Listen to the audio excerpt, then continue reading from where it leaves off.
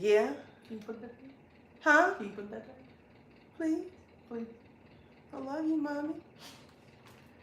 Say you love me! I love you, Mommy. Say you love me, say you love me, say you love me.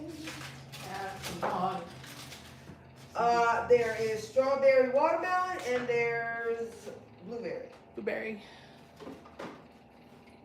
There's one upstairs in the refrigerator too. In case you don't, I mean, if that's not what you really want, it's one upstairs.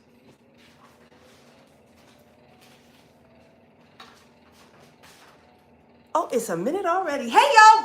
What's up? It's me. It is everything fresh and sassy. How are you? I hope all is well with you. I do. Mind, body, spirit, and in health. Today is Wednesday, August 7th, 2024. Me and my daughter coming back home from the store.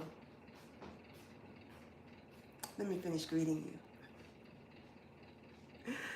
I hope all is well with you. I do. Mind, body, spirit, and in health. It is Wednesday, August 2024, August 7th, 2024. And it is, what's the temperature outside? It is 84 degrees right here where I am. What it do where you at? What's going on? Huh? Y'all all right? Your mama all right? You okay? Okay. So anyway, me and my daughter are coming home from where we were. And I'm riding through the park, and leaves are just falling from the tree. Leaves, I mean, just the whole parkway down, leaves are just falling from the tree. And this is August 7th. And leaves are falling from the trees. Y'all, these are perilous times we live in. They really are. So anyway, as the title said, I am going to show you how to make tender beef. I'm going to tell you the secret to tender beef. It kind of took me a minute to figure it out. But once I got it, I was like, oh, wow. Okay. And so we had dinner guests last month. And the wife asked me, she said, how do you get your beef so tender? I said, oh dear, let me share with you my secret. So I proceeded to break down this whole secret to really tender beef. And it doesn't matter which cut of beef you buy, okay? Because I'm talking beef. This is beef. Beef, okay? So I commenced to share my secret with her. But before we do that, let's get in the to do, the outfit of the day. Let me, let's see, which way can I go? Which way can I go? What if we go this way? I have my phone plugged up because I'm charging it. That's the chair my son made for me. Isn't that something? Those are my pillows. But he made me that chair. Let me show you.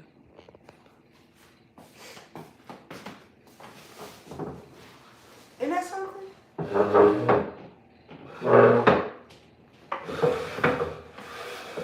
I love it because it's got a wide beam or a wide seat. Some people call it the beam. Some people call it the seat. I got enough here to sit my little purse right here. Okay. All right. I love this chair. I do. And although it's all wood and it's hard, it's still very comfortable. Thank you, my son. I appreciate you. I do. So but anyway, the for to do. These are my little house slippers. I had on some pumps. I was real cute. I was really cute. This little brown belt. Uh-oh.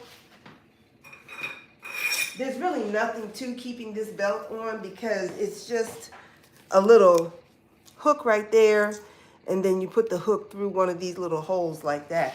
So if you bump it in any kind of way, it will pop loose. What's wrong? Well, don't do that. You going upstairs? No, I'm Okay, cool. Thank you. So, anyway, the belt comes off pretty easy, so it always gets knocked on the floor. So I might just take this whole ensemble off and put something else on. But it's a little red dress, tube top dress. Bam, bam. And I have on this little white duster to add a little drama. You know, swish, swish, swish, swish, sashay, sashay. So, but yeah. Should I leave the jacket off? I'm gonna leave the jacket off because I'm gonna be working with the meat and I don't want my sleeves to be in my food, so I'm gonna take that off. So, and it's, what is this? I'm sure it's all 100% polyester.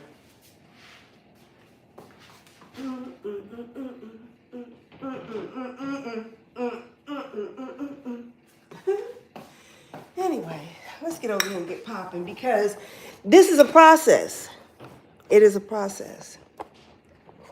Not really, but kind of, sort of.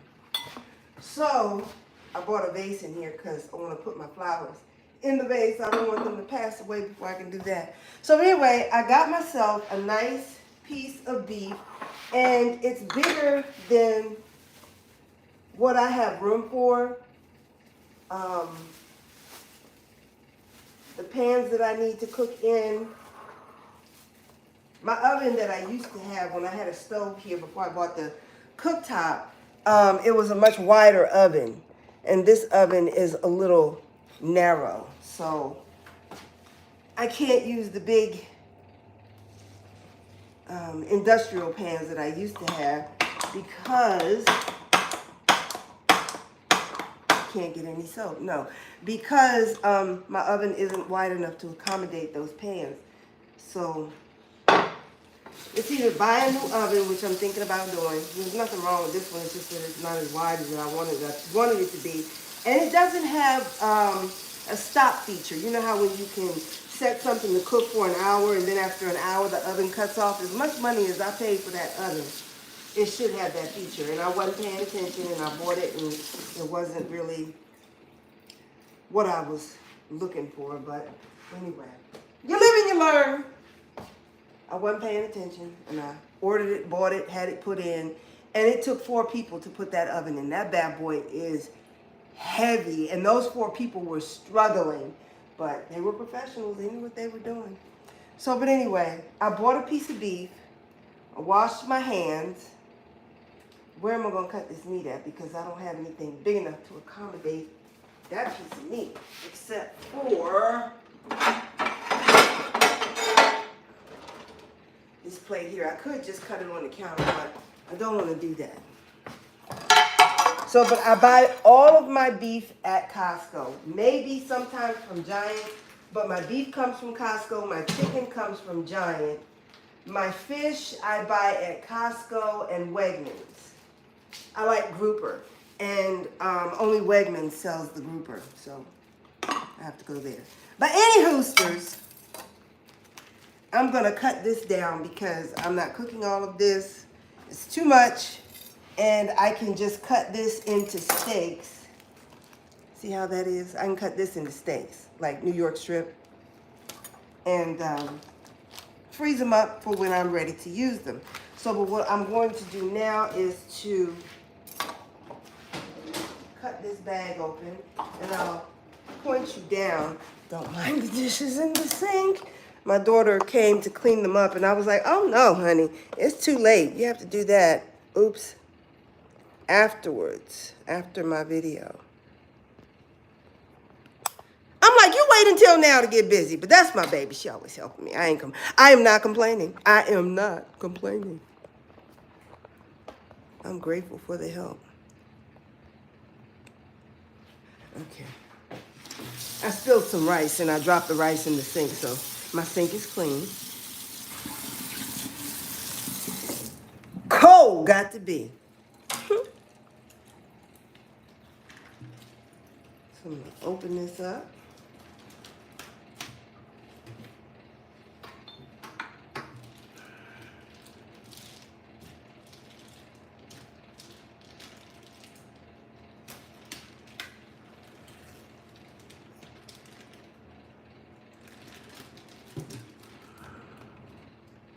And if this triggers you in any way, please, please do not be triggered.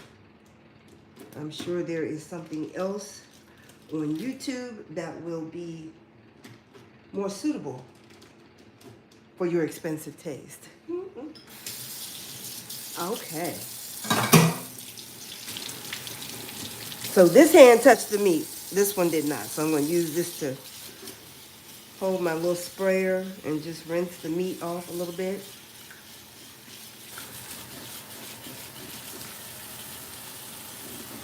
And then I'm going to put some gloves on because I want to turn it over. Now, my hands are clean. I could handle the meat with my bare hands, but I don't want to. I don't want to.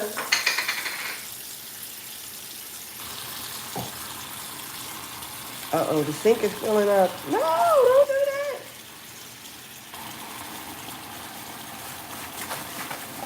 So you might be wondering what this piece of meat is called. Well, I want to tell you, I have no idea. But after I rinse this meat off, I will flip the bag over and we will take a look at what this piece of beef is called.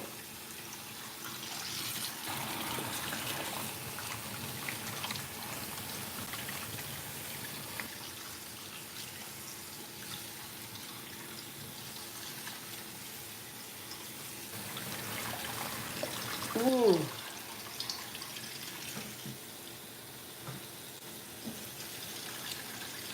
Okay. So I'm going to pull this glove off and reach for. I can't get it off. Pull this glove off and reach for the plate.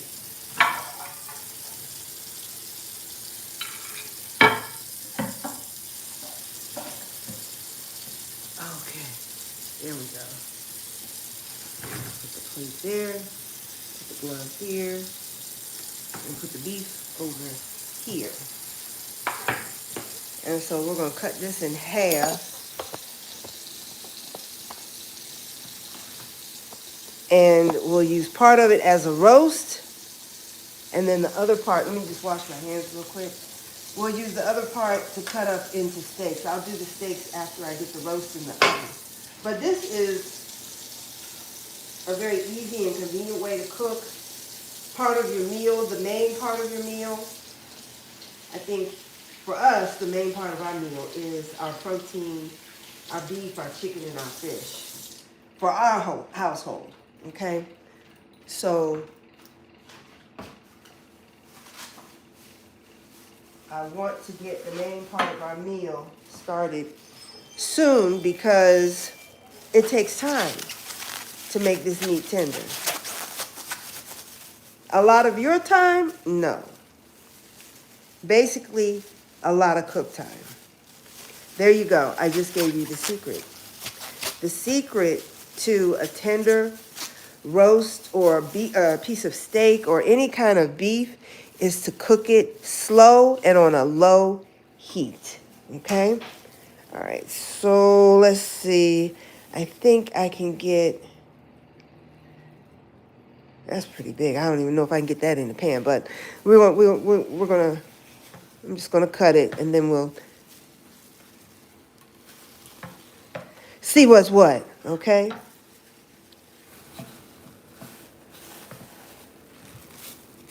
And then you can start on the fat side, you can start on the meat side, doesn't matter. I just say whatever you do, make sure you have a nice sharp knife to make easy work out of this.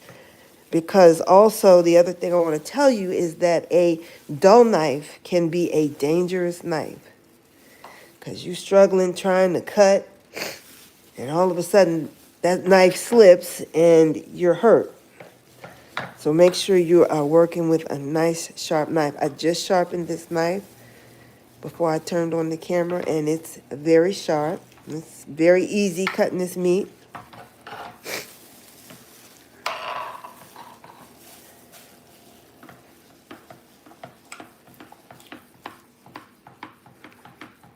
Okay, so there you go.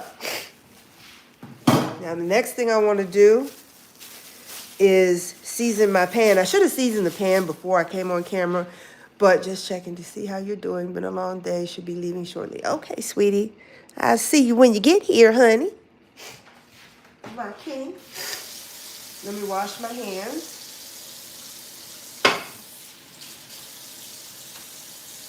And then I'm going to go ahead and season my pan, put the meat in the pan, cover it, and put it in the oven. And I use a variety of spices. If you'd like to see how I make my own homemade herb and spice mix, you can go to my catalog here on YouTube and put in homemade herb and spice mix. And you should be able to find it there. If you have a problem, let me know, and I can put the link in the description. I always say I'm going to put stuff in the description, and I don't, but if you send me a message and say you didn't see it, I will come back and put the link to that video in the description. But I make my own herb and spice mix myself. Okay? All right, so let me just grab the pan that I'm going to be using. I like using Pyrex or the Anchor Hocking brand of the Pyrex dishes. I just like those better. So what I'm going to do is I'm going to take some avocado oil. And we're just going to put a little bit here in the pan. Maybe about 2 tablespoons. And then I'm going to take about 3 to 4 spoonfuls of my homemade herb and spice mix.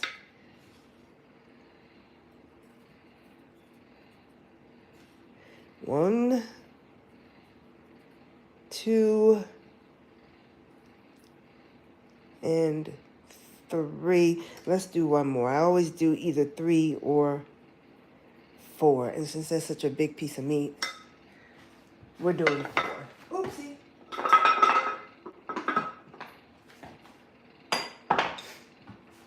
Okay, so the next thing I want to do is put that piece of meat into that pan.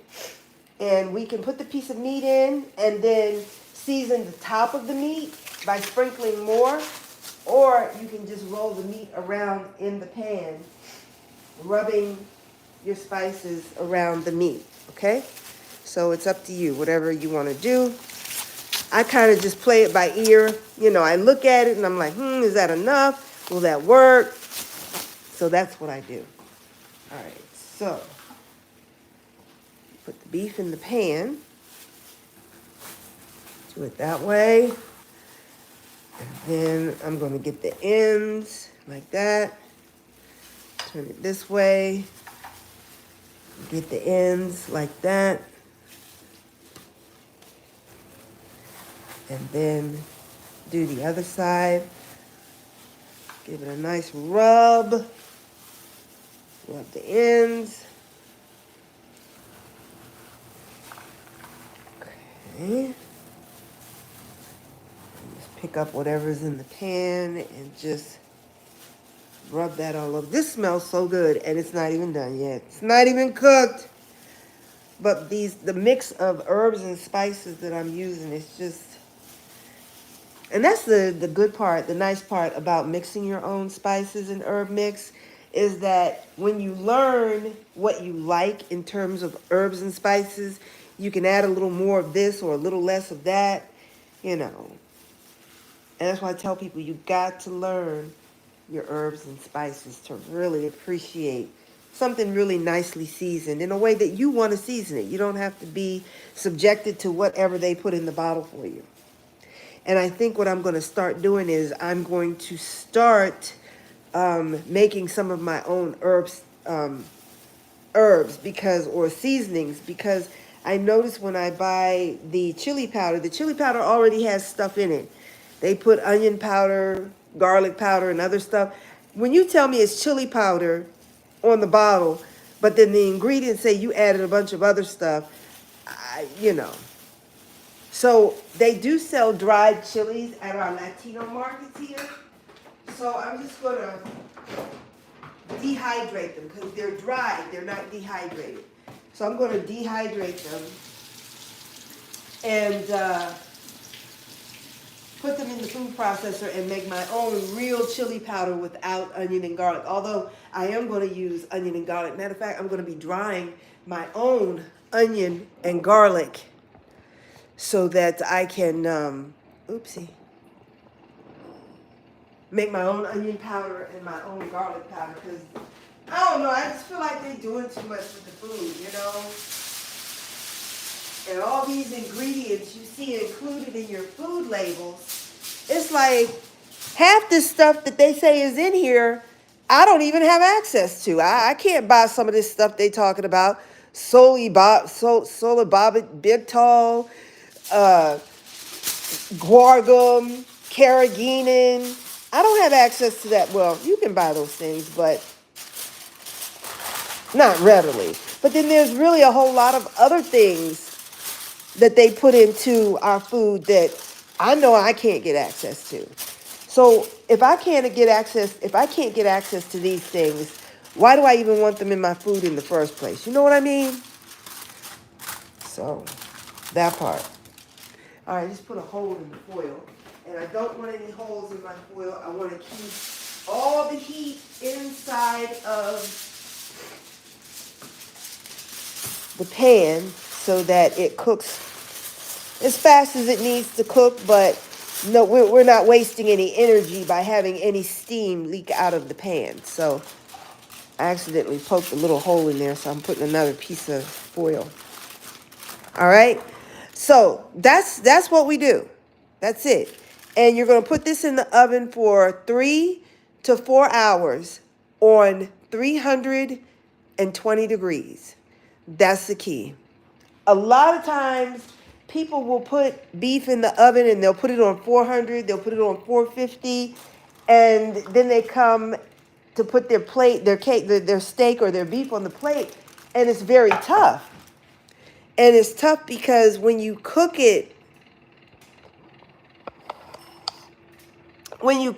beef really fast on a high heat like that, the meat seizes up, okay? But when you kind of just ease the meat into the cooking cycle, okay, the meat kind of relaxes and it cooks slow and it's tender. We're going to be talking about some fork tender beef. You're not going to even need a knife to cut this meat, I'm telling you. And it doesn't matter which piece of beef you buy. Okay, so the oven is on 350. I don't want it that high. Let's do it at bake. We're going to do 320. And we are going to do a 3-hour timer.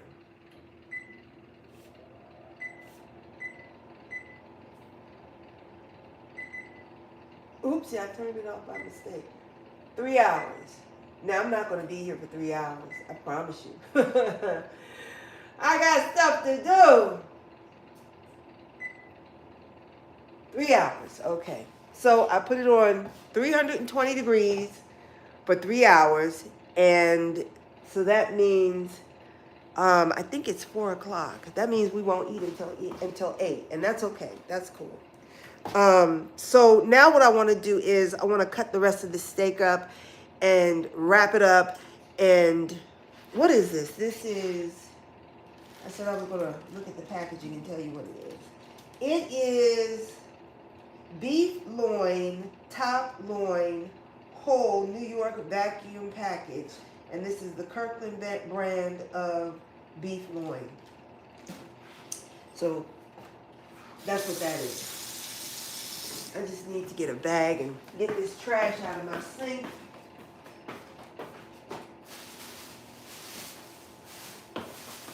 And then we will move on to the next. I'm going to make some accordion potatoes. And those are very easy to make. It takes a little time, but you know what? I love to cook. I love to be in the kitchen. I spend a lot of time in the kitchen. I sure do. So it's okay for me to spend time doing what I love to do for those that I love. You know what I'm saying? So, I'm going to show you how I make the accordion fries. It's pretty easy. And wash up my hands. And then I got to wipe down my counter with some bleach. Y'all, be careful because I didn't realize until I splashed some of this stuff on my dress. This stuff has bleach in it. Octyl decyl dimethyl ammonium chloride. That's the Clorox, I guess. And then dioctyl dimethyl ammonium chloride.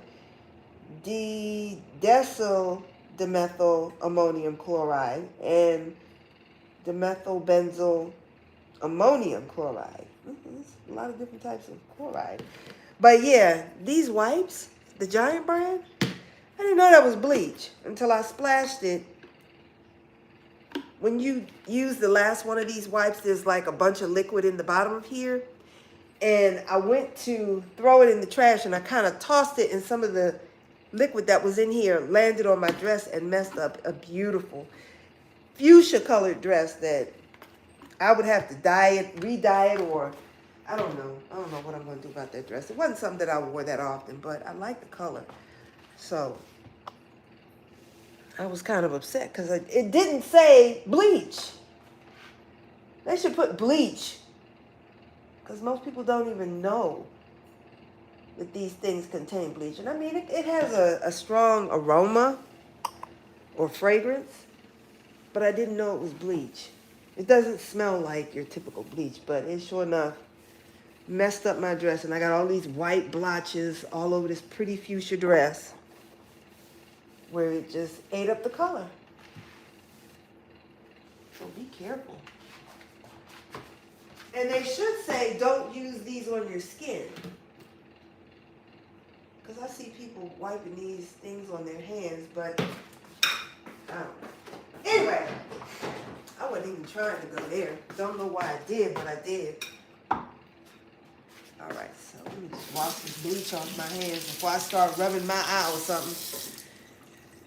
And that would be all bad. So I'm going to turn y'all back down here. And we will cut up the rest of this meat. Oh, thank you, whoever gave me that. Appreciate it. All right. So I'm just going to turn y'all down here. Grab another pair of gloves. Oh, and listen.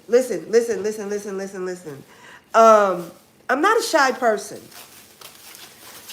I'm what some people might call a little bit gregarious. Sometimes, every now and then. But I'm not a shy person. However, I don't even know how to say this, but I did a video, the last video I did before this, where I showed you how to make red snapper.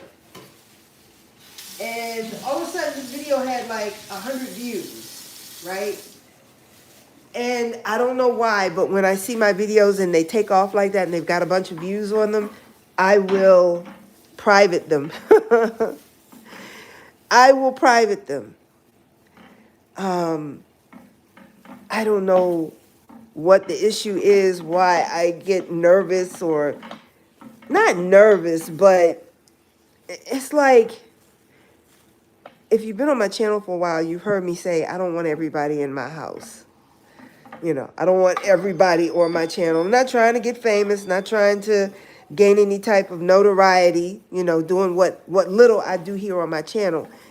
And I'm not looking for that type of attention. And so when I see myself get that type of attention, it's like, delete the video, erase the video. Now, I didn't delete the video. The video is still there. So if anybody wants to see the video again, you know, I might put it back up. What I really wanted to do was I wanted to,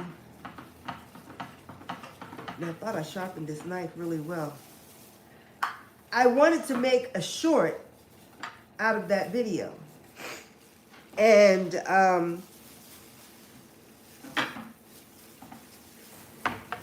this would be so much easier if I had froze this, but I just got it from the store. But anyway, so if this video gets a lot of views, I'll probably take this down to, that's just my way. That's just how I am.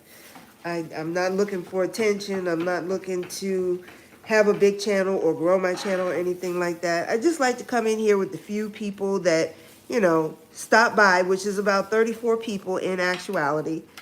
And just do what I do with a small audience. That's how I like it. That's how I like it. I'm just telling you what I like. So, but when I see my videos pick up in numbers, I tend to put them on private. That's what I tend to do.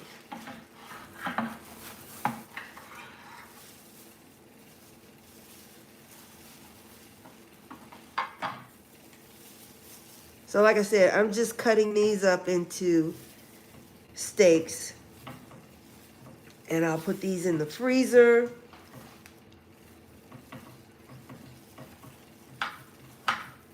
Sometimes I wrap them individually. Other times I'll wrap them in twos. I'll put 2 steaks in one package. And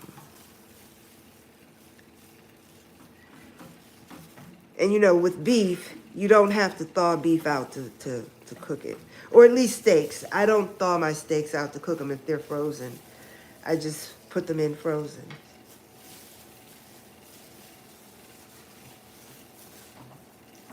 These steaks are a little thicker than what I want them to be, but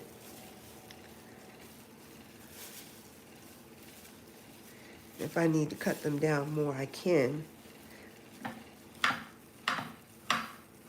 I don't like thick steak. I know a lot of people like a nice, thick, juicy steak, but I like my steak thin. Not like shabu-shabu thin, but, you know, about 1/4 inch. That's good for me. And I noticed that if I do make a thick steak, when I don't cut it down thinner, my family, they cut it in half. So that kind of tells me, you know, it's probably a little bit more than what they want on their plate.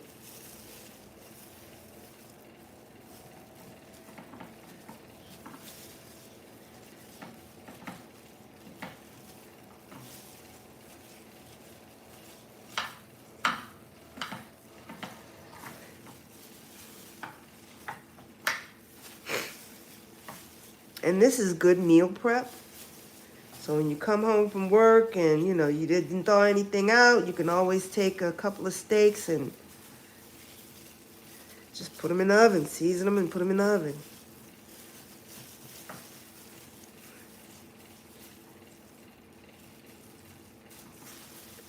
Might have to trim these steaks up a little bit, but I like to leave the fat on. Not a whole lot, but I like to have some fat on the steak.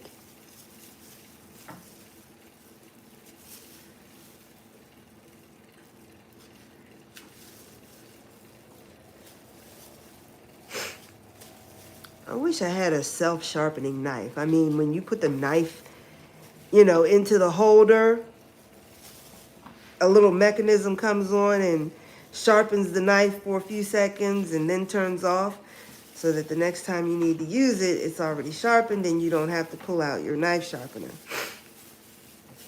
So I have quite a few knife sharpeners. I got an electric, I have 1 electric sharpener, and then I have 2 little manual sharpeners.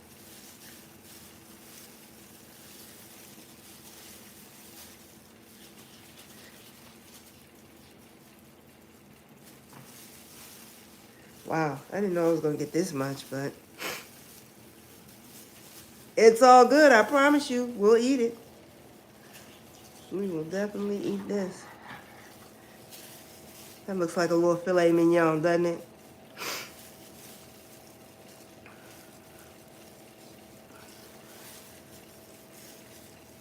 And with the rest of this little small piece here, I could cut this up into little strips, you know, for like a stir fry or some tacos or something like that.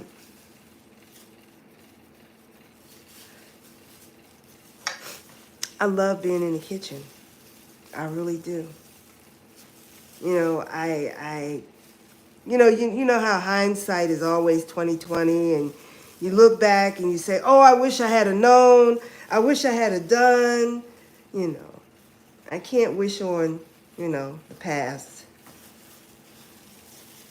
But I wish I had spent more time in the kitchen, I could say, with my mom, because my mom loved to make things from scratch.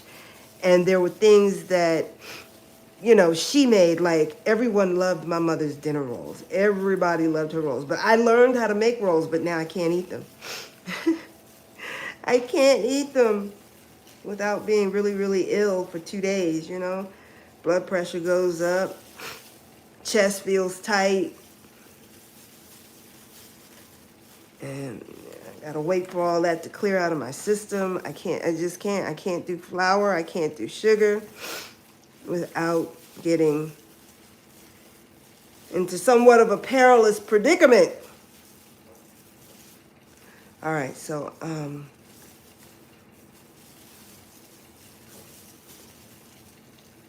sometimes you can pull this fat off, other times you have to cut it. There we go. Now, there's a lot of fat attached to this one steak, and this steak's kind of thick. I'm gonna have to get some scissors and cut that up.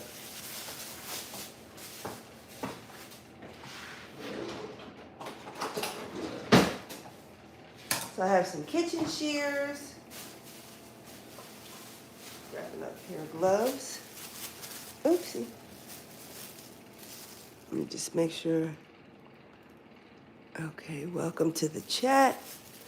Remember to guard your privacy and abide by our community guidelines. Abide by the community guidelines.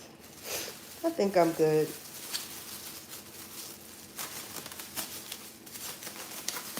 I think I'm good on that.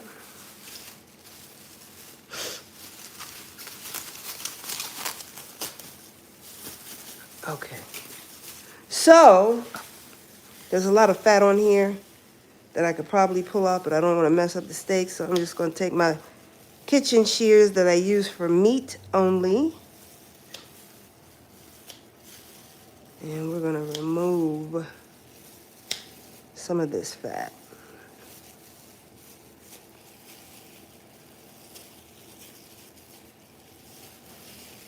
That's a lot of fat right there.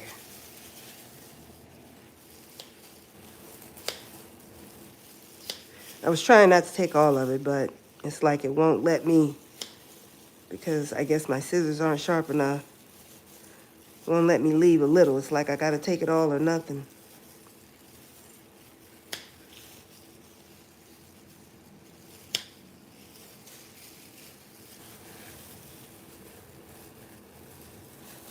Can I get this off? I need to get this off. That's a lot of fat.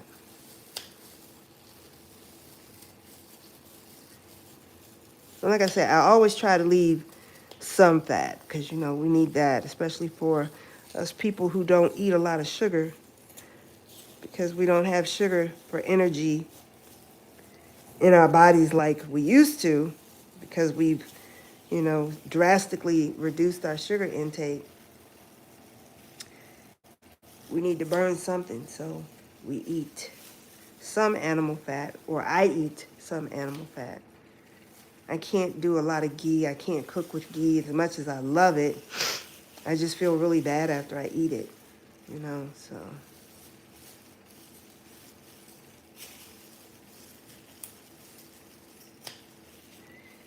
You know, I've taken to watching these crime stories that they have on YouTube. And if you just put in true crime stories, oh my goodness, there's, you know, a number of outlets that are doing these crime stories about people who have committed these horrendous crimes. I mean, just done the unspeakable. And the one that I just recently saw, it was horrible.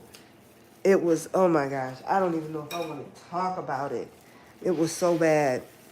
It was so very bad. This father had 3 little boys. I think the youngest was 3, the next one was 4, and then the oldest was 7. And those 3 boys aren't here anymore. And he went after him like he was going after, you know, someone who had just, I don't know, committed a crime or something. I mean, he ran these children down and then did the unthinkable, the unspeakable. As far as I'm concerned, the unmentionable, because I can't even, you know, just, I'm not even going to call his name. I'm not even going to call his name. And then when the police got there to arrest him, he was sitting on the steps like nothing had happened. And they were like, get on the ground. And he was like, I'm not going to hurt, I'm not going to hurt you. I promise you. I'm not going to do anything. I'm not going to hurt you. And so they got him down on the ground, and, you know, he didn't give up a fight or anything. He didn't resist. And his wife is screaming. I'm not even going to talk about what he did. He just, But the part that really got me was how calm, cool, and collected he was, and telling the police, oh, I'm not going to hurt you. I'm not going to do anything. I promise you, I'm not going to hurt you. I'm like, the damage is already done. I don't care about you, what you say you're not going to do now. Look what you've done. Your wife is out here in the yard screaming and trying to perform some type of life-saving, you know, efforts on these 3 little babies, and they're gone. Like, wow. And he's not the only one. Another one did the same thing.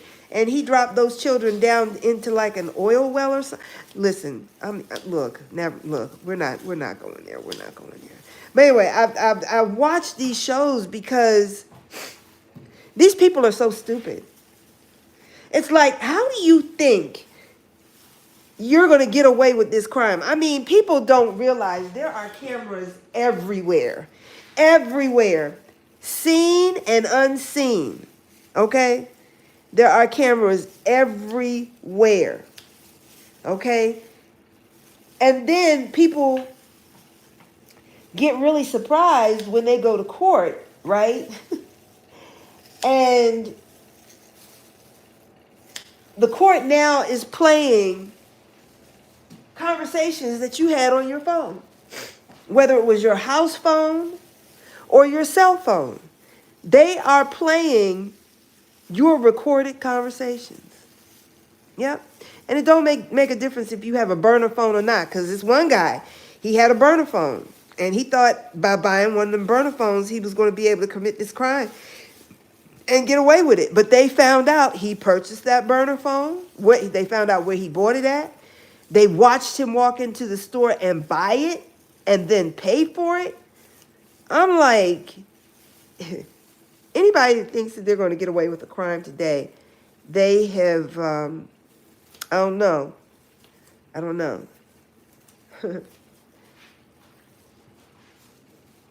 It's really something. And I look at these people's faces when they hear the evidence, you know, but they're not shocked because everyone gets an opportunity at discovery. And all the evidence that they have discovered gets shared with both sides. So that when it's time to go into court, nobody is surprised and everybody has, you know, their defense or their opposition or whatever. But, yeah, some of these people are just so dumb. They are really, really dumb. They don't realize that, you know, they can get not only transcripts of your telephone conversations, but they can get the actual audio. You send somebody a text message and you deleted the text message, but that information was captured. That information was captured. So it doesn't matter whether you delete the information, delete your pictures, delete the videos, whatever. Somebody got it. Somebody got it. And if it has to be used in a court of law against somebody, they can use it, you know? And I really would like to see their faces when they find out that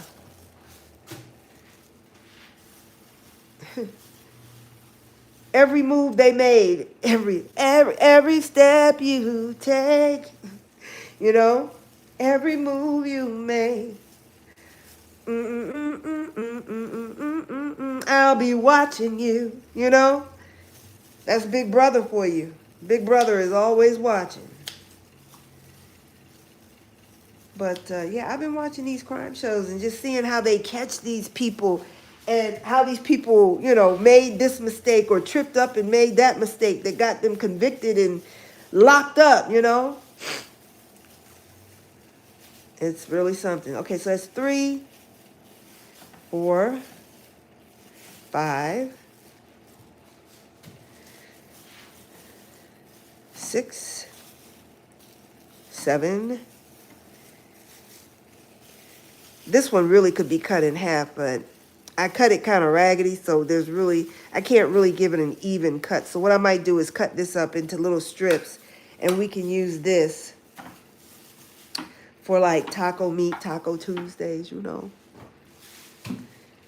So I got how many steaks? 1, 2, 3, 4, 5, 6, 7, 8. 8 steaks plus the roast.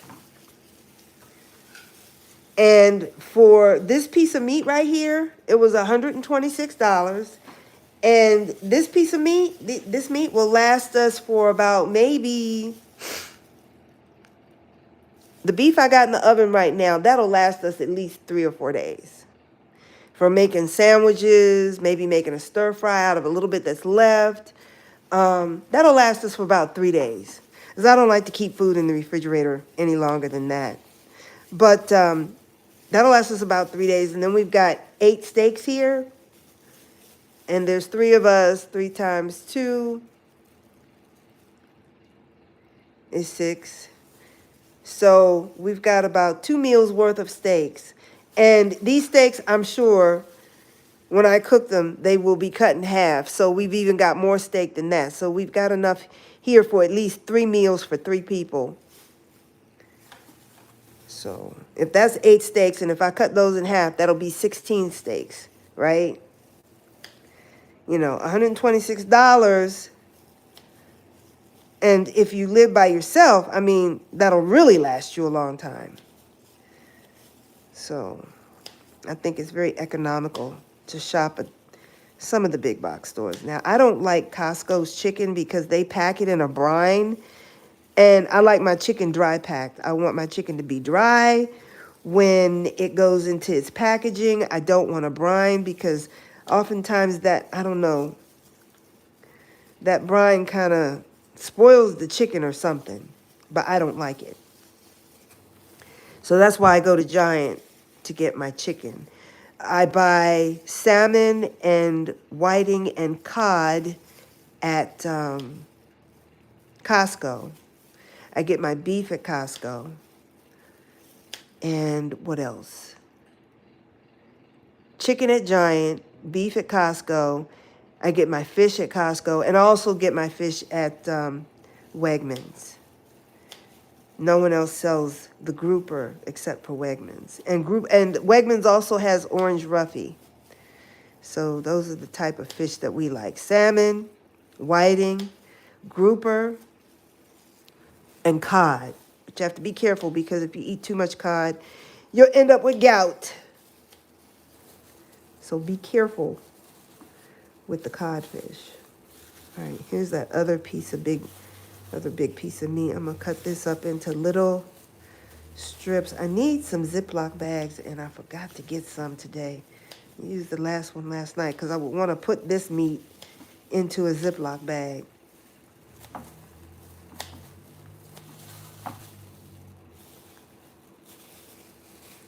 So I'm gonna cut this down the middle, or as close to down the middle as possible.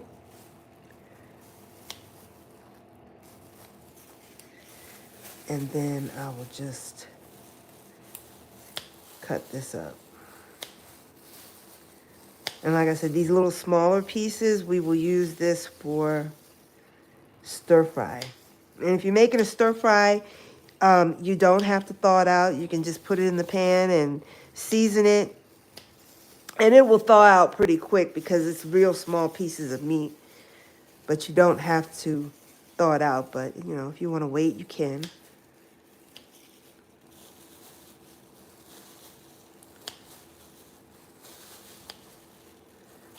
Oh, I have no Ziploc baggies. Doggone it.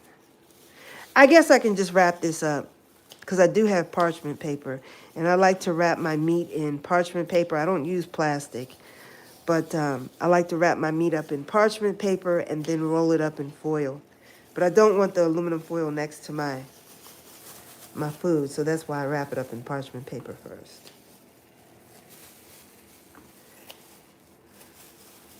So, but that meat is in the oven, and we have another 2 hours and 32 seconds for it to cook. Now, I won't be here for the whole 2 hours. I'm sure that's not my intention, but I will at least come back and do a short and show you how nice and tender this came out. Now, we still have some more seasoning to add to the beef, and I'll show you that as soon as I get this put away. And what you can do if you want to, this is a good idea, is to go ahead and season all of this beef now. So like, for instance, say you want to come home and you're tired and you're ready for a steak. Well, if you season the meat now and then you freeze it, that's going to be some nicely seasoned meat, because not only did it, you know, marinate for a while, but it really got a chance to marinate and then freeze and lock into the beef. So that's one thought right there. All right, so I got all that beef chopped into, you know, smaller bite-sized pieces.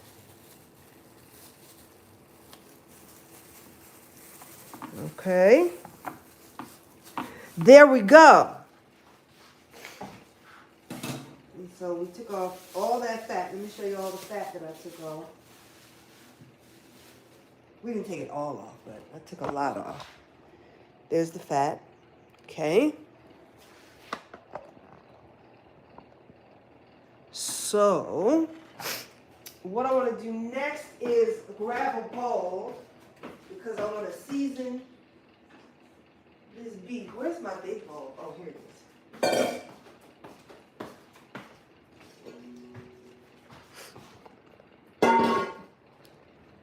So we got that. And then I'm just going to take, let's do one thing at a time.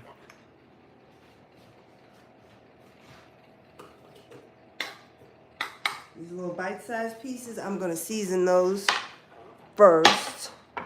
And then, a little blood on that plate. Let me wash my hands real quick. I'm going to season the little pieces first. And then we'll season the steaks up and wrap those up.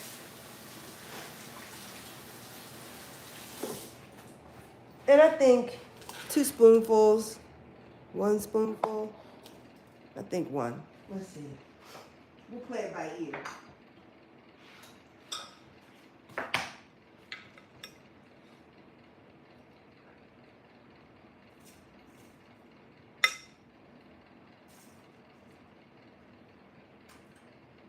Two spoonfuls.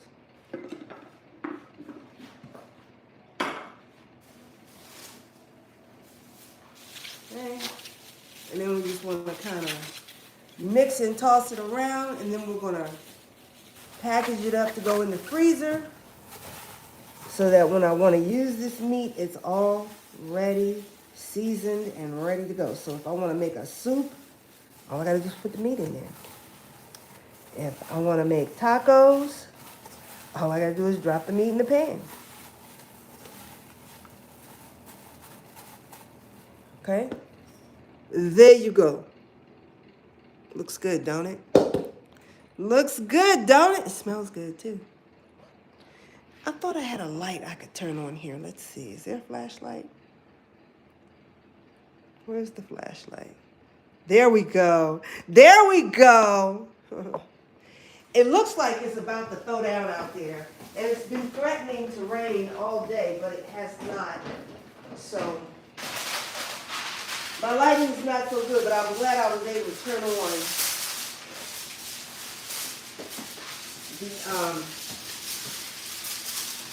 the light there.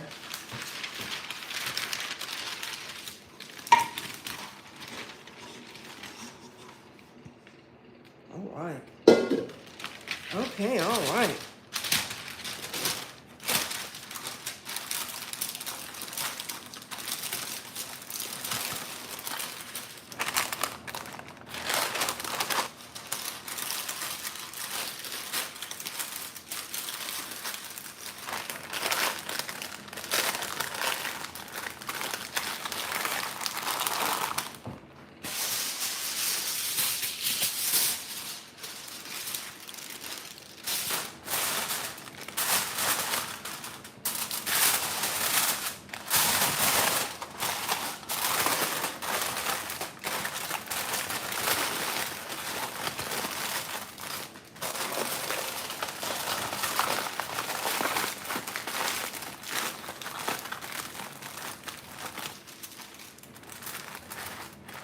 Okay, let's see.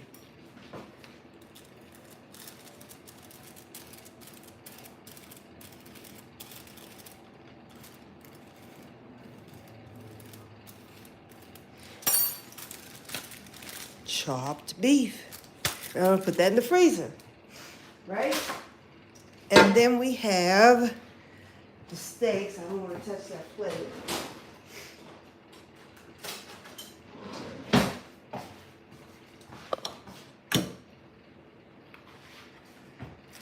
And I'm just gonna put the steaks in here, and we will season and wrap the steaks.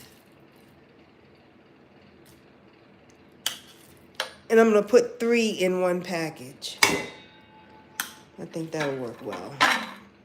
Oh, there's some meat here. Some extra little pieces of beef I forgot. I have to put that in with the other packaging. Okay. So, in case you're just tuning in, I was talking about how to make very, very tender beef, and the secret to it, and it's very easy.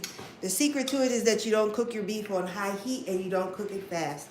You cook it slow. So if you're putting a roast in the oven, I'd say set your oven at 320, 325 degrees, no more, and let it cook for several hours, 3 to 4 hours. You have to come back and keep checking it. And you also want to make sure that your pan does not dry out, that there's liquid in your pan.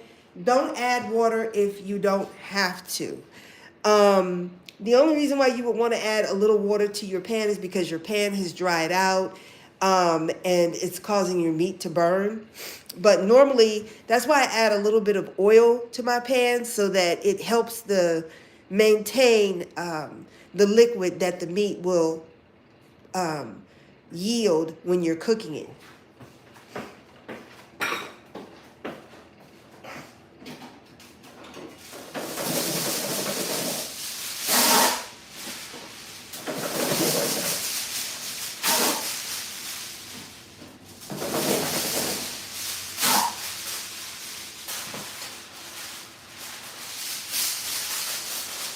Okay. So now let me season this. Oh, I did already. Okay. So let me grab a glove. And again, I'm just seasoning this meat so that, hello. I'm seasoning this meat so when I'm ready to make another meal, the steaks are already seasoned and they're going to be in the freezer. So they're going to be well seasoned by the next time I decide to make steak or whatever I decide to make with the rest of this beef.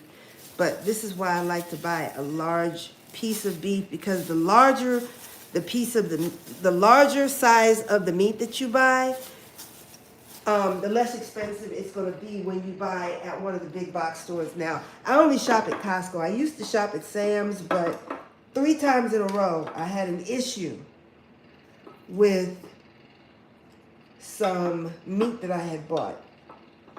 And so I said, I can't keep coming back to the store because something's wrong with You know, it doesn't, I don't know what the deal was, but I could not give that to my family. I don't know what happened, but it happened 3 times in a row, so I don't, you know. I'm at Costco. BJ's, I don't know, something about that store, it just, I don't know. When I go into a store, I want to see the aisles look neat and organized and clean, and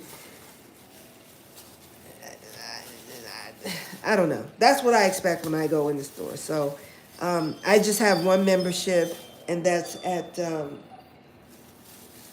Costco. And I've been fairly happy with them. I've had issues with some of their products too, and I've had to take things back. But they're very nice about it. And oh, let me tell you something. If you ever take meat back to the Giant, if you have Giant food in your locale, if you ever take food back to their store, or let me take that back. If you ever take back a meat product, they're not only supposed to give you a refund, but they're also supposed to give you a coupon. I'll show you what it looks like. I have to run out to the car and get it. They are also supposed to give you a coupon for another item of the same or lesser value. I think, you know, that's really good. In terms of customer satisfaction, you know, there's certain things a store will do for customer satisfaction. So if you had a bad experience, you bought something that wasn't good, to meet your satisfaction, one of the things that Giant will do, other than give you your money back, is to give you a coupon for a free item. And of course, you may already know this, but if you buy something and it's not priced right at Giant, you're supposed to get another item of that item for free. Okay, so these are seasoned. As you can see, they are seasoned. And we're just going to wrap these up in some paper first. Because like I said, I don't want to put foil next to the meat. Because here's the other thing. When you put foil next to the meat, it's very difficult to remove that foil sometimes after the meat has frozen. It's much easier to remove the paper than it is to remove the foil. So after we do this, I'm going to show you how to make the accordion French fries or the accordion potatoes. Let me just grab some paper and some foil. So I can wrap these steaks up and put those in the freezer.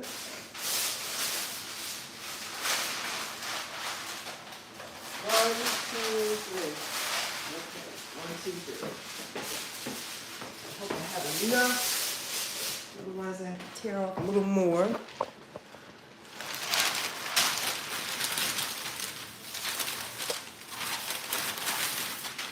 Okay, so we're going to put 3 steaks in one package. Okay, so here's steak number 1, and I'm putting that at the very end there. And I'm going to give it a flip. 1 flip, like that. And tuck the paper under the steak. And then I'm going to get another steak and put that on top. And we will flip that like that. Okay? And then 1 more steak on top of that.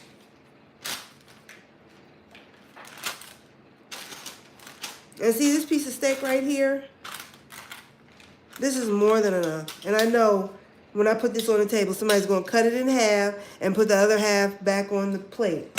So I really should cut this in half now, but I'm not going to. I'm just going to leave it whole. So there's actually, as far as I'm concerned, there's 6 steaks here. I'm putting 3 in the package, but we will cut it in half, I'm sure, at the dinner table. So that'll make 3 pieces of steak. Or, excuse me, 6 pieces of steak. 3 times 2 is 6. And so I'm just going to take this. You okay, Mama?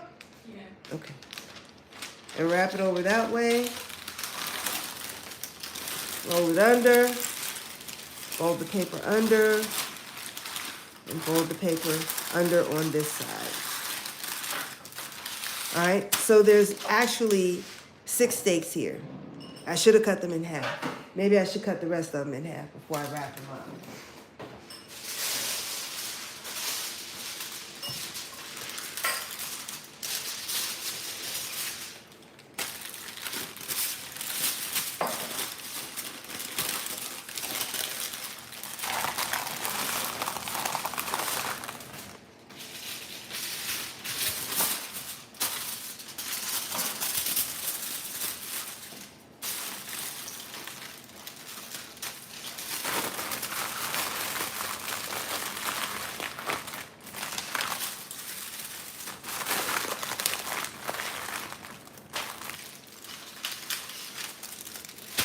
Okay, and we'll just put here 3 steaks.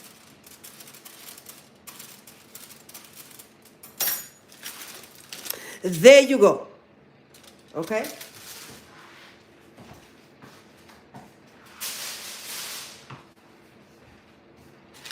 I really want to cut these steaks in half. Yeah, I should. I really should. I should. Wait, hold on. This one is a little smaller. That one's kind of big. I'm just going to leave them whole. No, cut them in half because you know what? You know what? Sometimes in the middle of the night, I'll get up and I'm hungry. And because I don't do the cake pie cookie thing, I have to find me something to eat. Normally, there's leftovers in the refrigerator. Normally, there's leftovers in the refrigerator. So I can eat what's left over. But just in case there isn't anything left over, and it's the middle of the night, 3 a.m., and I need something to eat, but I don't want to make a whole steak, here we go. Bam. Half a steak. And this is what, when my family eats at the table, this is normally the size steak that we have. That's enough for me, my husband, my daughter. 1 piece this size for each of us is all we need. So, yeah. I'm going to cut these small. Not small, but smaller. They're still big. That's why I said I'm cutting them smaller. They're not small.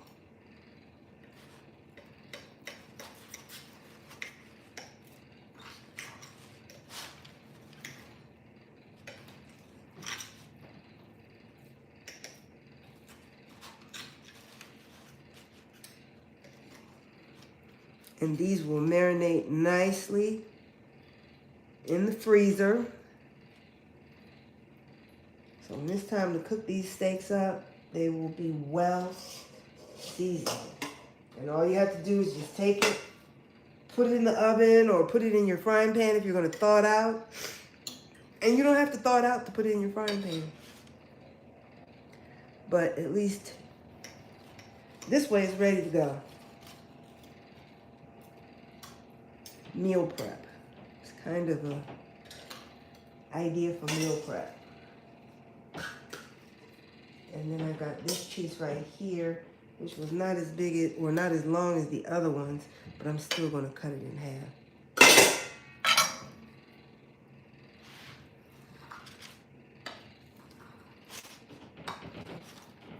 There we go. Okay. So, what are we going to do? How are we doing this different? So I'm going to take 3 of these steaks, 3 of these cuts, right?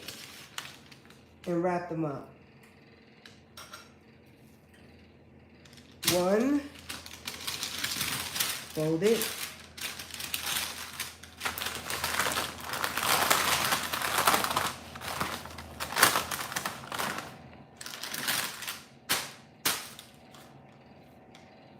Here's 2. Fold it. You know, because for us, it's not necessary for us to have, you know, a 16-ounce steak. I mean, that's just, I don't know. I don't know that I would ever need to eat that much steak in one sitting. But I know people who go to restaurants and order the 32-ounce steak, and if you eat the whole thing, your meal is free and you're ready to throw up at the table. No, thank you. No, thank you.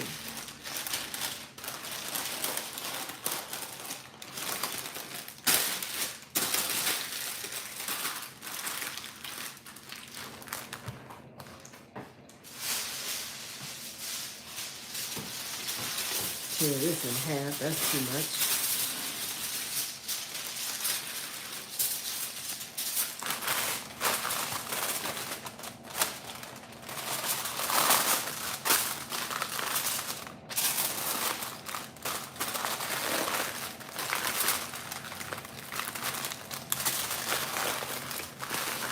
Okay, so there's 3 steaks here already cut down to the size I know my family will eat them at, and they won't have to cut them in half. They're already cut, they're already seasoned.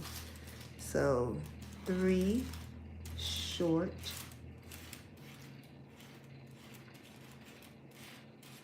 steaks. Hard to write with this thing.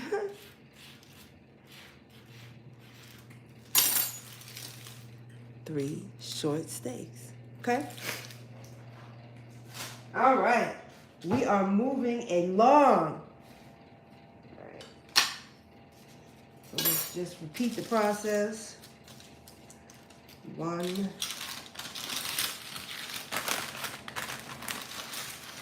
Fold it. 2. Fold it. I have enough paper for this. 3.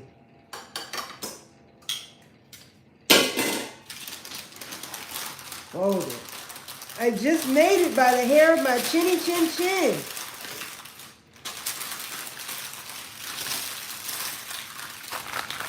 And then where's that other piece of foil? It's right here.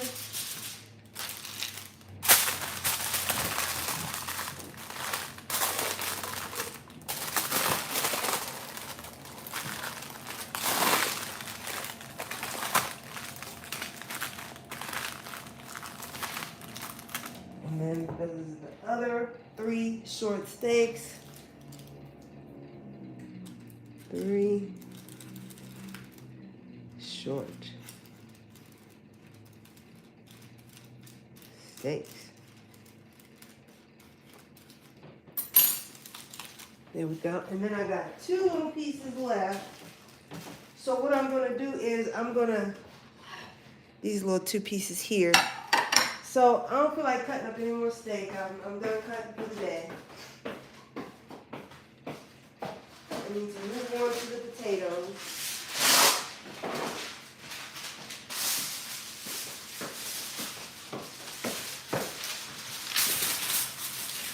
So I'm going to take,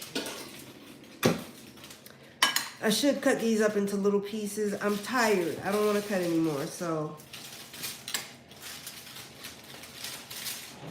I'm not tired. I just want to move on to something else. That goes there. This goes here. And then I got these 3 little pieces here. I'm just going to put these, I'm going to tuck that right there like that.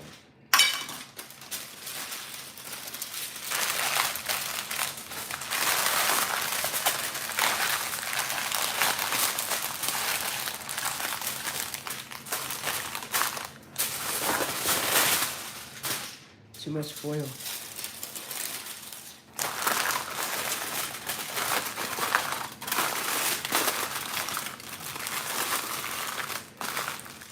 Okay.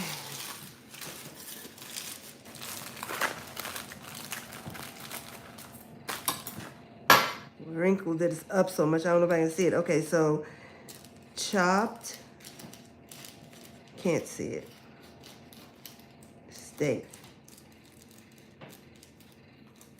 All right, so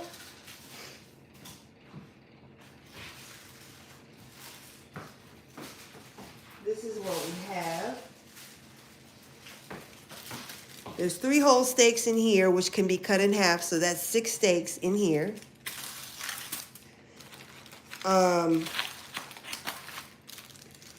Then 3 short steaks, so that's 6. This is 9 steaks, and this is 12 steaks.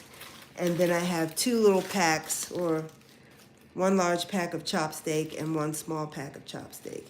So all of that plus the roast, that's plenty, you know, to last you for a good little while, depending on how many people you have in your family. So I'm just gonna put these into the freezer.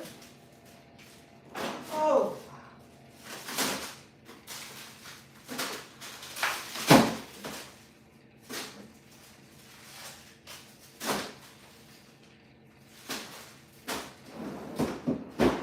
And that's that. Okay. Now, what are we going to do here? Flip y'all this way. Pull y'all up like that. There we go. Okay. So the meat's cooking.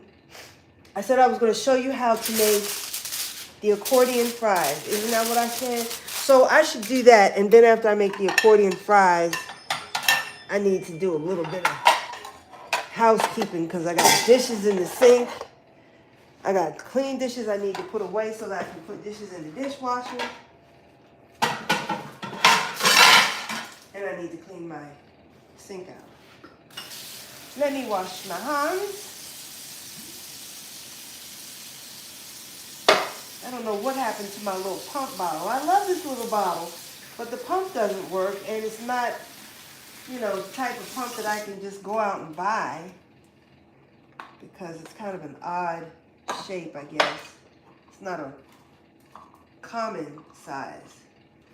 But see that? And it's got this pump thing right here is not bringing the soap up, so I don't know what's wrong with it. It's got a little dish that goes with it. There's the dish. I don't know what happened to it. And of course, there's no more at the store. I got it at Home Goods, and you know how they only have a few items of a particular thing, and once it's gone, it's gone. So it's like if you don't get it when you see it, you most likely won't. Okay. So, what to do now? I said I was going to show you how to make the accordion potatoes. Okay, I will just do 1 potato, and then I got to clean up. I'm only making 2 potatoes, so it's not going to take that long. So let me just turn y'all down here so you can see what's going on. There we go. See my flowers? Aren't they pretty? It really made me mad. I didn't realize that they had spray painted this flower purple. I was looking at the leaves, and I'm like, wait a minute, that's paint. I'm like, what are you people doing? What are you doing? What are you doing? Aren't they pretty? I love flowers. I love flowers. When my husband and I first got married, I always had fresh cut flowers in the house. Always. There was always a vase on the living room coffee table that had fresh cut flowers. Every week I bought flowers.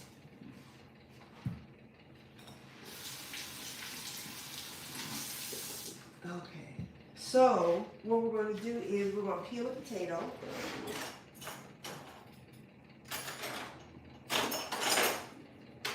I got 3 potato peelers, and of course the one that I want is right here. Okay. I need to put gloves on. I need to put goggles on because every time I peel potatoes, my eyes start itching, my nose and throat start itching, my skin starts to itch, which is a pretty good indicator that I probably should not be eating these potatoes. I shouldn't. But anyway. But I'm not going to eat these. These are for my husband and my daughter. I think 1 potato per person is enough, and I'm sure they won't even eat that.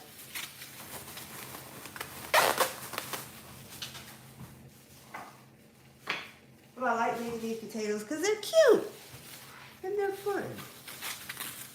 I'm sorry for the noise. Let me step away. I can't find the nitrile gloves, the blue nitrile gloves. It's been over a month. And I've been to my Giant, my Safeway, and I can't find the blue nitrile gloves. Those are the gloves I really prefer to cook with. But for whatever reason, I can't get my hands on them at our local store. So anyway, you can peel the potato, you can cut the potato skin off, whatever you want to do. But you have to have a certain shape and a certain thickness to your potato to make these. So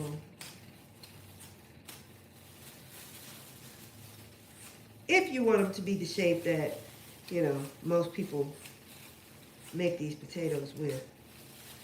But I'm just going to demonstrate it with one potato. I think you'll be able to catch on. I'm not going to do both potatoes. And I may only do 2 or 3 on camera because, like I said, I don't want to be here too long because I got other stuff I got to do. All right, so there's my potato. It's peeled, okay? And then, all right, y'all hold still. Quit fidgeting and moving around. Just stand right there, okay? Let me rinse the potato off.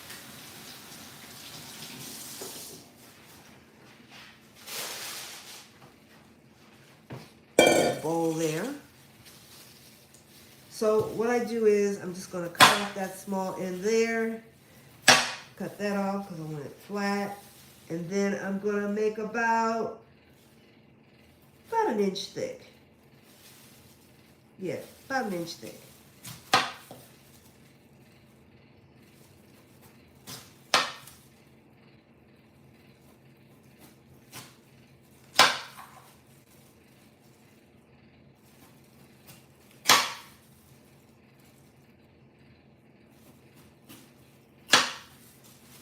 There you go. Now, they're really supposed to be square, but I hate to waste the edges and the ends, and I won't. You know what? We'll just fry these like French fries. So I'm going to make this a square. And then these right here, these will be some little short French fries. But you want a square shape. Rectangle, square.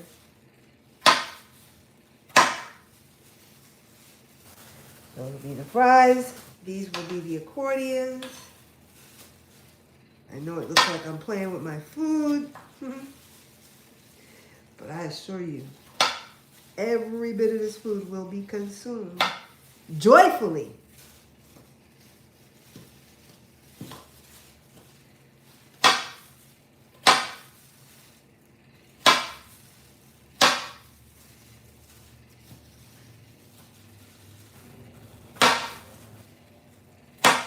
And there is a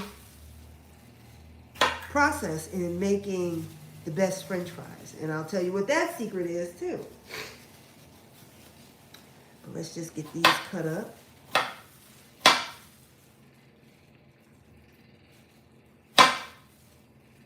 A 5-sided square, okay. All right. So these little small pieces, we're just going to use those as some little fried mini potatoes. Okay, those will go there. Now, the way you make these accordion fries is... Oh, the light cut off. Hold on. Now we got some sunshine, too. Oh, no, the light was still on. It was on, wasn't it? No, it cut off. Why won't it come on? There we go. All right. So you take your little square fry, right? Your little square piece of potato like that. And you get a couple of chopsticks or a knife or whatever. And you line them up right alongside of the potato. All right? And we're going to make some little small cuts. And the chopsticks keep you from cutting all the way down and through the potato because you don't want that.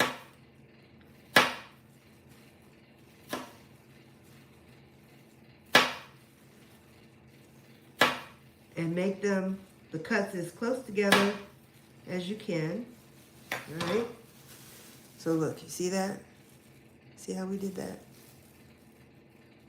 Right? So then you want to turn the potato over, and we're going to cut across this way, like that. Here we go.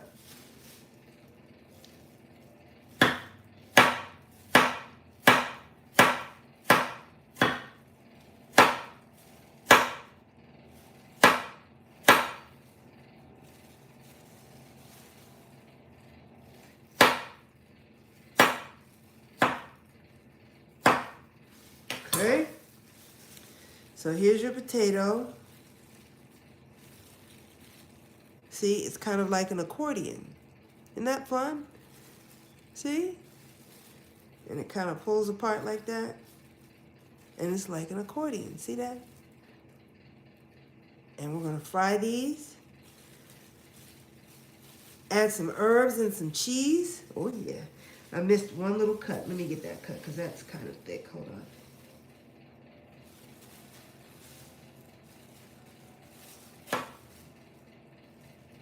Okay, very good. Now I'll do it one more time, but after that, you'll have to play it again.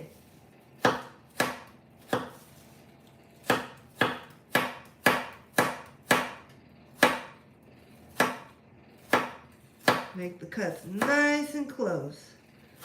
Keep the cuts nice and tight.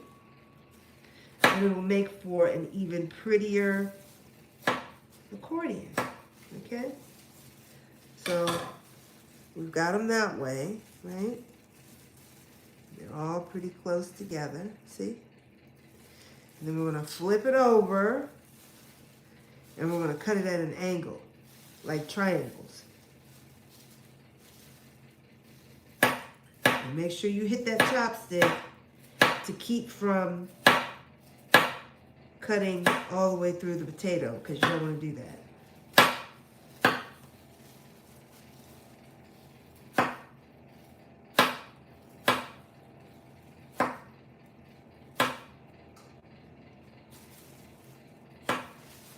Well, here's the other one. Isn't that cool? Look at that. Look at that. See? It's like a little accordion.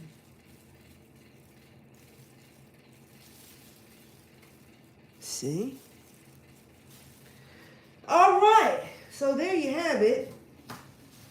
That's how you make those little accordion. Someone called them not langostino, but something langostinos are little shrimp. I know that. But anyway.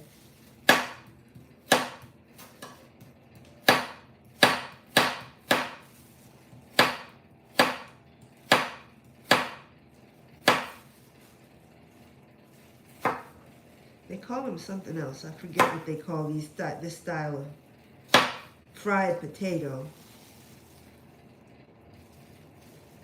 I made these kind of thick. Let me see if I can get in there and cut in between. There we go. That's better.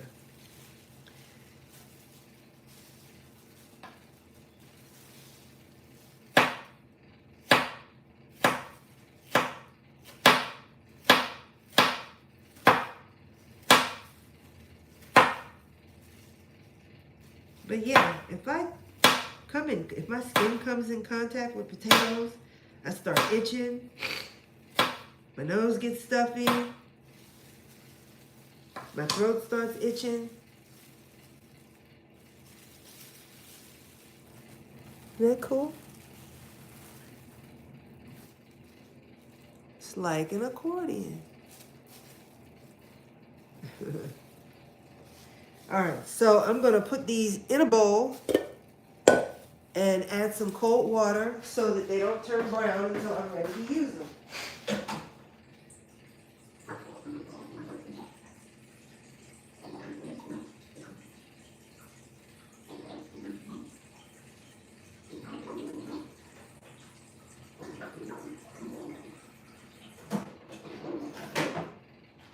Now, just so you know, you boil these first for about 2 minutes, and then you fry them.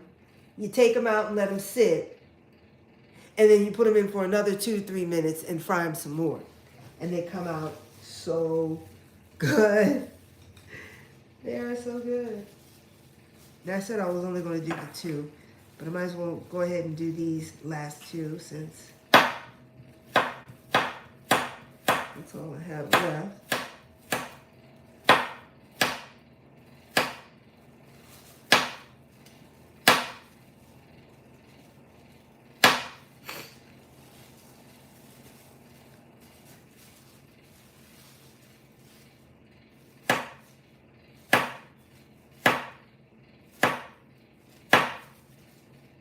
Trying not to cut off the glove.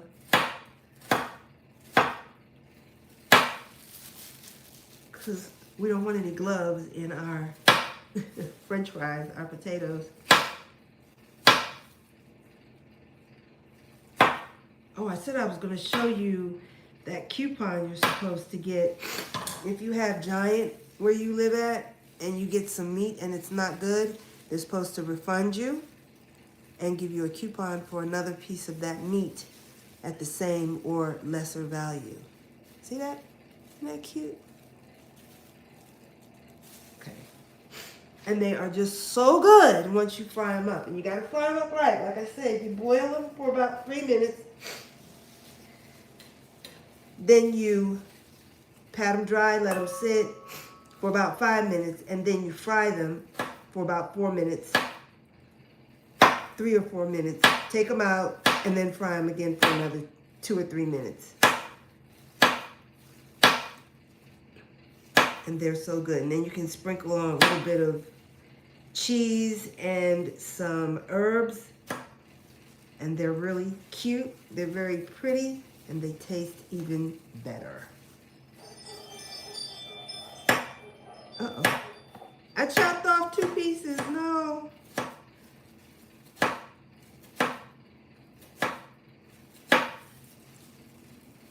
I know you can't see because my hand is covering, but I have to hold it. There we go. Is that the last one? I got another one here. 5-sided square.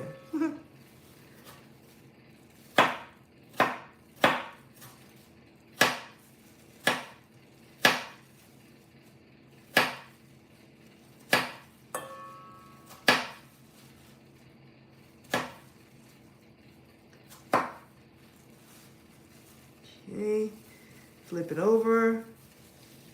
Let's see, I cut it that way, so now I have to cut it. Okay, it's going that way, so I have to cut it this way, I think. Yeah.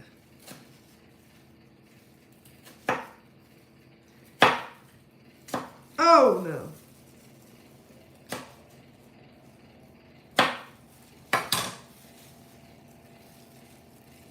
Okay, this one's falling apart a little bit, but that's okay. Put that in there.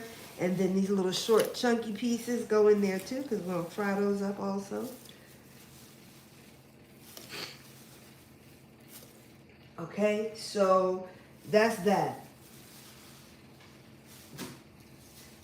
I'm going to do this other potato because I guess it wouldn't make sense for me to not peel this potato and then not cut it up and have to come back to it later.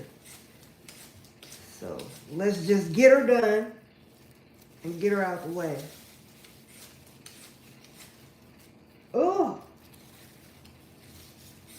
my nose was trying to itch me.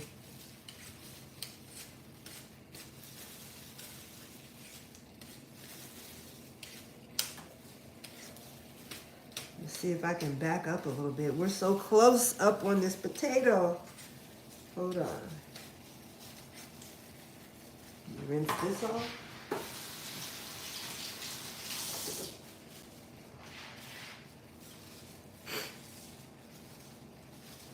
Hubby said he's on his way home, but we won't be eating for at least another hour and 48 minutes because that's how much time I have left on that steak or on that piece of meat. Let me cut this piece off. And this piece off here. And then we'll. Okay.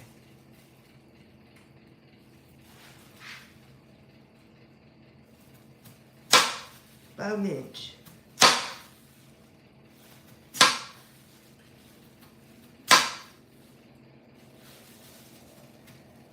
I'm having white sweet potato tonight. I haven't had it in about a week or a little bit more than a week. I can't eat those sweet potatoes every day. I really got into a lot of trouble doing that. And on top of that, I was pouring heavy whipping cream and making it into a porridge. I was pouring heavy whipping cream on top of the sweet potatoes, and oh my God, it was so good. It was so good. And I got into a little trouble. And I was feeling pretty bad. And I wanted to believe it was everything else but those sweet potatoes, because dang on it, I was eating them like 90 going north. I couldn't stop. Because I've learned that when you eat sugar, it makes the body crave sugar. And I was dealing with a bout of candida. And it wasn't good. I mean, I was not feeling well. But it was quick to get over. It only took me about 2 days to get over it. But while I was in it, I'm like, what is wrong now? And so I had to do some corrective measures.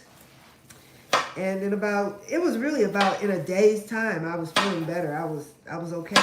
And by day 2, I was, 99.9999% better. So these white sweet potatoes, and even when I first started eating them, I said, they're too sweet. I cannot eat these. And then the more I ate them, the more I craved them. The more I ate them, the more sugar I wanted. So they weren't so overly sweet to the point where I couldn't eat them anymore. I was able to eat them very easily. So I have to really be careful with these white ones because, like I said, the more you eat, the more you crave. The more sugar you eat, the more you crave. And these sweet potatoes have a very high concentrate of sweetness to them. Not sugar, but sweetness. I hope they're not putting sugar in these sweet potatoes, but you just never know. I mean, what they're doing to the food supply is like, could you please just leave it alone? Just let the food be, please. Do you have to mess up everything you touch? It's like there are some people who have to just mess everything up. I mean, they have to turn everything into something evil. Oh, my goodness. I went into, I'm not even going to call the name of the store, but this store sells fabric. They sell arts and crafts supplies. And I went into this store today, and I don't know where I was. There were skeletons everywhere in this craft store. Skeletons here, skeletons there, skeletons everywhere in this store. There were t-shirts and bags talking about the sisterhood is the best hood, or the sisterhood is there were 3 women and they all had their arms around each other's shoulders, and it said something about the sisterhood, and then at the bottom it said something, the craft, and I'm like, okay, I got you, craft, I got you. I know what you mean when you're saying craft.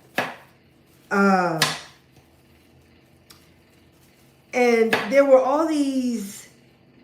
were skeletons of babies, skeletons of dogs, skeletons of adult size, skeletons that were dismantled and then put together to make it look like a sewing machine.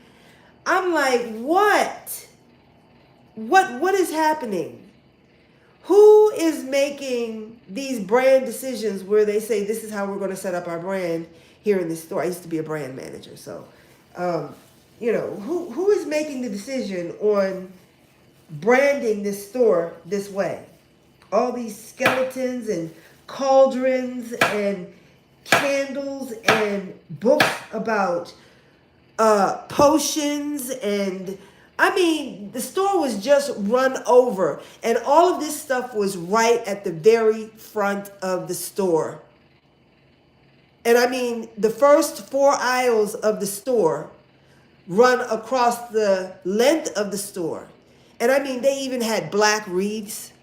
They had black garland. Everything that just looked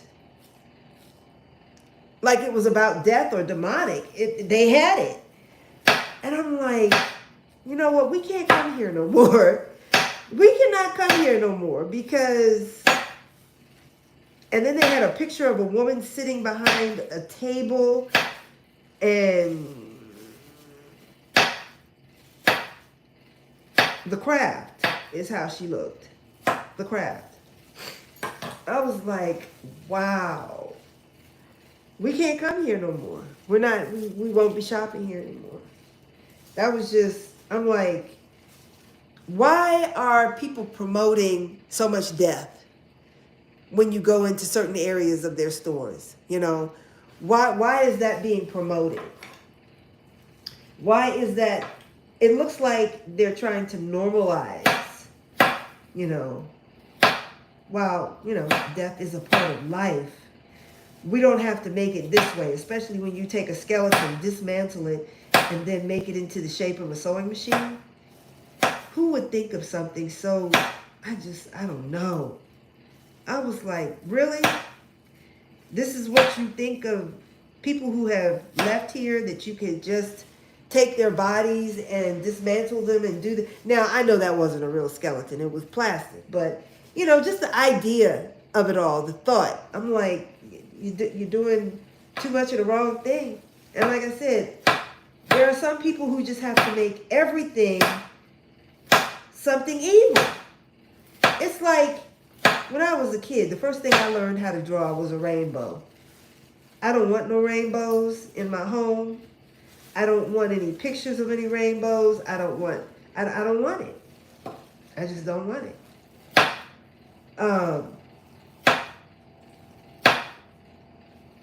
Children are supposed to be innocent and sweet and loving, because that's how they come here, until someone messes them up and makes them into something else, you know. And it's going back to that show I was telling you about, the true crime show. This one boy, I guess he was a boy, I don't know, 17, you still a boy. He did the unthinkable and took someone away from here, from their family. And that wasn't bad enough. He felt like he needed to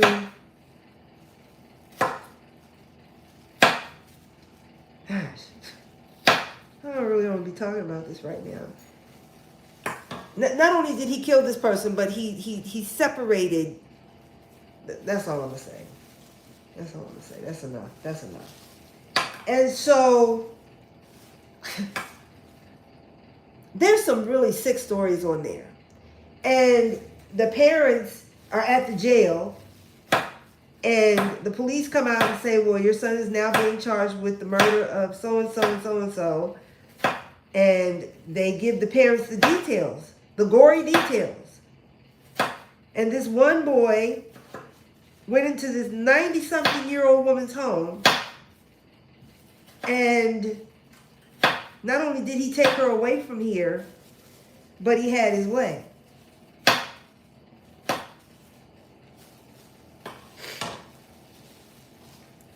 After he took her away. And so they come out and they tell the parents, your son's being charged with, you know, this person not being here anymore. And they're giving the parents the details. And the father's sitting there crying, the mother's sitting there crying. I'm like, but yeah, you raised that animal. You know, people, you know, they always say things like, but I gave them everything. I gave her everything. She didn't want for nothing. That's their problem. You gave them everything. You spoiled them. You made them entitled. You showed them no respect for authority, or you never demonstrated to them respect for authority and that they must obey authority. You didn't teach them to respect and love their elders, no matter who they are. You know, there are people out here that think, you know, well, just because she's older than me don't mean I have to respect her. You should. You should. There's no cause for anybody to disrespect their elder. They may say things you don't like. They may say things you don't agree with. They may say things that you think are outdated, right? Okay, so let them have their say. Yes, ma'am. Yes, sir. Okay. Yes, ma'am. And then you go about your merry way and do whatever it is you want to do. But there's no cause to ever really disrespect your seniors. There really isn't. But see, we've gotten so far away from, you know, morals and values and having a moral compass that, you know, anything is possible. Everything goes. You know, we can say, we can talk to people any kind of way we want to. And see, then when some really horrific things happen, you know, and people claim they don't understand. I gave him everything. He didn't have to want for nothing. He had a good life, you know, but you gave him everything, and that's the problem. You gave him everything, and you taught that person that you were responsible for that they don't need to respect or honor anybody's life, you know? Okay, this one, I don't know if it's going to come out right. I think it's okay. It's kind of thick. That's good. All right, so there we go. I'm just going to leave these potatoes in this cold water. You can add a little salt to it if you want to. I got a little sea salt here.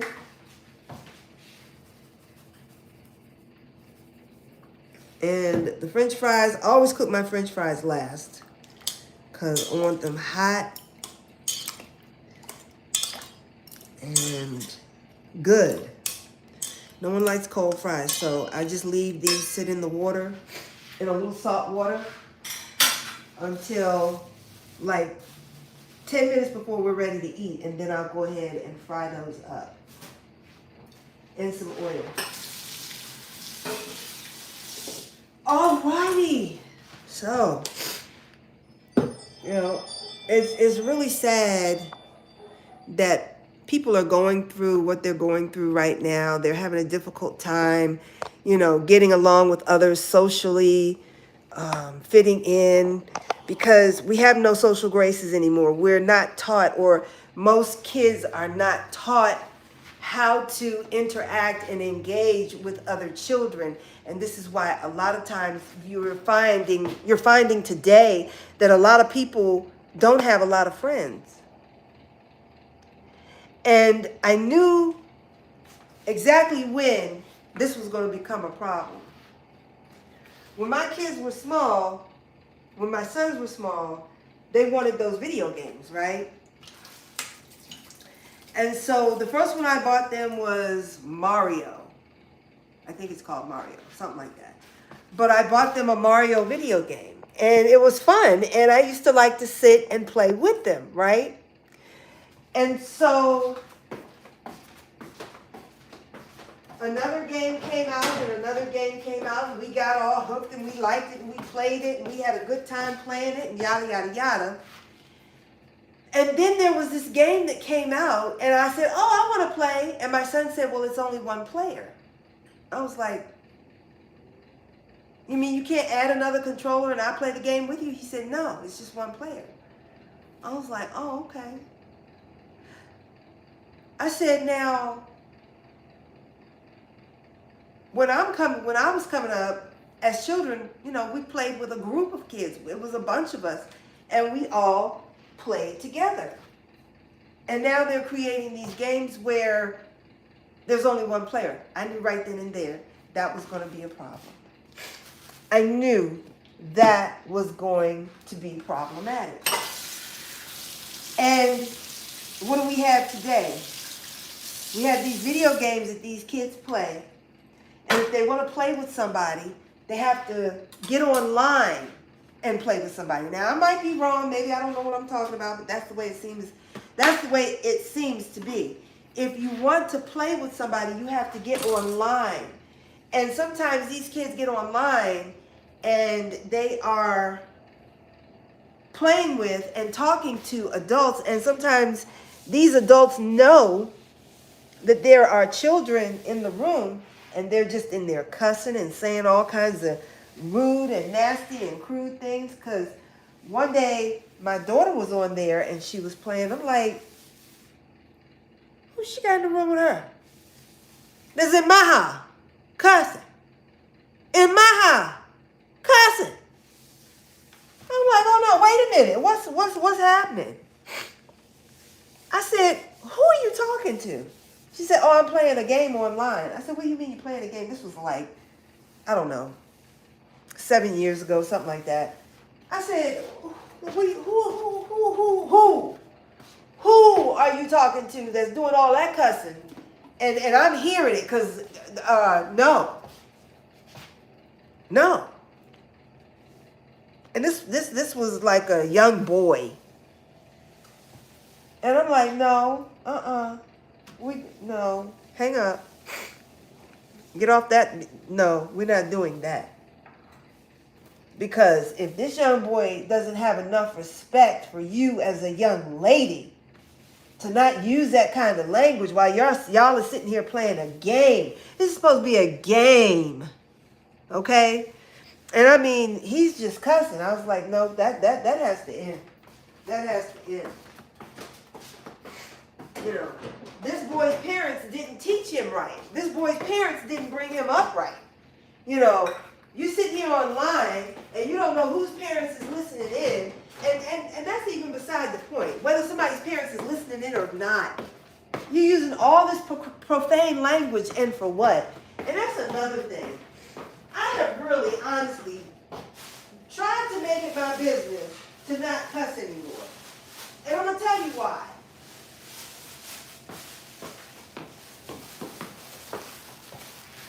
It sounds stupid. Cussing sounds stupid. And I was listening to this woman. She's a native, like many of us are native to this land. But she's a native, right? And she lives on a reservation out west. And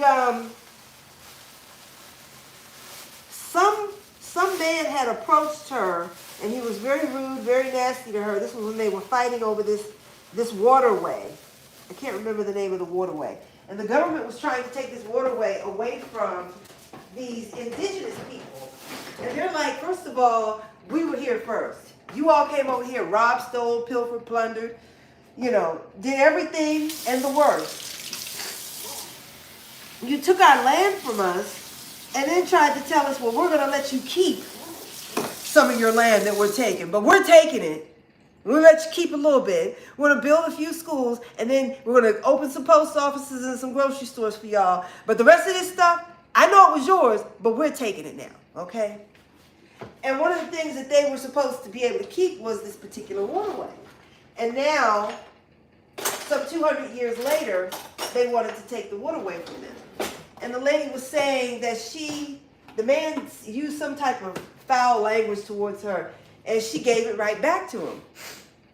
And he said to me, what did you say? And so she repeated it. She said, that's not my language. She says, that's your language, but I'm giving back to you what you tried to impose on my people, right? Whether it made sense or not, I understood her sentiment. And I thought about, she said, your language is ignorant. And I was like, she got a point.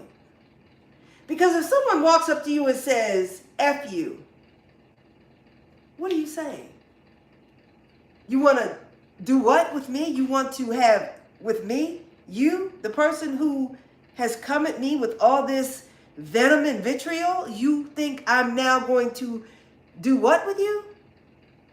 You see what I mean? It sounds dumb. If someone's angry and mad at you, why would you engage in that type of physical activity with somebody? It makes no sense.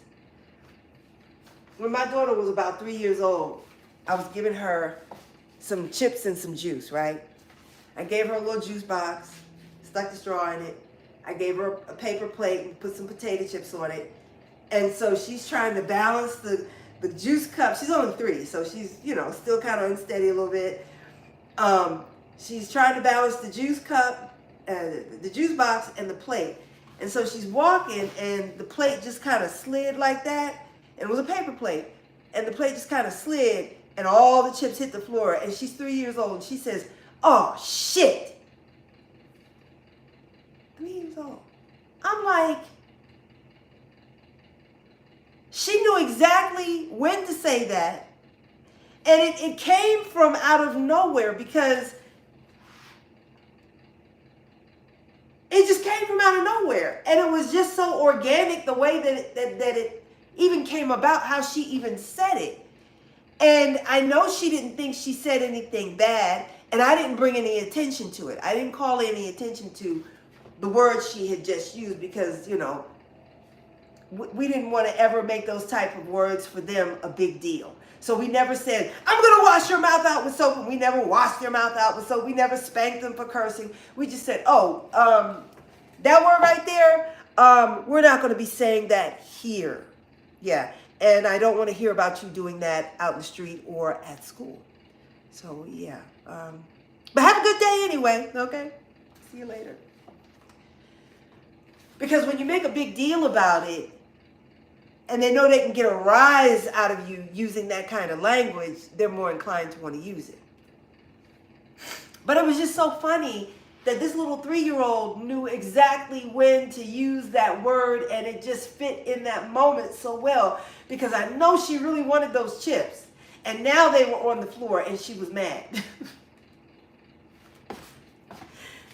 So I told her to pick the chips up and put them in the trash, and I gave her some more, and that was that. But cussing just sounds so stupid. It's so unintelligent.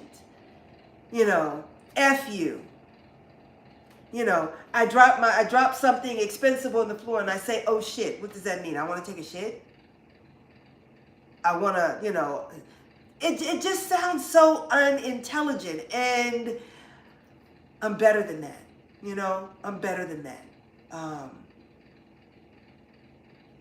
And I want us to all realize we are better than that. We are who we are. We are Yasharal. And if you don't know who Yasharal is or what Yasharal means, I want you to go look that up and do your homework. Learn who you are. And then once you learn who you are, I want you to walk and talk and look like you know who you are and to whom it is you belong to. I want you to change the way you walk. I want you to change the way you talk. And when I say the way you walk, I'm talking about the people that you run with, the people you hang and engage with. Change the way you walk. Change the way you talk. Okay? Enlighten yourself on many other worldly things. And when I say worldly things, I mean things as it concerns humanity. When I say worldly things, I'm not talking about cars and clothes and vacations and this and that and this material thing. I'm talking about engage and enlighten yourself about the world and the people that surround you. Learn more about humanity. Learn who you are. I promise you, once you learn many of us don't know who we are. Many of us don't know who we are. But when we know who we are, you can't help but to laugh. You can't help but to smile and be happy and be at peace. Okay? When you really know who you are and you feel it in every fiber of your being, you can't help but to be happy when you know who you are. Yeah. Okay, so anyway, the beef has another hour and 23 minutes. The potatoes are cut for the little accordion fries. Do I need to make a vegetable? I got chicken left over from last night that needs to be eaten too. I thought we had more broccoli. I thought we had more broccoli. Somebody made lunch and put some broccoli in there. Where's the broccoli? Did they eat it all? I guess they did. I guess I gotta make a vegetable. I have broccoli. I have collard greens. And I have cabbage. I think I'm gonna do half cabbage and half broccoli, and we'll do these greens tomorrow.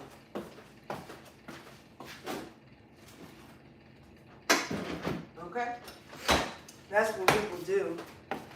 And I'm not gonna cook the cabbage. I'm not gonna cook the broccoli on camera. What I want to do.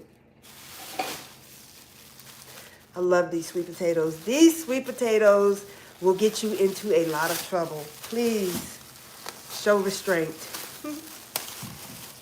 And I try to buy the little ones because I used to buy the big ones and they'd be like this big.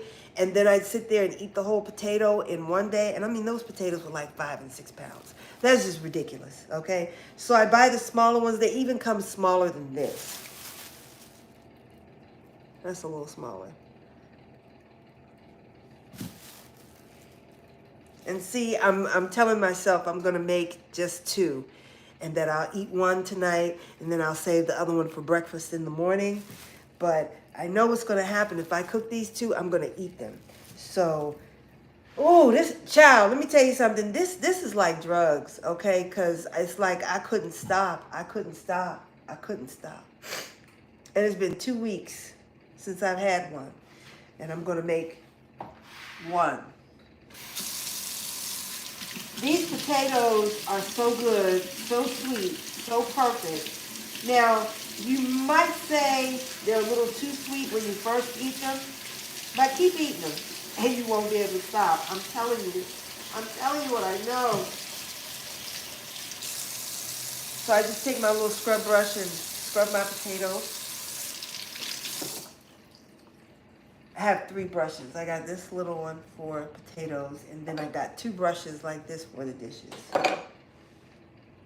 So I'm going to put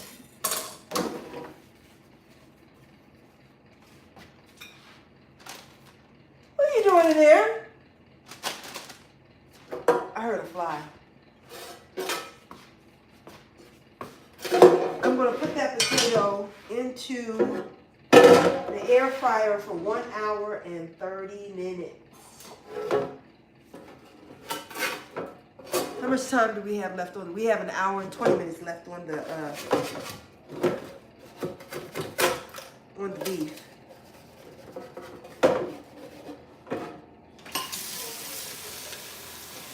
Y'all, I love my air fryer. I really, really love my air fryer. Tabitha Brown came on, when was it, on Sunday? Tabitha Brown has a new air fryer. I don't know Tabitha. I'm not being paid by Tabitha, and Tabitha don't know me. But I would say y'all go on over there and get you an air fryer if you don't have one. And if you really need to get one, I'd say go ahead and get the Tabitha Brown air fryer. It looks really nice because on the front of hers is the one big basket. I have 2 baskets on. This is the Ninja air fryer, but I have 2 baskets on here. And on hers, she's got a window so you can see inside. You don't have to keep opening that drawer, you know, wasting energy and heat. But yeah, it looks nice. It looks to be like an off-white and gold, which I think is really a nice color combination. And a lot of people are doing that color scheme with a lot of their utensils for the kitchen, off-white and gold. So I washed this one potato. I'm just gonna make the one potato.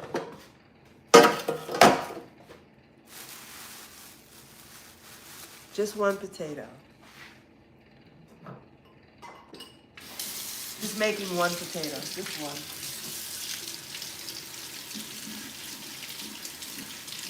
How y'all doing? Y'all okay? That's good. I'm glad y'all all right.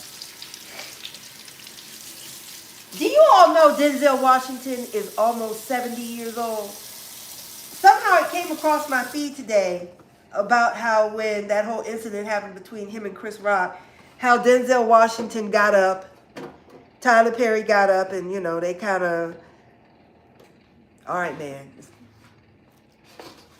let's step to the side for a second. Let's just take a breath, you know. If you have never listened to Denzel Washington talk, this man, Denzel, my cousin, that's my cousin. Y'all didn't know that. That's my cousin. I'm a Washington too. That's my cousin. But anyway, there's a lot to say about that last name, and it ain't too good. But anyway, he my cousin. I don't tell people that. I don't normally let people know that, but that's my cousin. That's my cousin. Anyway, Denzel, this man, and his infinite wisdom, wow. Yeah. Very wise man. Very, very, very wise man. Just pull up any of his speeches he's ever done. And wow, you know, he was right there to just, you know, help get Will together because Will was having a moment. You know, we all have our moments. We all step out of grace. You know, what is it? We all fall short of his grace. So, he who is without sin, go ahead and open your mouth. Otherwise, shut up. Right? Because people are always so quick to start talking about, you know, how bad somebody doing what they did and how they didn't do this. And I'm like, well, wait a minute. Let's back it up a little bit. Let's talk about what you've been doing. Let's talk about what you didn't do.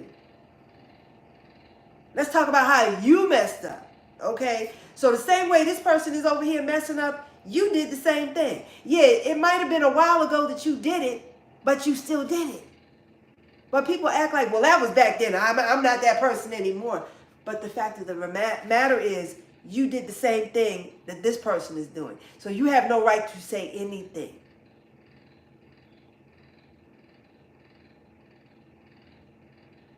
Nothing.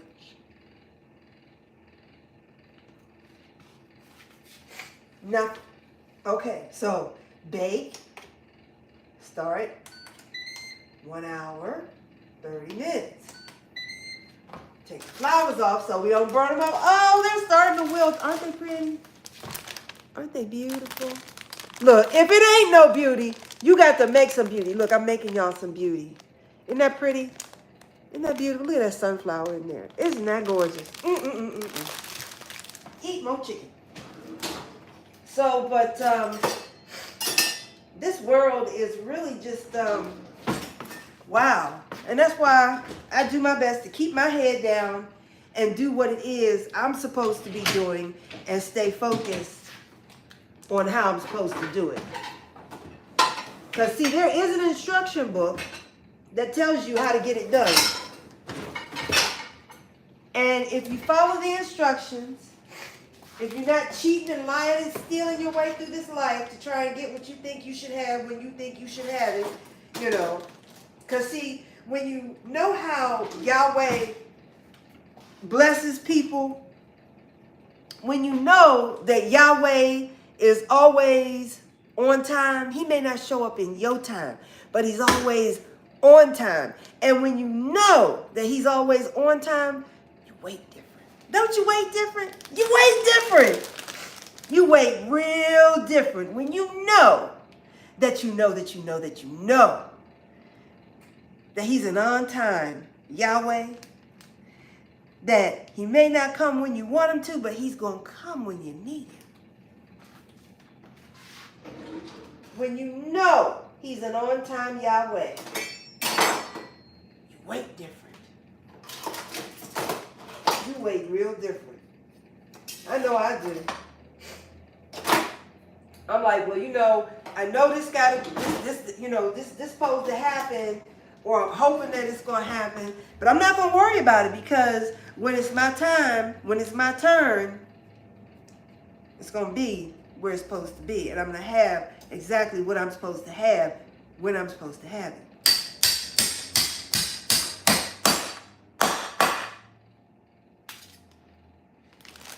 I couldn't find my scissors to cut my flowers, so I had to whack them off. Anyway, I have 2 pair of kitchen shears. I don't know what happened to the other pair.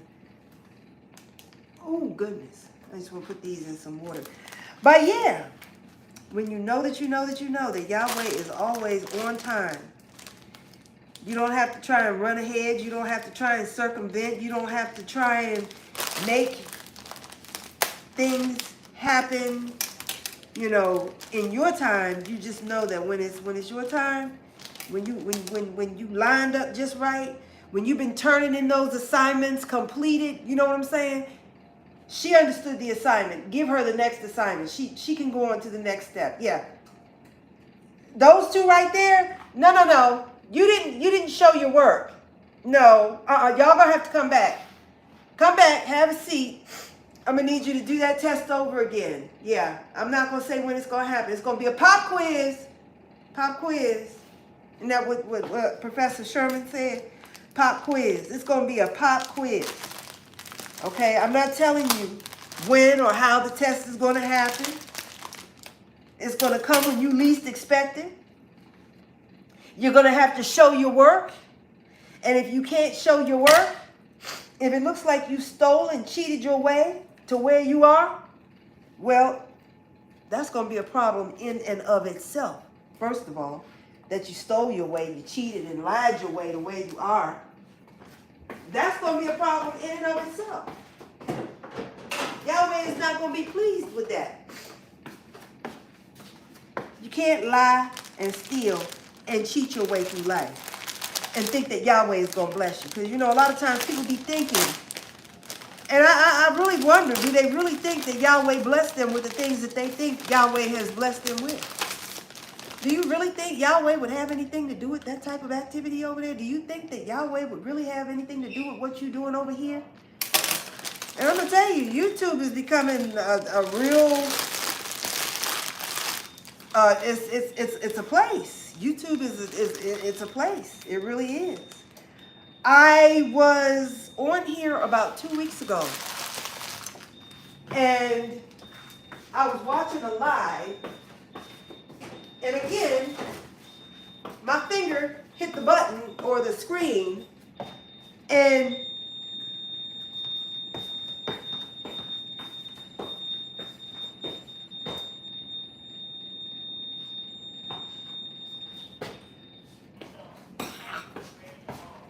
that's my husband.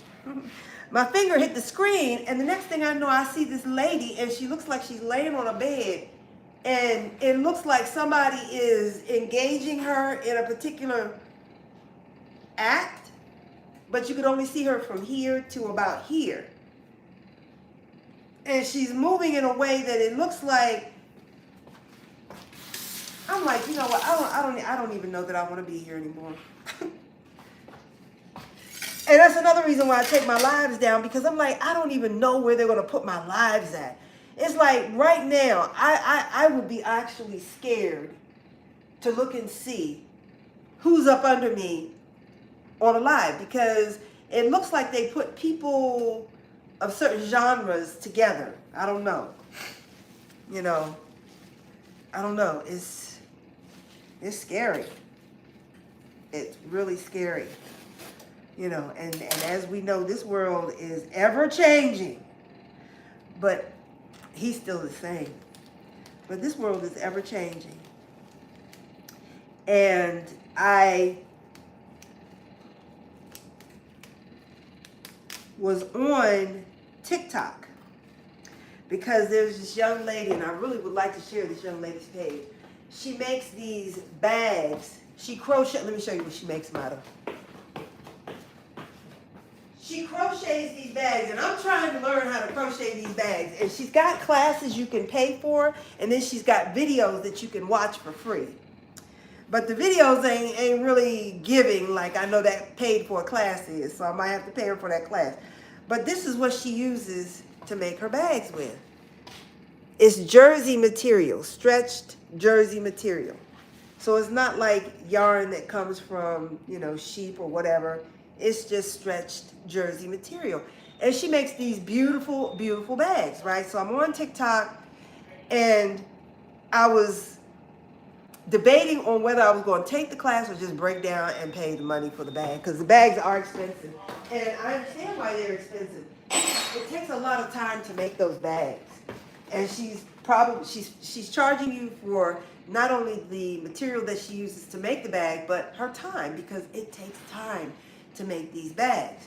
So I went to her channel on TikTok, and you know how when you first open TikTok up, there's something that just jumps out at you.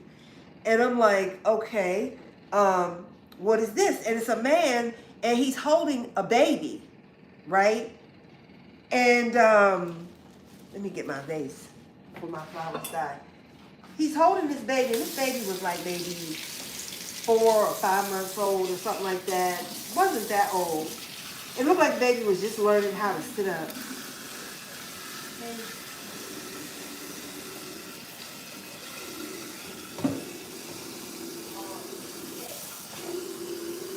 And he's holding the baby. And you know how when babies are hungry,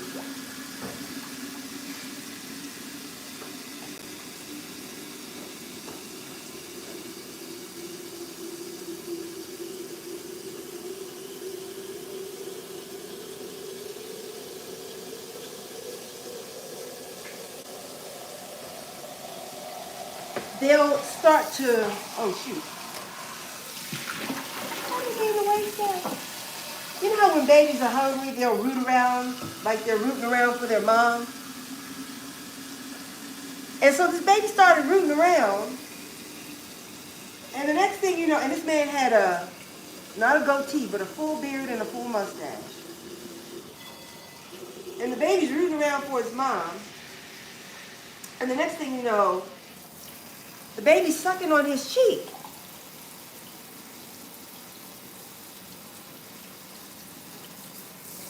I knew there was going to be a problem with what I'm about to tell you. I knew there was going to be a problem, and I'm going to tell people to stop doing what they're doing. But the baby starts sucking on his cheek, and then the video kind of jumps like, 5 minutes later or whatever. But the video jumps like there was a cut put in it because, you're going to like 5 minutes later. But anyway, the baby, he moves the baby out the way, and there's this mark on his cheek.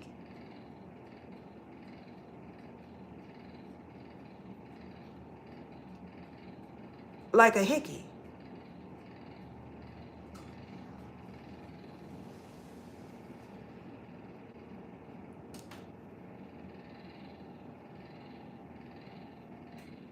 Why would he allow that baby to be on his face that long that he had a hickey there? What else is he doing?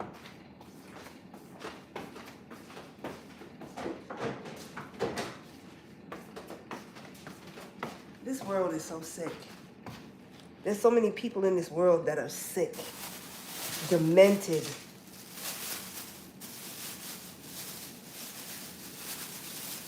And that's why I don't even have a TikTok account. Look for me on TikTok, see if you find me anywhere. You won't, because I don't. No, wait a minute, I take that back. I do have a TikTok account, I think. Because you have to have a TikTok account to log in. Don't you? Anyway, if you find my channel, it's probably called Fresh and Sassy. Or, what was it called? It's Fresh and then the letter N and Sassy. Or it's Fresh and ampersand Sassy. I don't think I'm following anybody, and it might be one person following me, but I'm not on there like that. So anyway, I was over there looking to see if I wanted to buy the bag or take the class, and that's when I saw this guy and this baby, and I was, oh gosh. Why would he let that baby do that? Why would he allow that child to do that? You know, that's just the baby. She's looking for he or she. I think it was a little girl. She's looking for her mom, trying to get some dinner, and here this fool is with his face, with his beard and his, you know, all his scruff in her face. People are sick. They are really sick. Nasty, filthy people.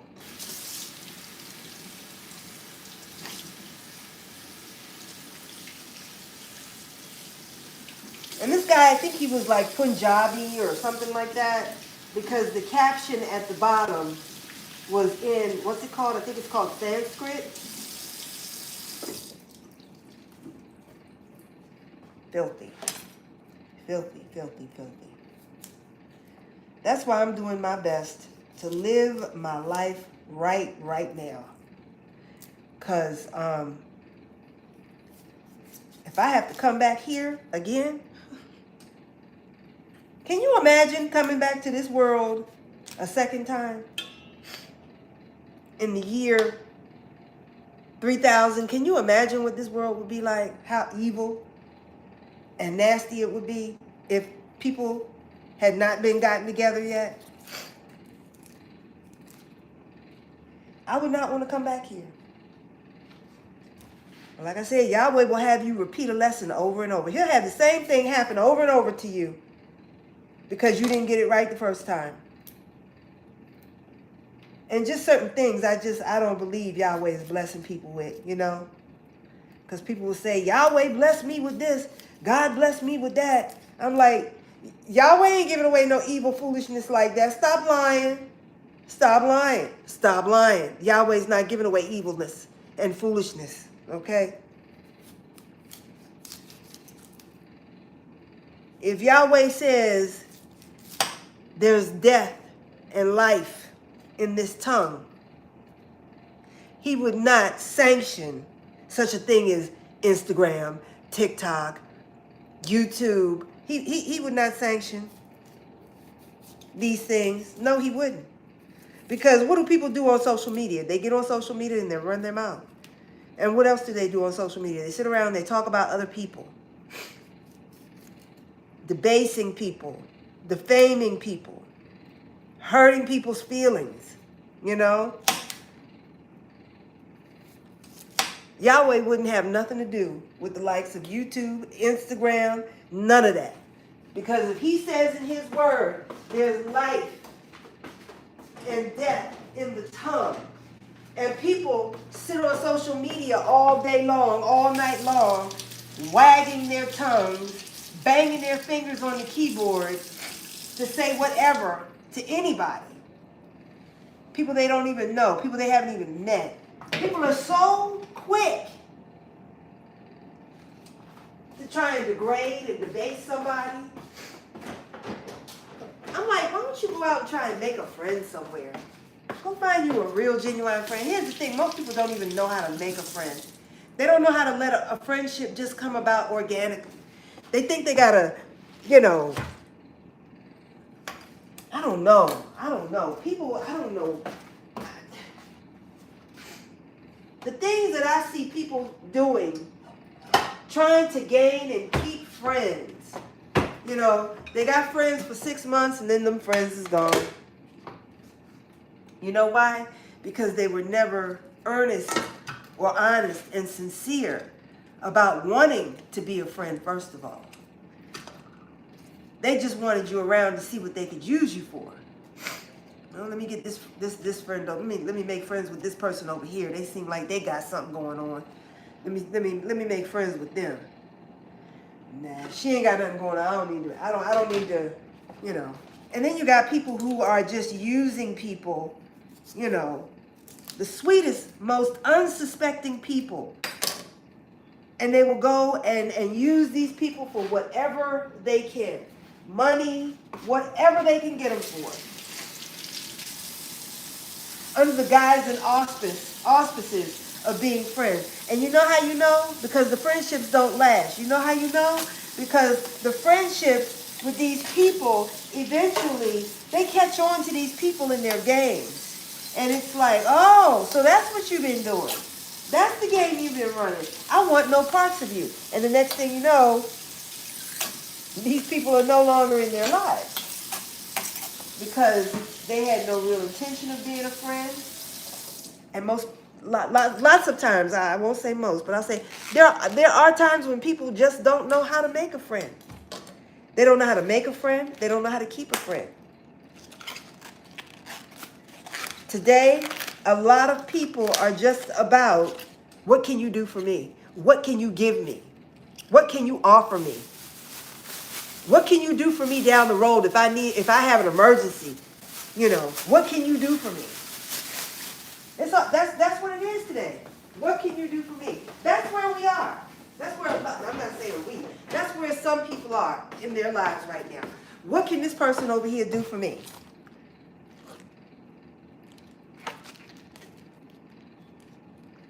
And it's like all we're doing is just using one another for what we can do for one another. Not because I like you as a friend, not because you have any special, qualities about you and your personality that would make me just want to be around you just because, even if you were at the lowest point in your life, I would still want to be around you just because. Not because you have any money, not because you have any fame or fortune, but just because of the person you are. I just want to be around you. How many people in your life do you have in your life where you just want to be around them? That man right there. My kids, my children, all three of my sons, my daughters, my granddaughters, my grandsons. Just want to be around them just because. Not because you can do something for me or you could help me in a sticky situation or whatever, but just because you are such a good person. That man right there, my husband. I told him the other day, I made him blush,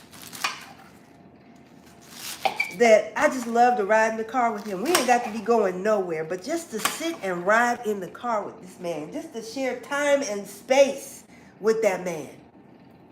I don't want nothing else. Just to share time and space with him. That's it. Because he's that kind of a person.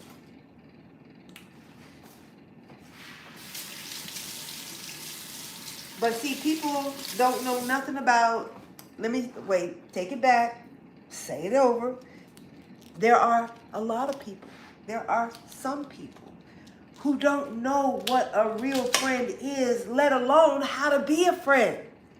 They don't know. And this is why their friendships are short-lived. They're here today and they're gone tomorrow. They'll stick around for maybe a year or so, but then they get a whiff of the game and it's like, oh, so you running game, huh? You on here running game. Oh, okay, I got you. And so they cut out. And you don't see them no more. You don't hear from them no more. Because they caught on the game. And it's really sad because there are some lonely people out here that really just want a sincere and honest friend. And there are people that come here under the guise and auspices of being that sincere, friendly, loving, God-fearing person. And these unsuspecting people who think,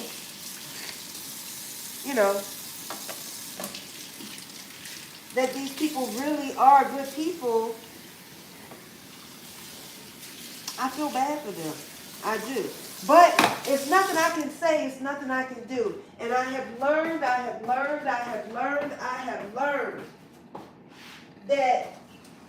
you have to just stay out of it.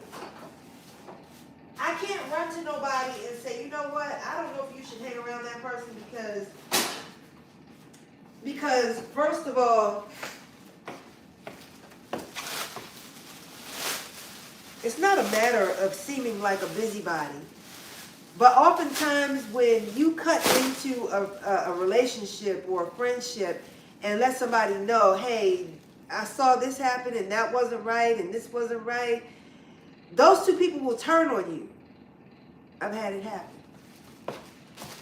I've had people tell me, look, if so-and-so and so-and-so get into an argument or they start fighting or whatever, stand back, tell them you pray for them, but let them be. Say nothing. And I'm like, what you mean? They get ready to break up. I don't want them to break up. I want them to stay together. I can't see them not together. I want them to be together. And people would say, stay out of it. I'm telling you, stay out of it. I'm like, what do you mean? What do you mean stay out of it? They're getting ready to break up. I don't want them to break up. I need to say something. I need to help. And then those two people will turn on you. I had it happen. And I didn't believe it until it finally happened to me. I did not believe it until it happened to me. And I mean, I was there for these people.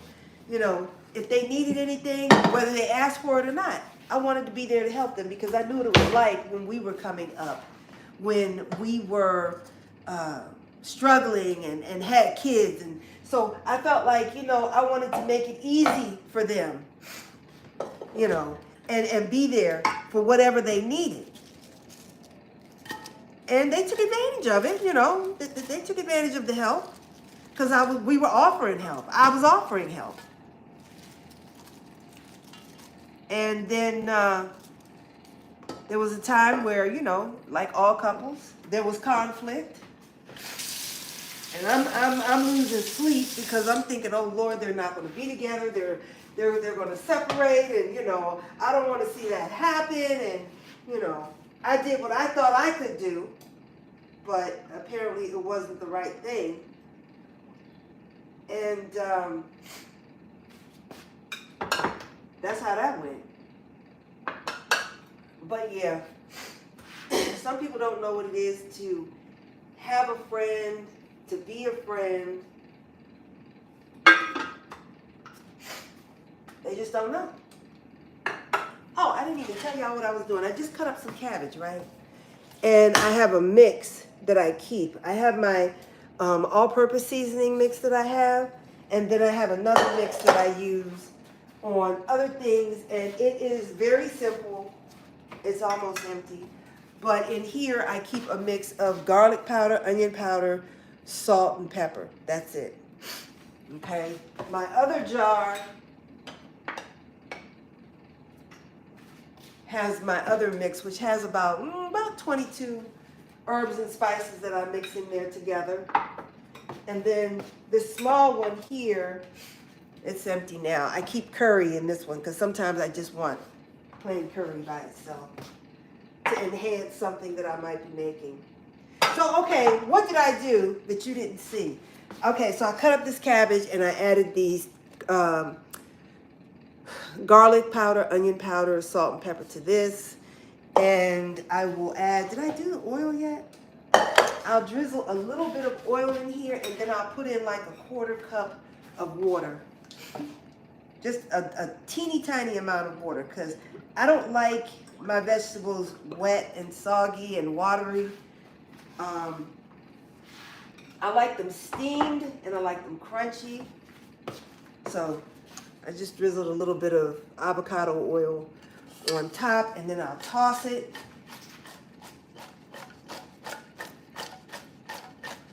So that everything gets coated, and then I'll put the top on, and I'll cook this when it gets closer to being dinner. I can start it now. Let's just go ahead and start it now, because it doesn't have to cook that long. That's why I was saying I wasn't going to start it now, because it don't take that long to cook. It's about 8 minutes, 7 or 8 minutes.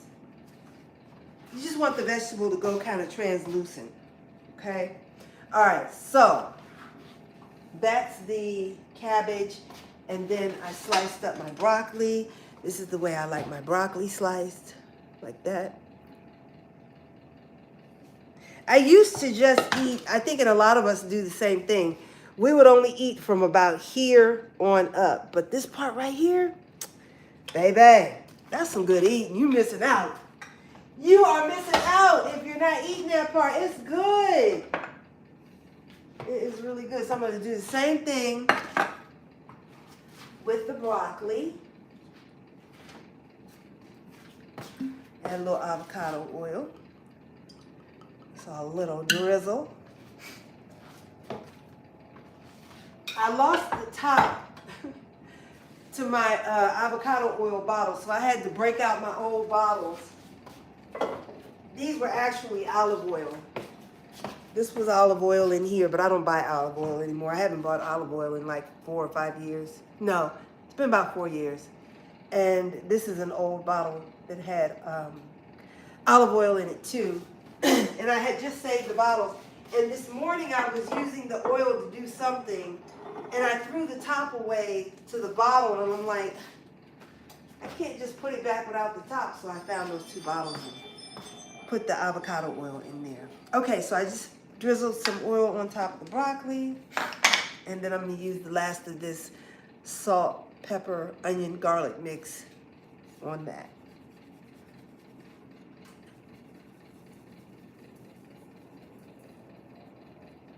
Okay. Thought I was going to use it all, but I don't need it. And so now I will toss the broccoli and put a top on it. There's the broccoli in the pan. We'll toss it. Give it a shake. And then cover the pan. I covered both. I covered the cabbage and the broccoli. Cabbage covered. And I'm going to start both of these cooking.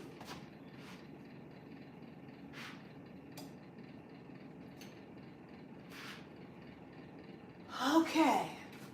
So now we have 46 minutes left on the beef. And there's something that needs to be added to the beef. And that is some onions, some pepper, and some garlic. Wipe off my countertop here.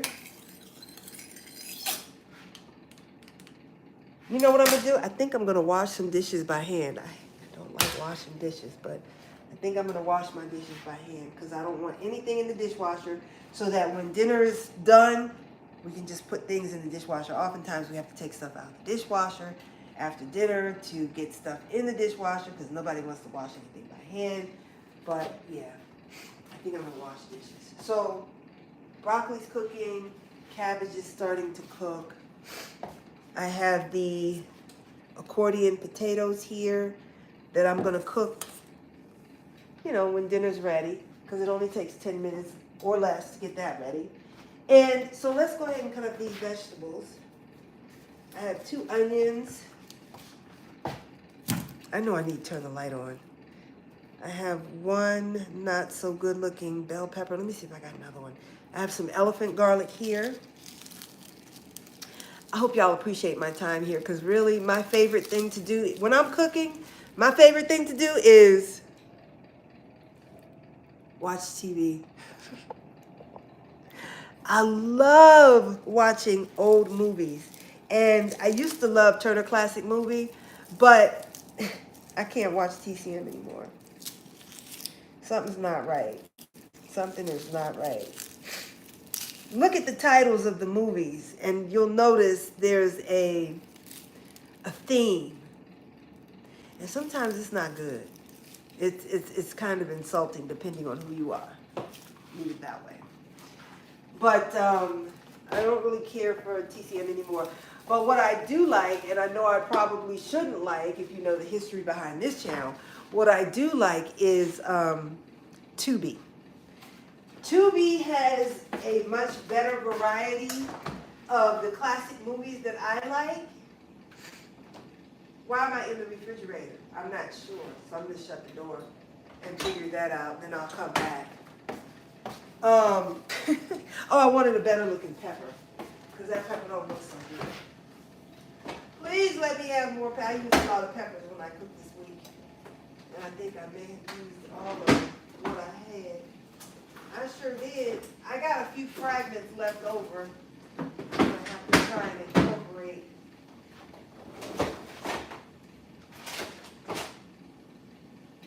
Any more peppers? So we're just gonna have to make it do what it do with what I got. Wait a minute. Wait a minute. I see half an onion. I see some more pepper. Okay, this will work. I might have what I need. We're gonna make it do what it do. So I have some peppers here. I have the top of a red, top of an orange, top of a green, and another top of a green one. So let me put y'all down here, and I'm gonna turn the light on so we can see. There we go. Why is this up here? I don't know.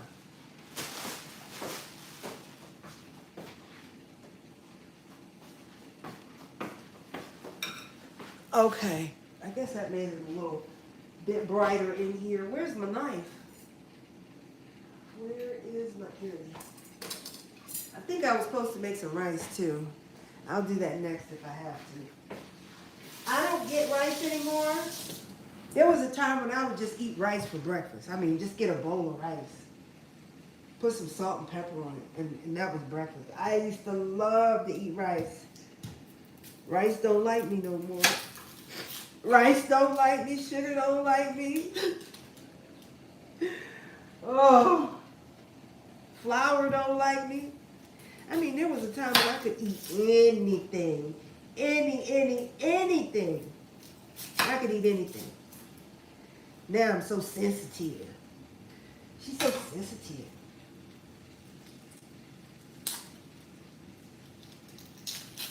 And I remember I used to hear some old folks saying, I can't eat that no more. Can't eat like I used to. I used to hear them say that all the time. I'm like, what you mean? Just pick it up and eat it. What are you talking about? You can't eat that no more. Just eat it. They never ever said, you know, whatever happened when they ate certain things. They just said, I can't eat it no more. I probably should have inquired and sat and listened a little bit longer, but I was too busy, you know, being who I was as a young person. You know how young people are. You can't tell them nothing. That's why I say, you know, I guess I've kind of resigned myself to, you know, you just got to let people bump their own butts. You got to let people bump their own butts because you can't tell people nothing no more. Because if you tell somebody something, it's like you're trying to boss them around, or you're trying to degrade them, or you're trying to make fun of them. You can't tell people nothing anymore. You're being rude. You were rude with what you said. Now, I understand. I understand there is the art of conversation. And I do my best to observe the art of conversation when I'm talking with people. And that is that the art of conversation is being able to have a conversation with someone or a group of people without insulting the topic or the people you are speaking with.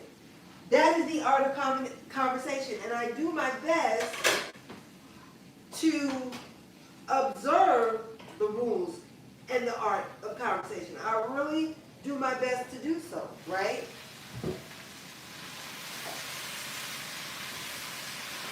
And I know that sometimes people can be a little bit rude in their delivery, you know, especially when it comes to being, what do they call it, a keyboard warrior. Uh-oh. Hold on. I'm walking around. Especially... Fly in here again. Ah, dog it. Especially when it comes to being a keyboard warrior. You know, people be saying and doing the most behind that keyboard. Sitting there with their pants around their ankles, doing the worst and the most at the computer. Okay, whatever. But yeah, I've really resigned myself to, you know, you just gotta let people bump their own butt. Don't say nothing. Stay quiet. Don't you get your head hurting trying to tell anybody how to live their life, because people are gonna do what they want to do, when they want to do it, and how they want to do it. Okay? Hands off. Say Nothing. And like I done told y'all, and I'll say it again.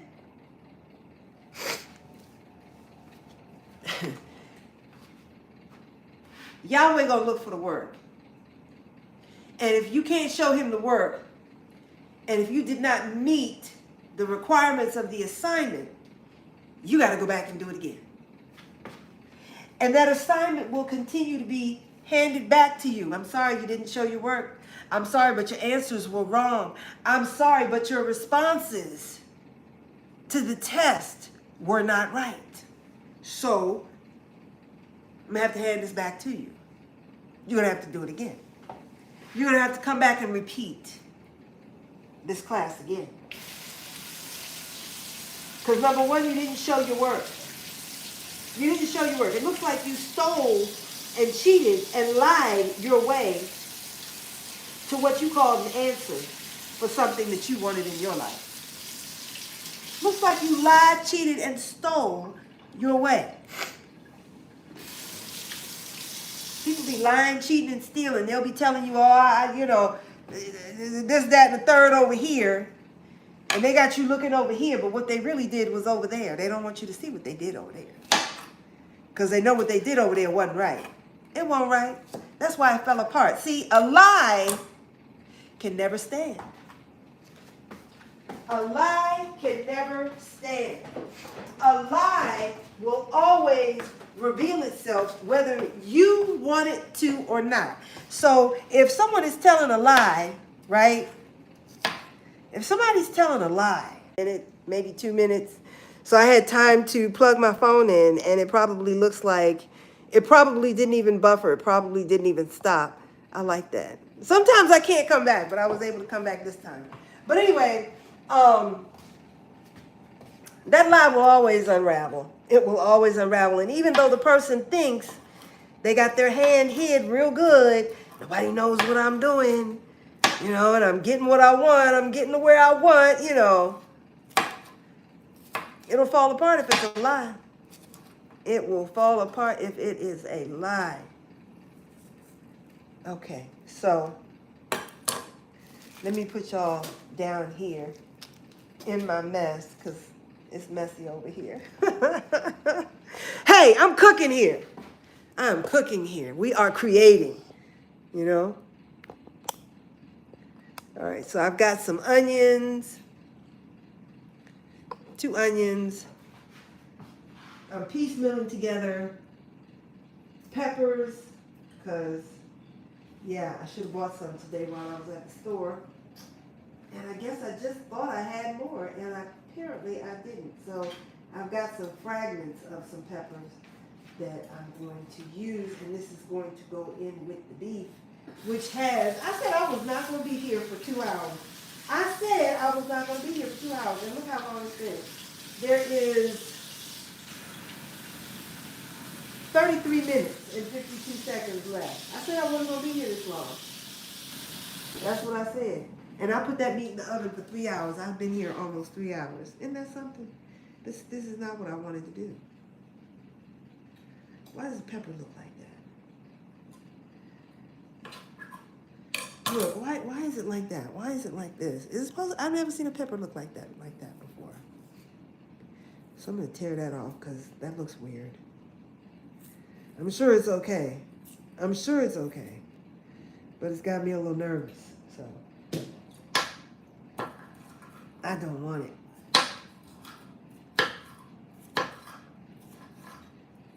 This knife is a little bit dull. I don't know. This pepper don't look right.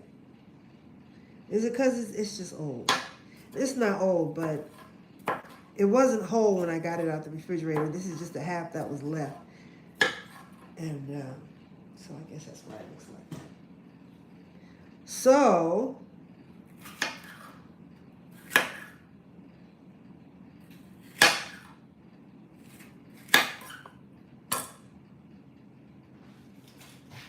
that off, take this off, break that off, and wash these seeds out of here.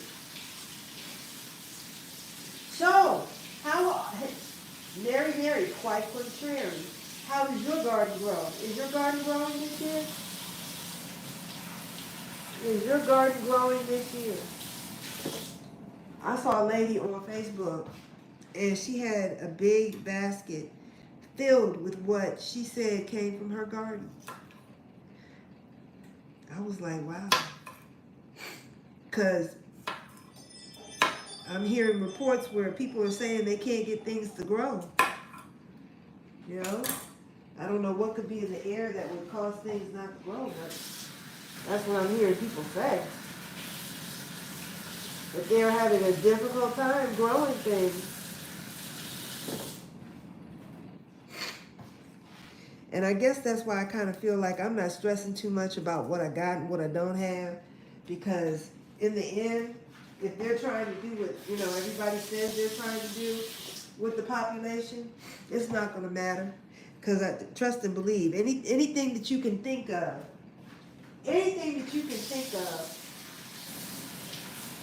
to circumvent an emergency, somebody else was thinking the same thing too and saying, well, you know, they might try to do this if we do that. So we need to put something in play to keep people from saving themselves, you know? Because we're going to try to save ourselves, of course. Self-preservation is a natural thing.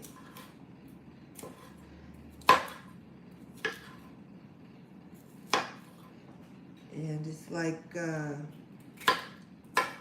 well, I said enough about that. I don't need to say anymore. But anyway, let's see how long it takes this video to upload. Because, you know, once you finish the live, you have to wait for it to upload. And sometimes your things can upload, like, you know, in seconds. And then other times you're sitting and you're waiting for 3 days for that video to upload.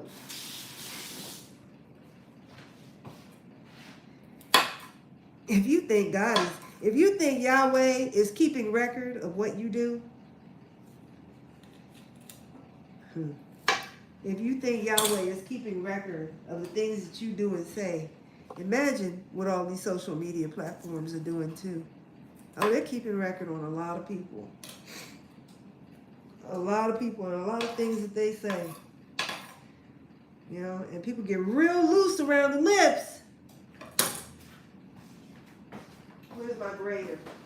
People get real loose around the lips when they get on social media because here's what happens, especially if you don't have an audience. But I don't think it really matters whether you have an audience or not. People just get loose around the lips. They just do.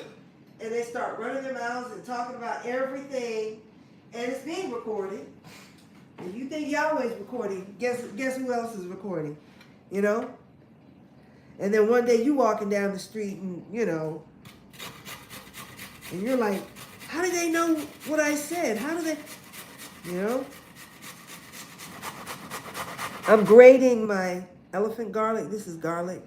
I use elephant garlic because it's much easier for me to use. It's juicier. And I like a lot of garlic.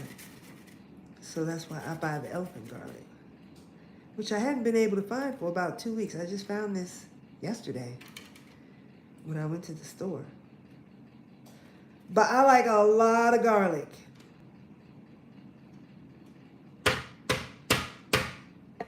Now, that piece of garlic that I just used, that was probably the size of one whole clove of a small piece of garlic, a regular size garlic.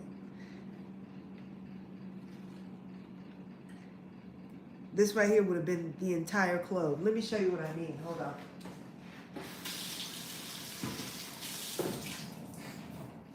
Oh, my hands are going to stink now. Where's the small garlic? Here it is. Okay, so I'm going to show you. This is regular garlic. And that's how big one clove is, right? What did I do with the rest of the garlic? What did I do? Oh. Did I put it back? 1, 2, here it is. So, okay. This is the elephant garlic, right? I just broke off a clove of garlic off of the bulb. So, this is the elephant garlic. Right here. This is the regular garlic. Okay? Here's 1 clove of garlic off of the bulb. See the size of that one? This is 1 bulb off of the elephant garlic. See the difference in size? That's like a whole one of these when it's whole. This is not whole, but so I like the fact that I can get so much. I like the fact that I can grate it up. It's juicy. It's I just love using it. It's so much easier to use, and I can get so much more with less effort. Because it's a lot of effort trying to get garlic together, because I like my garlic to be, I like to use it on the grater because that kind of makes it a little juicy. Because if you don't get it juicy, it's just going to be kind of dry and hard and burnt when you cook it. So what do I need?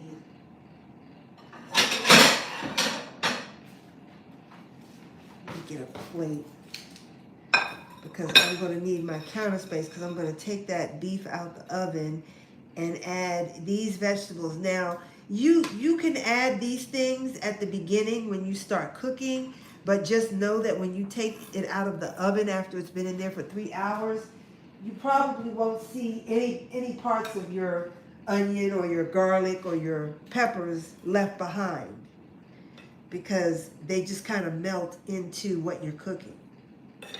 So I like to wait until like 30 minutes before the meat is done, and then I like to add in these things here, because I like to see my vegetables. I like to be able to taste them. So you can do the vegetables at the very beginning, and that will just be your layer of flavor. Then you can go back and add more of the same vegetables like at the last 20 or 30 minutes, and then this will be the texture, okay? Because you won't get the texture from the other vegetables if you put them in at the very beginning, because they just melt away, all right? So that's what I like to do. But I didn't do any at the beginning. I'm just now doing it. And what I'm also going to do is add a little more pepper. I like my beef to be peppery. And a little spicy kick to it, just a little bit. I'm not a spicy eater. I'm a whip. I cannot handle spice. I remember one time I went to McDonald's. This was when my kids were little boys, when my sons were little boys. This was like in the early 1990s. My daughter wasn't even born yet. And we went to McDonald's, and one time I had gotten some of the spicy wings that they had started selling. So I think what happened was my husband had bought the wings, and I tried one of his, and it was good, and I was like, So I said, well, next time I go, I'm going to order some for myself. And so I ordered some for myself, and I took one bite, and my mouth was on fire. And I was mad as all get out. I wanted to go in there and cuss them people out so bad. Oh, I was mad. I do not understand people who eat things that's going to burn their mouth, have them sweating, have you all uncomfortable, and no, that's painful. And I think when you eat things and your mouth is in, how can you enjoy your food when your mouth is in pain? I can't. Maybe some people like that type of experience, but I don't like that. I don't want my mouth to be in pain while I'm eating, because I can't. But oh, I got so mad because that food was so spicy. I was hopping mad. All right, so I'm just going to put these towels down, because when was it? About 4 or 5 months ago, I took a Pyrex dish out of the oven that I've had for years. I'm talking about 10 years plus. And I took that dish and set it right here on this counter. And I stepped away from the counter right afterwards, and the dish just exploded. All my food, glass was in the food that I had to throw everything away. But the dish exploded, and I'm like, what happened? I always put the Pyrex dishes on the counter. I guess the counter was just too cold that day. And I had just taken the pan out of the oven. All right, so let's see what we got. Where we at? How much time do we have left in the oven? 22 minutes. Let's see what it looked like. Let's see what it looked like. Let me turn the pan around the other way, the long way, since I have the camera horizontal. Let's see. Let's see. Should be juicy looking. Let me move these flowers out the way. It's going to be too much heat on my flowers. Uh-oh. Hold on. I got to give my cabbage a shake.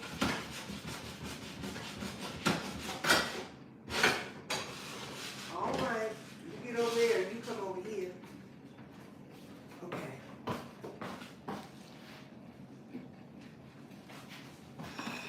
All right. So let's take a peek.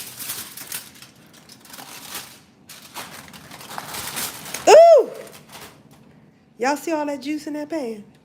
Do you see all that juice in that pan? That's my roast right there. Now, I don't know if it's done or not, but we're about to find out. We're about to find out.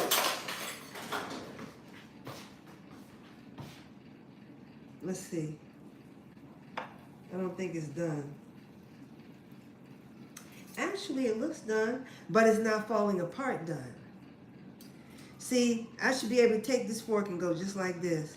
Oh, wait a minute. Look at that. It did fall off. Look at that. But it's still kind of pink, though. I know this isn't done yet. I think that was just some beef attached to some fat. And that's why that came off so easy.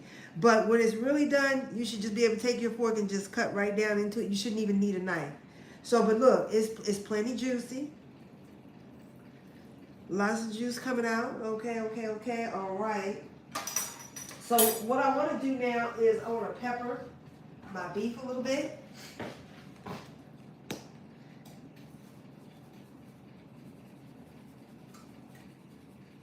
Add some pepper down here in the au jus. And I want to add a little salt. Now you can do kosher salt, you know, if you want something a little more, like I could take this salt right here.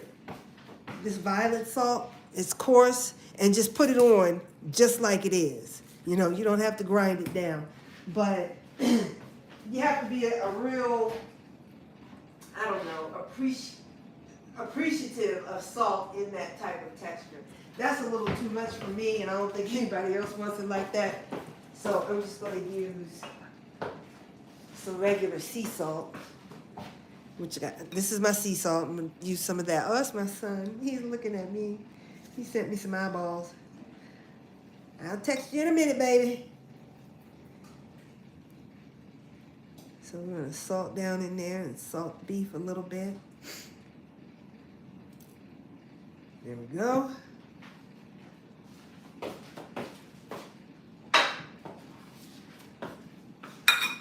All right, so I think this is going to take another hour. I really do. So we're going to cover this back. Ooh, gosh, that smells so good.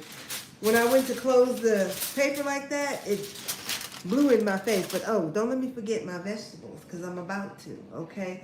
And I forgot that we're doing onion in here, too. So I need to cut up my onion. I'm going to unplug y'all, but I got to remember to plug y'all back in because if I don't, it's going to cut off again. Okay. Here's my onion. Here's my knife. There we go. I think one might be enough. I'm not sure. I have to see after I slice it up.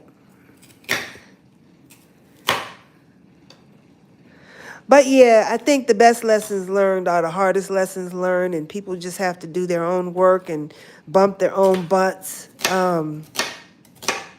Because nobody wants to hear from anybody anymore. If you tell somebody something, oh, you're being rude, you're being judgmental, you know, even in the nicest way, even in a sincere way. Oftentimes, you know, people don't take very kindly to someone, you know, trying to share with them, listen, you might want to rethink. Why can't I zoom out? Why am I so close? Zoom out. Okay, let's do it this way. All right. You can't just go to someone nowadays and say, listen, you know, I know what you're going through, and I just want to share something with you because I too went through this and I went through that, and I don't want to see you go through what I went through. You know, you can't even meet people that way nowadays because, you know, everyone's so afraid that somebody's going to tell them what to do and, you know, boss them or whatever. Just leave people. Leave people. Because guess what? They got a father. Whether they know it or not, they have a father. And that father will offer you some correction, whether you think it's coming from him or not. You know, some people call it bad juju or whatever. You'll be corrected. You will be corrected. So there's the onions. I'm going to add some peppers down here in the juice because that's going to be the au jus. We'll put some up here, and then we got to put some of this garlic. Look at this garlic. Look. I'm just being disrespectful with the garlic. Do you see that? I think I should put some more garlic in there. I really do. I was just being disrespectful with the garlic.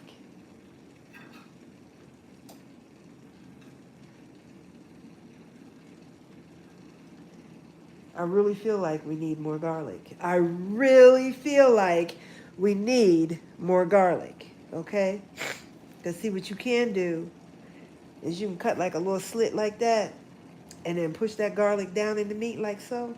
You could do that. Cut another little slit, push some more of that garlic down in the meat. We're going to get real disrespectful with the garlic. I mean, just mash the garlic into the meat, okay? Just mash it in. Yep. We're gonna do some more garlic. Some more onion here, honey. Don't waste nothing. Don't waste a thing. Let me go over here and do something sizzling.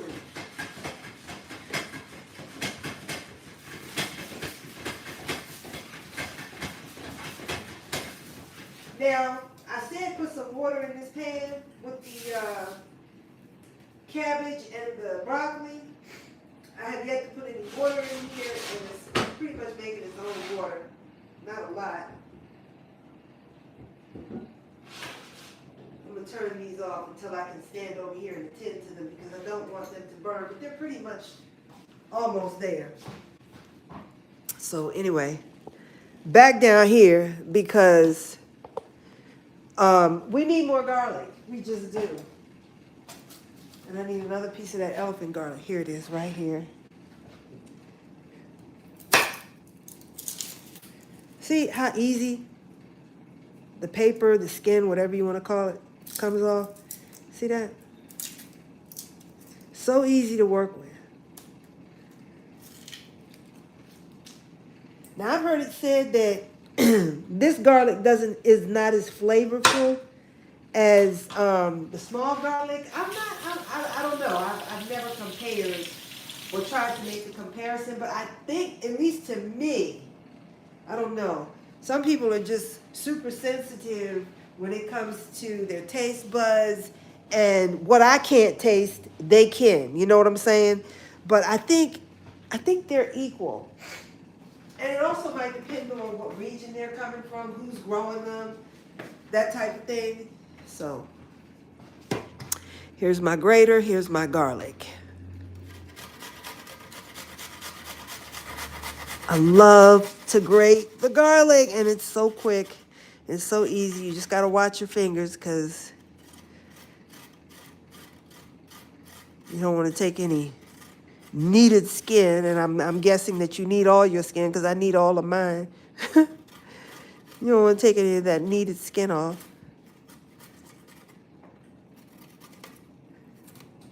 Okay. There we go. Just wipe that off. Get all of that, right? And then we going in to get the rest. Because the rest of it is in here. See that? So we got to go in and get that. And then this. And some of that. And a little of this. We are just going to be very disrespectful with the garlic, okay? Because I can. All right, so we're going to take this garlic. Put this here. Put that there. Put this there. And this here. And put the onion on top of that and just press that down. Okay? And we're just going to... Look at that. Look how the garlic just melts into the meat. Are you seeing this? Do you see how the garlic is just melting into the meat when I press it down like that? Look how juicy the meat is, first of all. And this is how you want to make a juicy roast. And this is how you want to make a tender roast. If you want it to be nice and tender, where you can just take a fork and just cut your pieces off, that's what you want. And you want to cook your meat nice and slow. So we're going to do, let's play it safe. I want to say another 2 hours. But I know if I do 2 hours, my vegetables are going to disappear on me. And I want my vegetables to be seen and tasted. So, but that's where we are. It looked good already. Now, if I was a kind of medium rare kind of girl, we'd be ready to eat right now, but I can't. I love beef, I love chicken, and I love fish. But I don't want nothing on my plate mooing, clucking, or sucking his cheeks at me. So we have to finish this meat, and this meat has to be cooked all the way. I don't want nothing mooing on my plate. And I'm just going to close that right back up. And we are going to put this back in the oven and seal it well, because you want all the energy to stay inside and cook this meat. If any heat is escaping out the side, you're going to have to wait even longer for your food to cook. So this is going back in the oven, 325 degrees, let's say another hour and 30 minutes.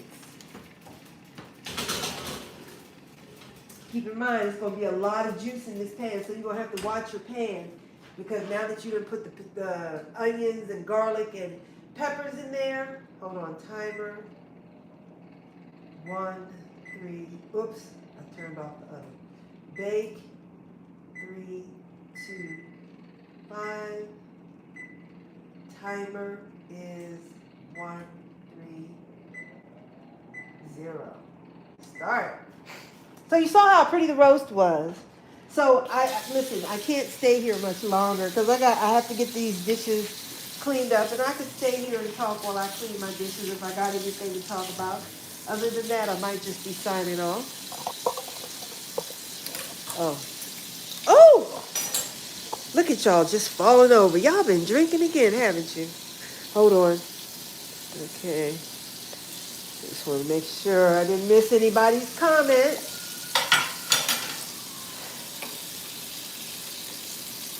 Oh, it looks like I left a lot of garlic on the counter. We are not going to waste that garlic either. Scoop it up. Scoop up the garlic. Child, we don't waste no garlic around here. We eat our garlic. Yes, we do. I had that much left. Look at that. Still left on the counter. So this is going to go inside of my broccoli. Hola. Why can't I turn that down? I don't know. Turn around. There we go. Okay.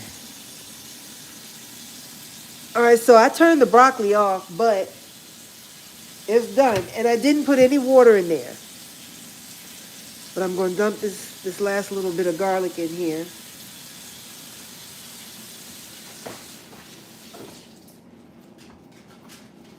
And yeah, we eat broccoli just about every night because that seems to be the favorite vegetable around here. But see the water in that pan? That came from the broccoli. I didn't add any water. You don't have to put water in your broccoli. And then my cabbage is here, and it's done.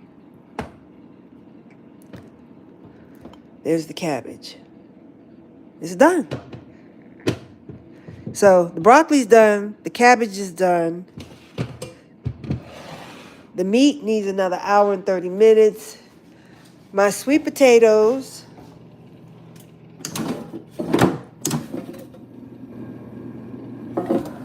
Have another 22 minutes, 21 minutes. And so the only thing that I have to cook now is these little accordion fries that I made. These little bad boys here. Isn't that cute? Looks like a little accordion, doesn't it? So we have to fry those up. But like I said, I don't cook those until, right now they're just sitting in some salt water so that they don't turn brown. But I'm not cooking those until everything is ready. When everything is ready, I'll go ahead and cook the fries because no one wants cold fries at the table. So dinner's done. The meat looked like it's done, but it's not. But as far as I'm concerned, it's done. I don't have to do anything else except for the fries and maybe some rice. Because sometimes my husband doesn't want to eat potatoes. Because, you know, he's kind of got the same thing going on that I do, where we just can't eat everything we want to eat without having a problem. You know, something's swelling up or blood pressure goes up and you're feeling bad for a whole day. You know, we can't. We pay for it. And we pay for it in not feeling well or feeling our best. So we have to be careful what we eat. And here's the thing. We had dinner guests about, 2 weeks ago? And they're from Nigeria. And so I know they like a lot of spicy food. And I told them, I said, in all fairness, I didn't want to make anything spicy because I didn't know what would be too much or too little.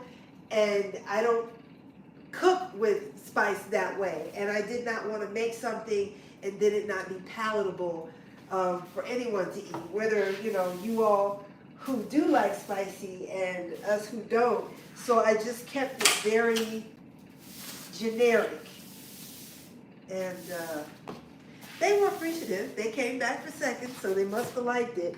But here's the thing. After we invited them to dinner, they invited us to dinner. I am so nervous about going to their house to dinner because I don't want to offend them by not eating anything because I know Nigerians, they love to cook with that Maggi cube, and I don't like that stuff. It tastes like a chemical to me. And they tear that up, and they put it in everything. And a Maggi cube is like, it's like a bouillon cube. And it flavors their food. And they use it to flavor their food. And I don't like it. I don't like it. And I'm really nervous about going to their house. And so before they came to our house, my daughter told me, she said, Mom, you should call them and ask them, you know, if they have any sensitivities or any food allergies or anything like that. And I said, you know what, you're right, I should. And so I did. I didn't call, but I texted. They said, no, they didn't have any sensitivities. And they're the same age as I am, if I'm not mistaken. These people were the parents of the bride and groom of the Nigerian wedding that we went to in 2023. I think that was October? I think it was October or November of 2023 when they got married.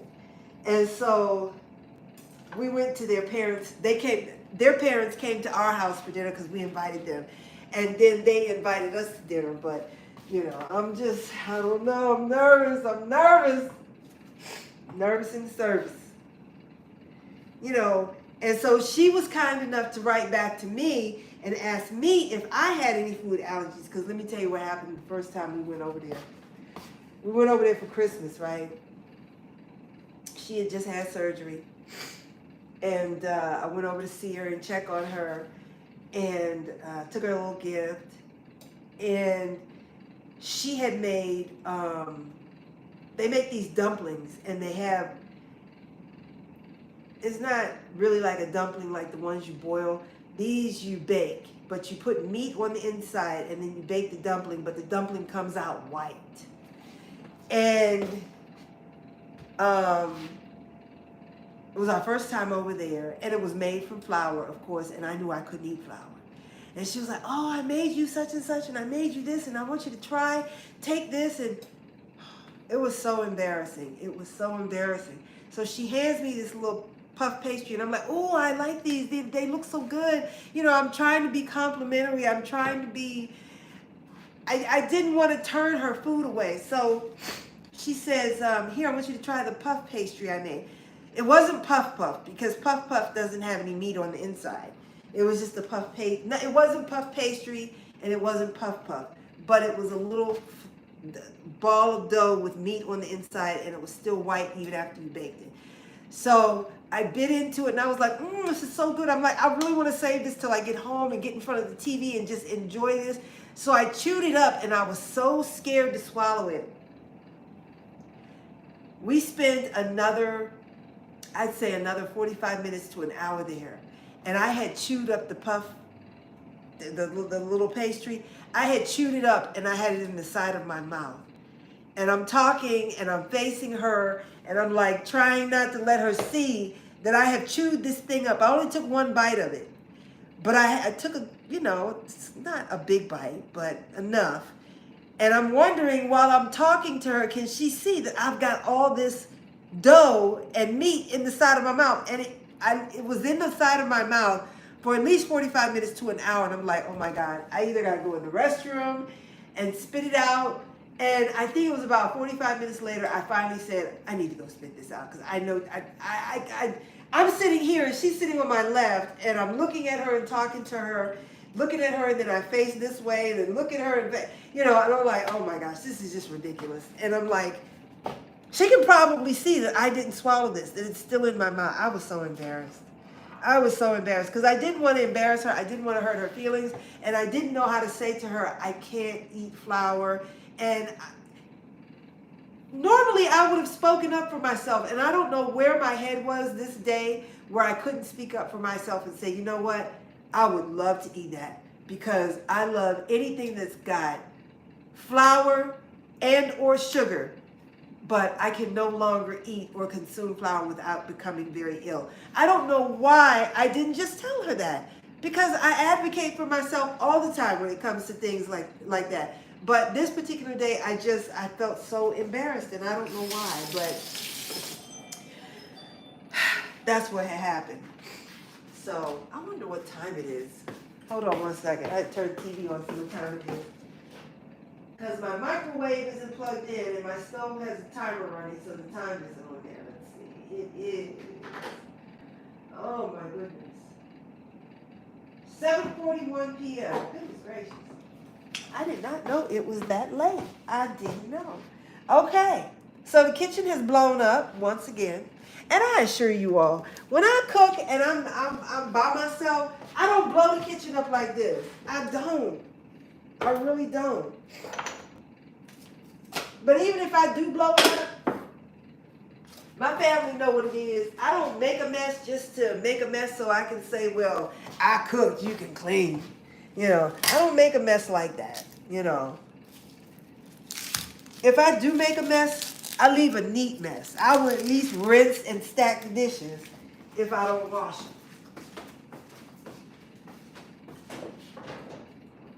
I will at least rinse and stack the dishes nice and neat.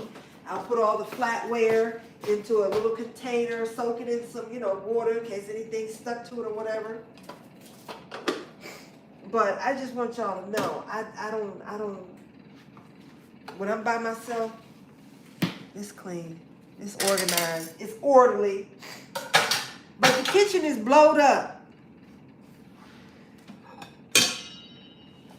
It's really blowed up. It's not blowed up like it could be, but I'm getting ready to fix that. I might even wash these dishes by hand.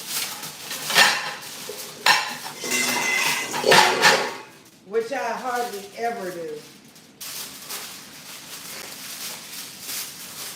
I think the reason why I don't like washing dishes by hand is because I don't like touching food boogers. And it be food boogers in the sink. You know, scraps of food. And the scraps of food be wet and they be floating around. I don't like that. I don't like to touch food boogers. But then once you get your hand in it, it's like, it's just food. It's like, this is stuff that you put in your mouth and now you don't want to touch it? Stop being ridiculous, you know?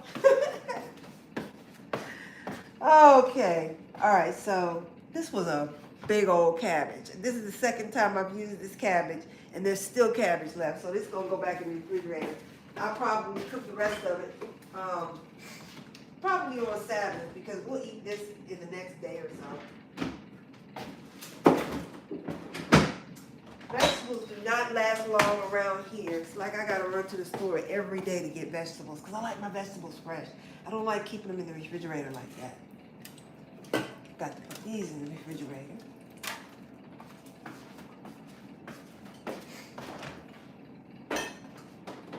I'd like a cold one. I sure would. Oh, I wanted to tell y'all.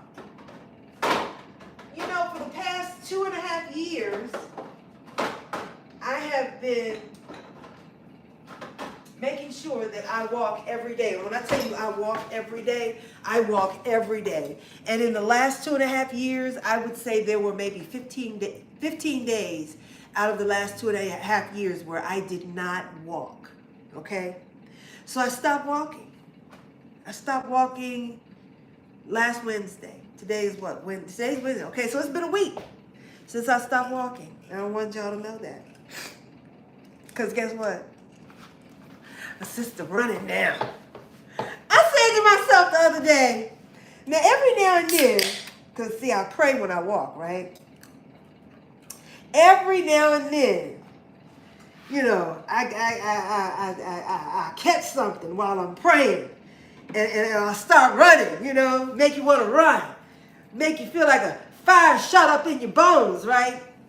And so every now and then I'll take off running. So this one particular day, last Wednesday, I started running and I didn't stop. And when I looked, it said that I had ran 1 mile and that I had ran at a 4.1 mile per hour clip. I'm like, it ain't fast, but shoot, 61, going on 62. And I did what? I ran a whole mile. When I say ran, that sounds like I was sprinting. I was not sprinting, I assure you. But I was jogging at a nice clip, 4.1 miles an hour. I'm gonna see if I can get up to 4.4. I bet you if I come out, I know what to do. And I recorded my days, so I might post the days, you know, where I was running, so you can see how fast I was running. So I normally walk about 2.5 to 5 miles a day. Okay, that's my normal walk. And when I walk that 5 miles, the first 2 miles are the 2 miles that I walk this kitchen and pray. Okay, everything else is just me walking. I'm getting in the car, I'm getting out the car, I'm walking around in Costco, I'm walking around in Wegmans. You know, those are really big stores, right? So, I get in about 2.5 to 5 miles every day, walking. So now I'm jogging, but I'm only getting in like 1 mile, 1.4 miles, but I'm moving at a faster pace. So I am making up in speed what I left behind in miles. So I'm not doing the miles, but I've sped up and I'm making up with speed what I'm not doing in miles. Make sense? ¿Sabe? ¿Tú comprende? ¿Tú conozco? Anyway, so yeah. And I'm doing my very best. The last 2 mornings, it was a struggle. It was a struggle. It was a struggle, but I said no.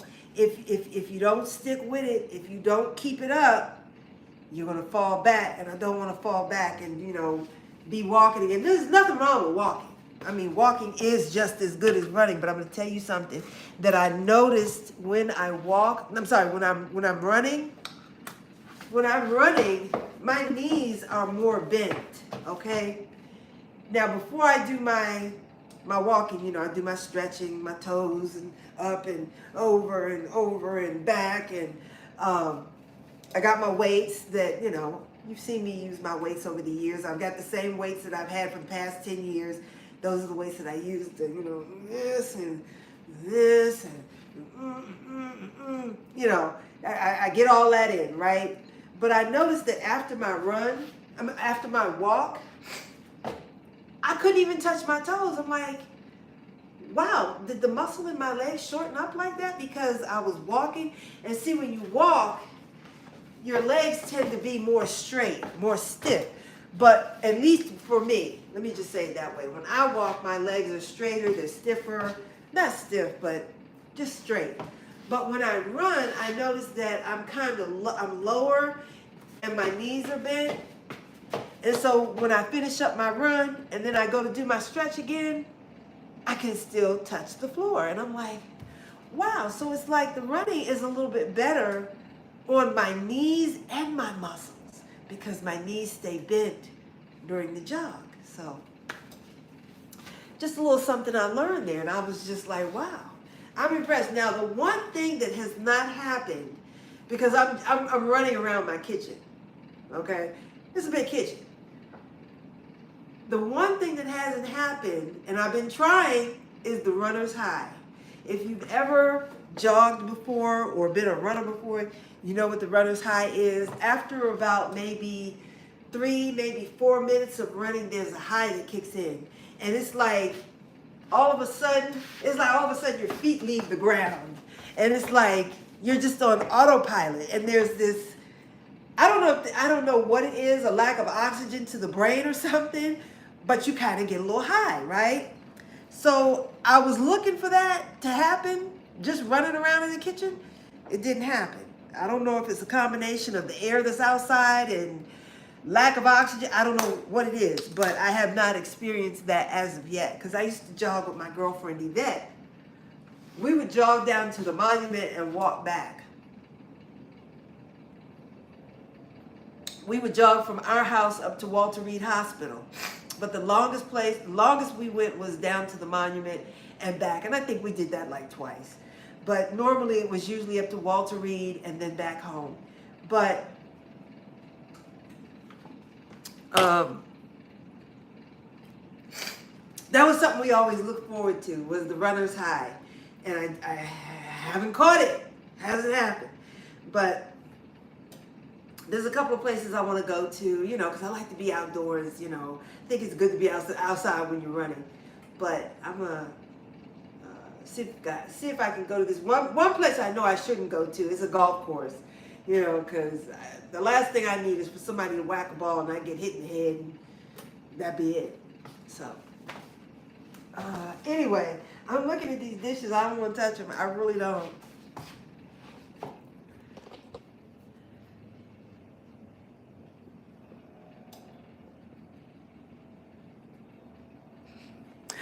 I'm going to do something. I don't know what I'm going to do, but I'm going to do something.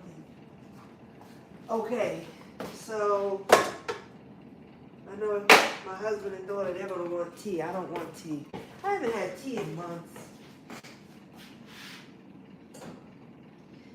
But if you're struggling with a sweet tooth and you're trying to get rid of a sweet tooth, you can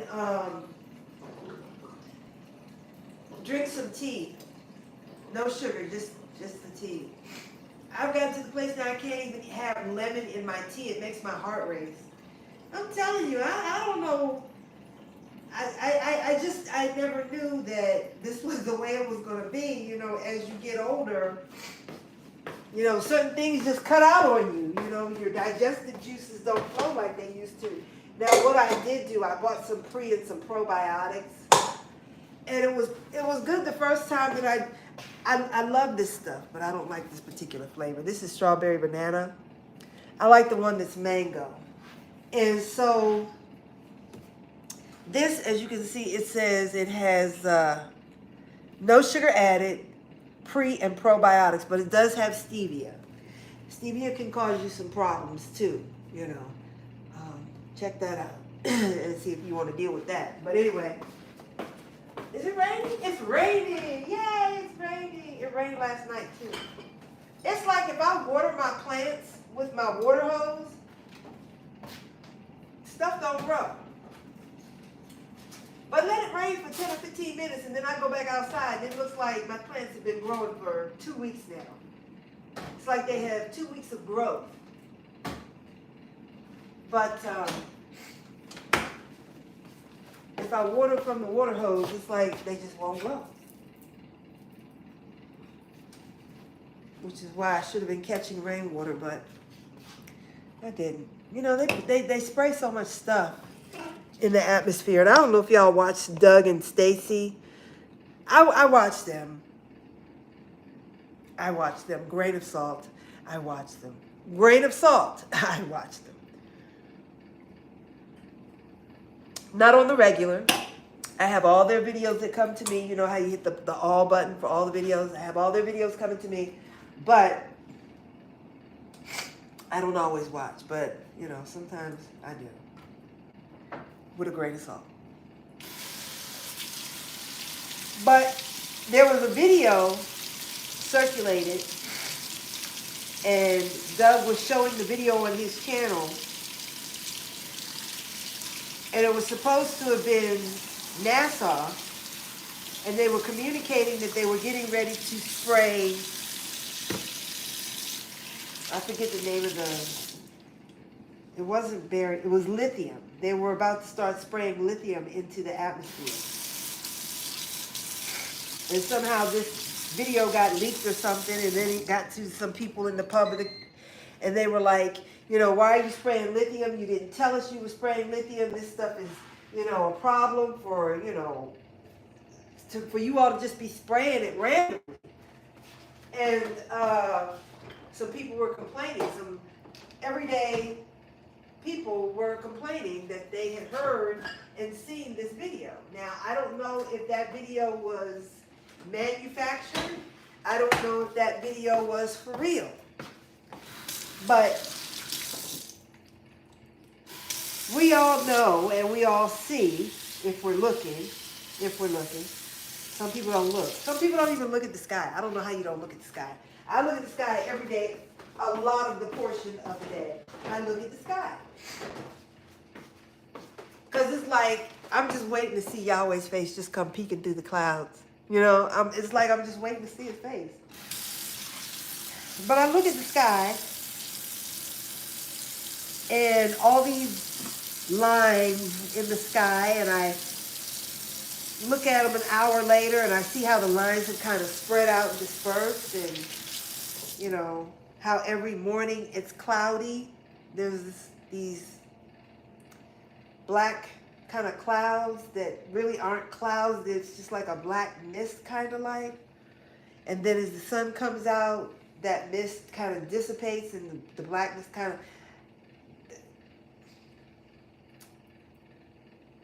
you know how a cloud is white and fluffy and pretty, and these clouds are not like, these gray clouds are not fluffy, they're not condensed in any way. It's just like a gray mist, and it disappears after a while when the sun comes up. And I'm like, and this recording was talking about how they spray certain things at night and they spray certain things during the day. Now, like I said, I don't know if that video was manufactured. I don't know if that was a real video, but he was promoting it as though it were. I know this is an election year, and people are trying to scare you this way, and people are trying to scare you that way. So, and I don't know who's who. You know what I'm saying? I don't know who's who. I don't know who is who. It's like, I don't want to call no names. I don't want to call any names. You just don't know who's who anymore. You don't know who's working for who. you don't know, you don't know. And so, that part. They spray so much stuff into the atmosphere, it's no wonder things aren't growing.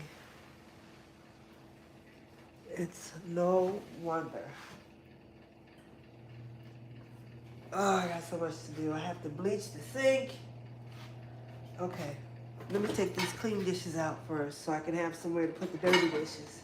But I really should wash those dishes by hand because they're not going to be done before it's time to have to put the dinner dishes in. Anything else to go in there? Nope. Not a thing.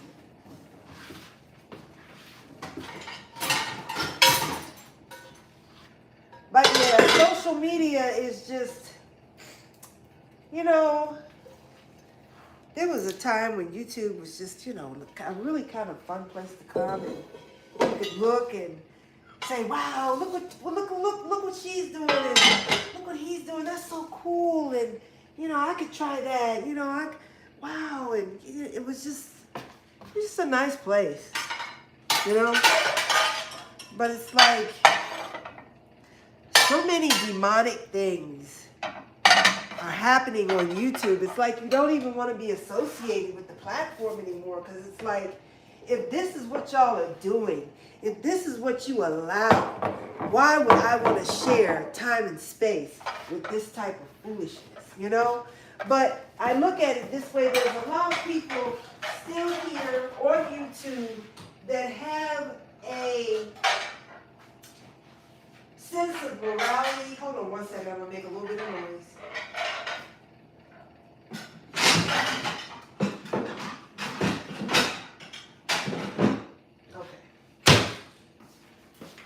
There are still some people on YouTube who have a sense of morality, who come here to deliver real content.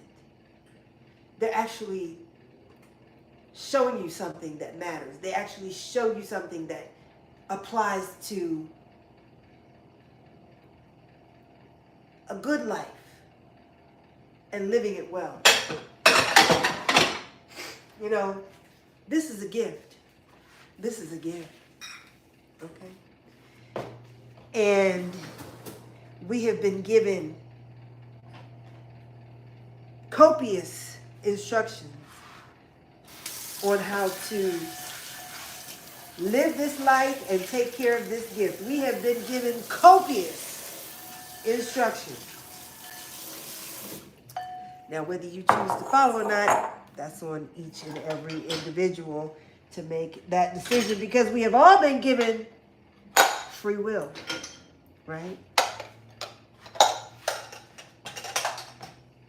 But I would think that if we were trying to live according to Yahweh's will, word, and way, we would be avoiding a whole lot of the foolishness that we see existing and unfolding on social media, especially over things that don't even matter. It's like people will work so hard to get nothing. People will give away their very soul for what? And what gaineth a man? What profit it a man to gain the world but to lose his whole soul? What will it profit you to come to YouTube and make a nice living here but lose your soul in making that living? I have seen some young folks on here, the ones that do these challenges, and they got their kids involved in these challenges, and they're scaring their kids, and sometimes, everybody's in on it, so they're acting like, this whole thing that they cooked up to do as a skit, was for real when it wasn't. But, whatever. This is, I guess this is the way people entertain themselves. This is how people entertain others. With these foolish things that Yahweh is not concerned with. These foolish things that Yahweh would never endorse, promote, or ordain in any way.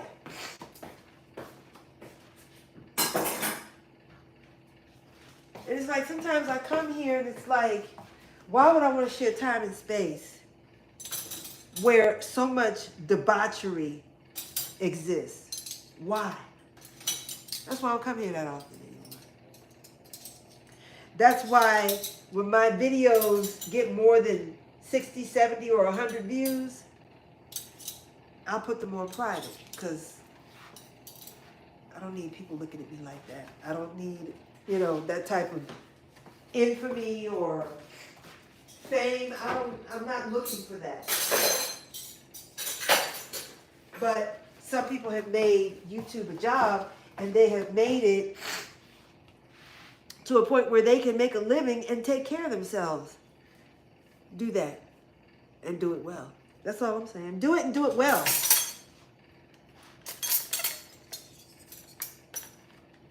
Keep about you your moral compass. Don't sell out. And definitely don't sell your soul. But some people will do anything, and it doesn't matter what it is. Whether it's meaningful or not, they will do anything to be a success here. I'd have to go get me a job.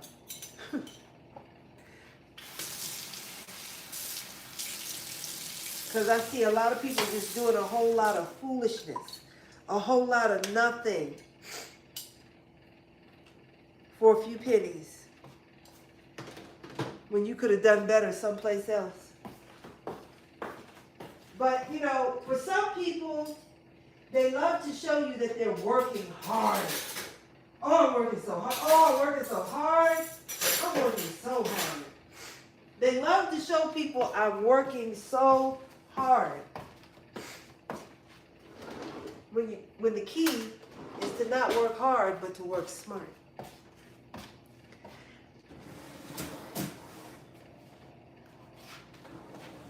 That's the gift. Learning to work smart and not work hard. Because if you come into a place or a space and you're working real hard and you're just making pennies on the dollar and complaining about how hard the journey has been, well then it sounds like, number one, you might not even like what you're doing. And if you don't like what you're doing, why are you doing it? Number one.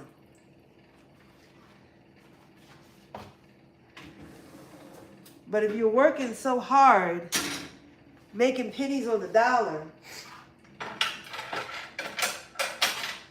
when there were other ways you could have gone about supplying yourself with whatever it is that you need, that was your choice.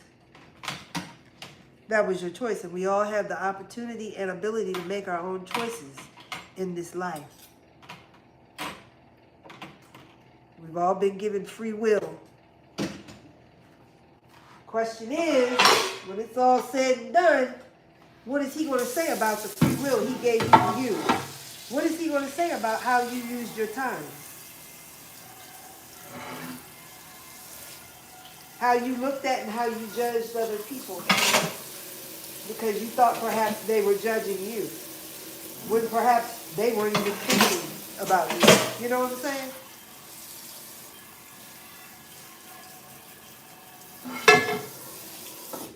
I know we've all made judgment of somebody. Oh, she probably did this, she probably did that, and she did this, and you don't know what she did. But people will come out, off the rip and want to swear they know how somebody's living or what they're doing. It's like people will say things to me like, they wouldn't be talking directly to me, but I knew they were. See, there I go. See? The passing judgment. Talking about, I know they were talking about me. I don't know nothing. I don't know anything. But sometimes you kind of surmise that someone might be throwing you a little shade. Nobody's that happy all the time. Guess what? Something must be going right in my life because they're mad or they don't understand why I smile when I smile as often as I do. Well, you have to remember one thing. I'm not always on here. I come here maybe once or twice a month, maybe. Okay? So you don't know what I'm doing the other 28 days. You don't know whether I'm happy, whether I'm going through something or whatever. But when I come here, I smile. Why? Because I choose to. Why? Because I got a whole lot to smile about. I got a roof over my head.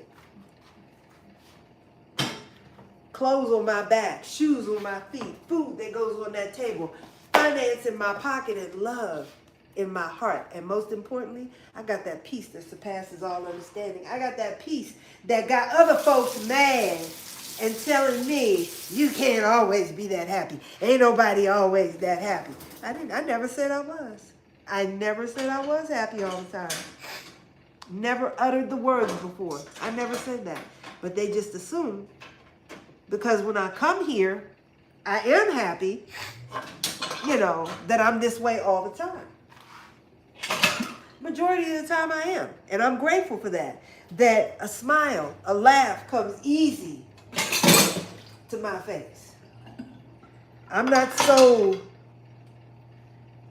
I don't know, I'm not unhappy that way, I feel blessed. I feel very blessed. And the reason why I feel blessed is because I have family. Number one. And that family consists of my husband, my children, my grandchildren. I don't have, my brothers are gone. Didn't have any sisters. My mother and father are gone.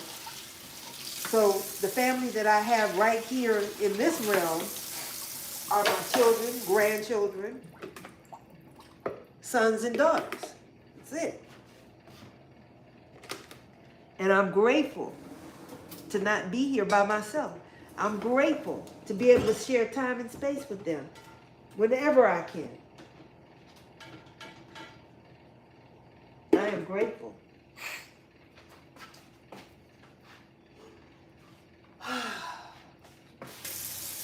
These flowers out of the way.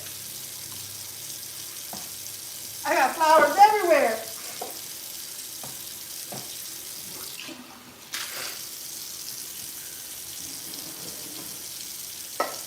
So, when I come here and I'm smiling and I'm jovial, it's because number one, I am.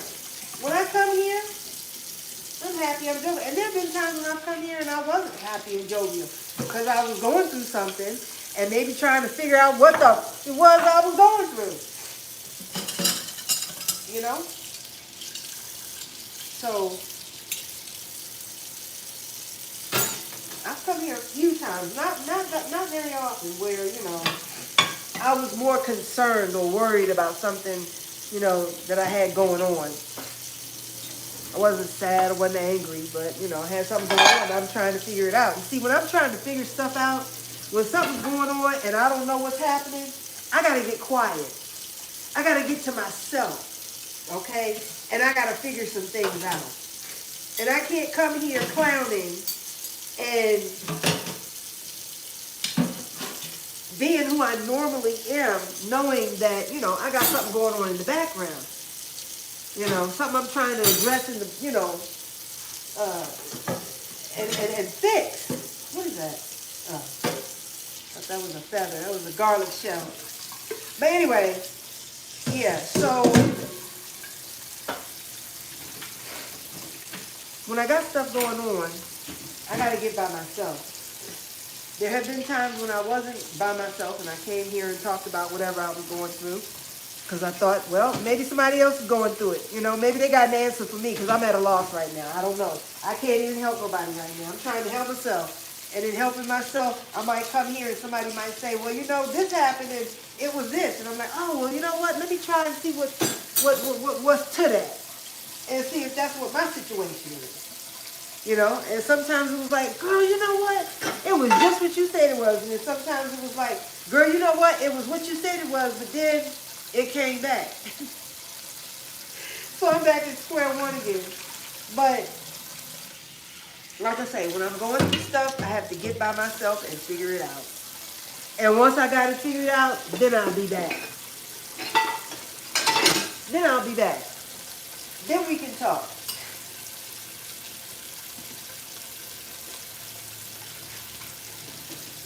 Ooh, my back hurts.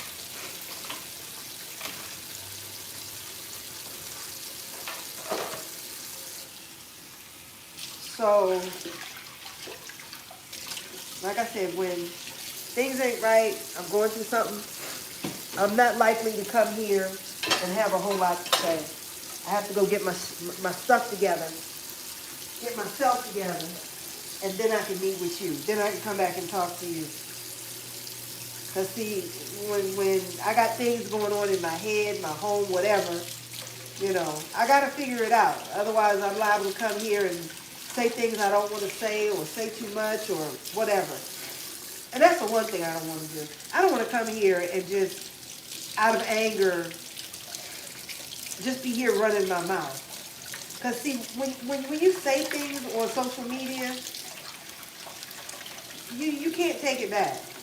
When you say things on social media, it's there forever. It's there forever because somebody recorded it. Somebody recorded it. So it's there forever. So it's just best that when I'm upset and I got something going on, I just get to myself. Because what I don't want to do is have to take back something because I said too much. You know, I don't want to have to take back something because I was angry, I was hurting. I just have to get by myself until I can figure things out. And once I can do that, then I can get back.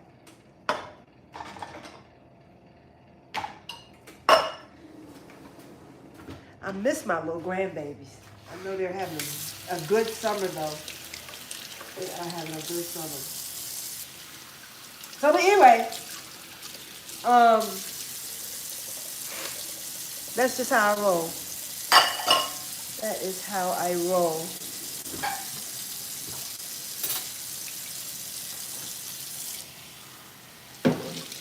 If I got something going on, I get quiet and I stay to myself.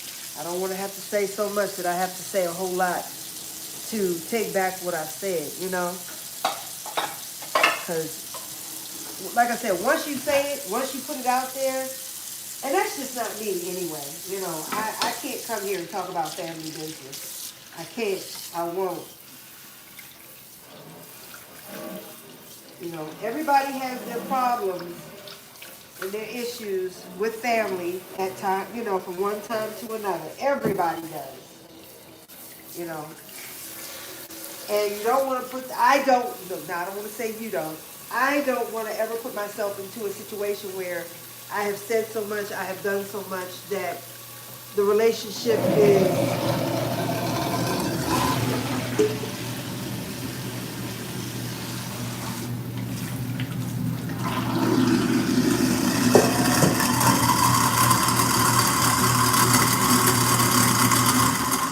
I don't ever want to put myself in a situation where I have said and done so much that what I've said and done can't be undone, you know?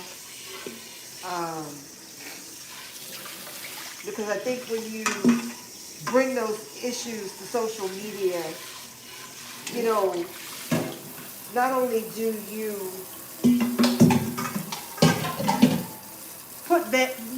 you put family business out in the street, but you burn bridges that way, and you make it very difficult for people to want to come back to you and want to engage with you in any way. Once you have, you know, betrayed trust, once you have divulged, you know, personal, intimate family details. And, you know, once you've gone on social media and done that, it's very difficult for family members to want to come back and ever be around you or want to talk to you again, because, you know, it's like you put my business out on the street. You let everybody know that I was having a problem. You let everybody know that I was a crackhead. You let everybody know that I got pregnant when I was 8 years old. You let everybody know that, you know, you betrayed their trust. And then when you keep doing it over and over again, nobody wants to be bothered with you. And I'm talking about a personal experience here, you know, where someone betrayed my trust, and they didn't put my business on social media, because at the time that this happened, we didn't have social media back then. But they betrayed my trust and said something they should have never said. And it was very hurtful for me that they did do that, because I thought that we were friends.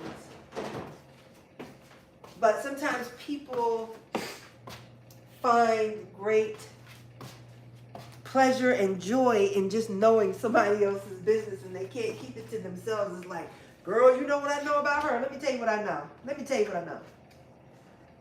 And half the story is wrong.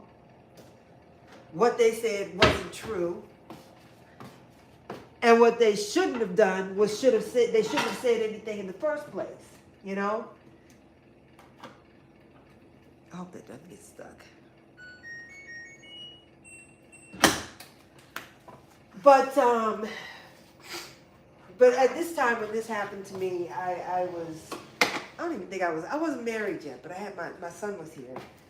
And someone betrayed my trust and said something they shouldn't have said. And they apologized, and then they did it again, and then they did it a third time. And I was like, okay, well, you know the rules, 3 strikes and you're out. Basically it. I don't have anything else to say to you. We have no business together. So you go yours, and I'm going to do mine. But it's like, once you betray that trust, nobody wants to be bothered with you again. You cannot be trusted to be the friend that I need you to be the brother or the sister or the child or the parent that I need you to be. Well, I don't want to say that, because my children, no matter what they do, they will always be my children. They will always be loved no matter what. Always. I don't care what happens between us. All 3 of my sons, my daughters, my grandchildren, you know, a mother's love, they can do no wrong. You know, they might make me mad, but they can really do no wrong. So, anyway, all right, so the dishes are washing. Let's see how much. I said I was not going to stay here for 3 hours. Okay, there's 40 minutes left on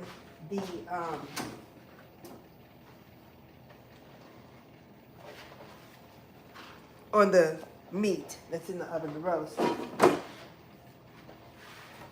I'm going to show you what I do to my sweet potatoes. What I really want to do to my sweet potatoes, I cannot do. I should not do, because I probably end up very sick in the morning. But anyway, here's my sweet potatoes. Let me turn the camera down so you can see. Let me see one thing. Okay. All right, so there are my sweet potatoes. All right. So I just pull the skin off. I just tear it like that. Pull it back. And I take the skin off. Now, when these potatoes are really, really good, you can tell, because when you take this skin off right here, this part will be shiny, like somebody coated it with some syrup, some clear sugary syrup. When it's a really, really good sweet one, it'll be shiny, and it'll be kind of, see how that's kind of shiny and glistening right there? That's what the potato will look like if it's a really good sweet one. This one is not shiny like that. But that doesn't mean it's not going to be sweet and it's not going to be good. But oftentimes when it's not shiny, I'll cut this outer part off and then just eat the rest of it. But when you cook these just right and you've got one that's really good, it's kind of, it'll be a little, not stiff, but if you fry the outside a little bit, the outside will have like a little light crunch to it, just a little teeny light crunch. But the inside will be like a vanilla custard. It is so, so good. And I buy these at the Asian market. And at the Asian market, they call these Korean sweet potatoes.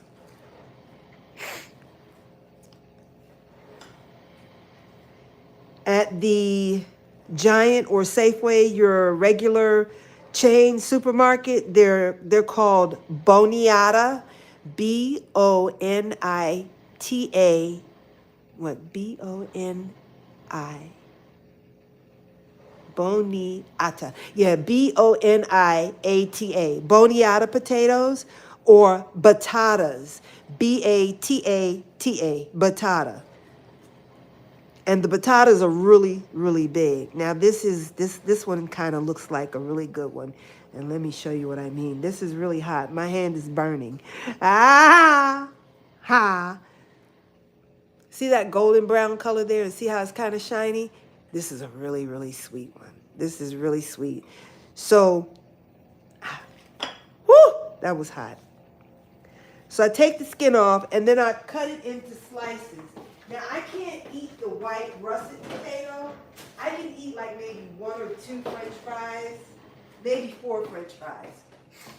But after that, I can't eat anymore. Because I'm going to tell you what happens. I'm going to have some French fries tonight. And if this thing happens tonight, I will show you what it looks like. If I can get to the camera. But if I eat a sweet potato and let's say 10 or 12 French fries, right?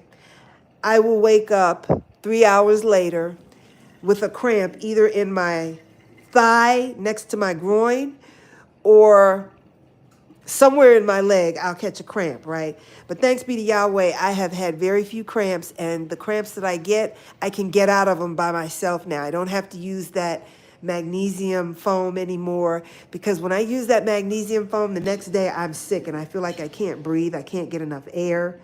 And I have to wait like a half a day for that feeling to go away. So I can't even use that stuff anymore. But I get scared when it happens and I rush to use it. But I've learned that I have to stay calm. I know it hurts, but you have to stay calm, because the more upset I get, the worse the cramp gets. If I've had a day where I get upset and I get angry, most likely I will catch a cramp that night. So it has something to do with also stress. If I'm stressed out, I'll catch one of these cramps. And I don't know if you all have heard about Celine Dion and her condition. She has a condition called stiff person's syndrome. I think that's what it's called. Stiff person syndrome, right? And it's like her whole body catches a cramp. And it happened while she was filming her documentary. I know how bad I feel when I catch a cramp in my thigh or even in my foot. I mean, one night I was in here screaming so bad, I knew somebody was going to call the police. I just knew somebody was going to call the police. So I did my best not to scream like that. I'd never in my life screamed like that. Not even when I was in labor. Because when I was in labor, I wanted to scream, but I couldn't. That labor pains, there's nothing you really, I couldn't get a good scream out if my life depended on it. I just couldn't scream. But that night I screamed so bad, I just thought somebody was going to call the police. But this happens to Celine Dion, and they call it stiff person's disease. And it happens when she gets stressed out. I don't know if it happens when she eats certain foods or not, but apparently stress brings on these episodes where her body just goes into a spasm. And this isn't just her thigh, it's her entire body. when she was laying there moaning and groaning, and I could see the pain. I mean, her face just turned beet red. She was in so much pain.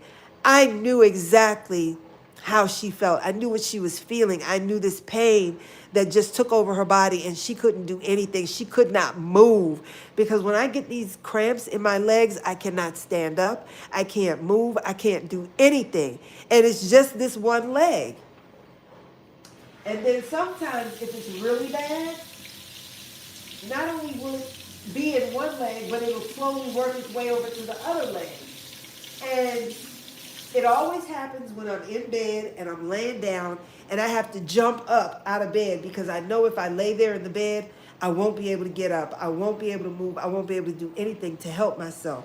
So I have to jump up out of the bed. And then once I jump up out of the bed, I can't move out of that one spot.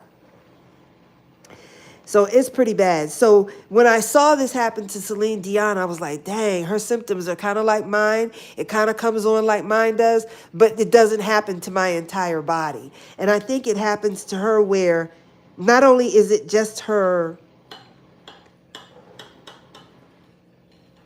lower extremities that catch these muscle cramps, but it's her entire body, her rib cage, everything. So I think this lady is even having her airway compromised because of these muscle spasms. And that has got to be so freaking scary.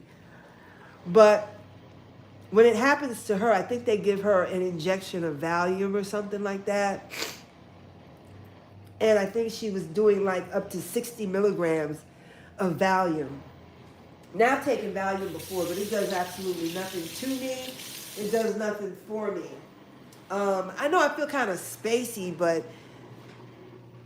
it's just like a weird spacey feeling. But other than that, it doesn't really relax me. I don't feel any different as far as being relaxed or anything.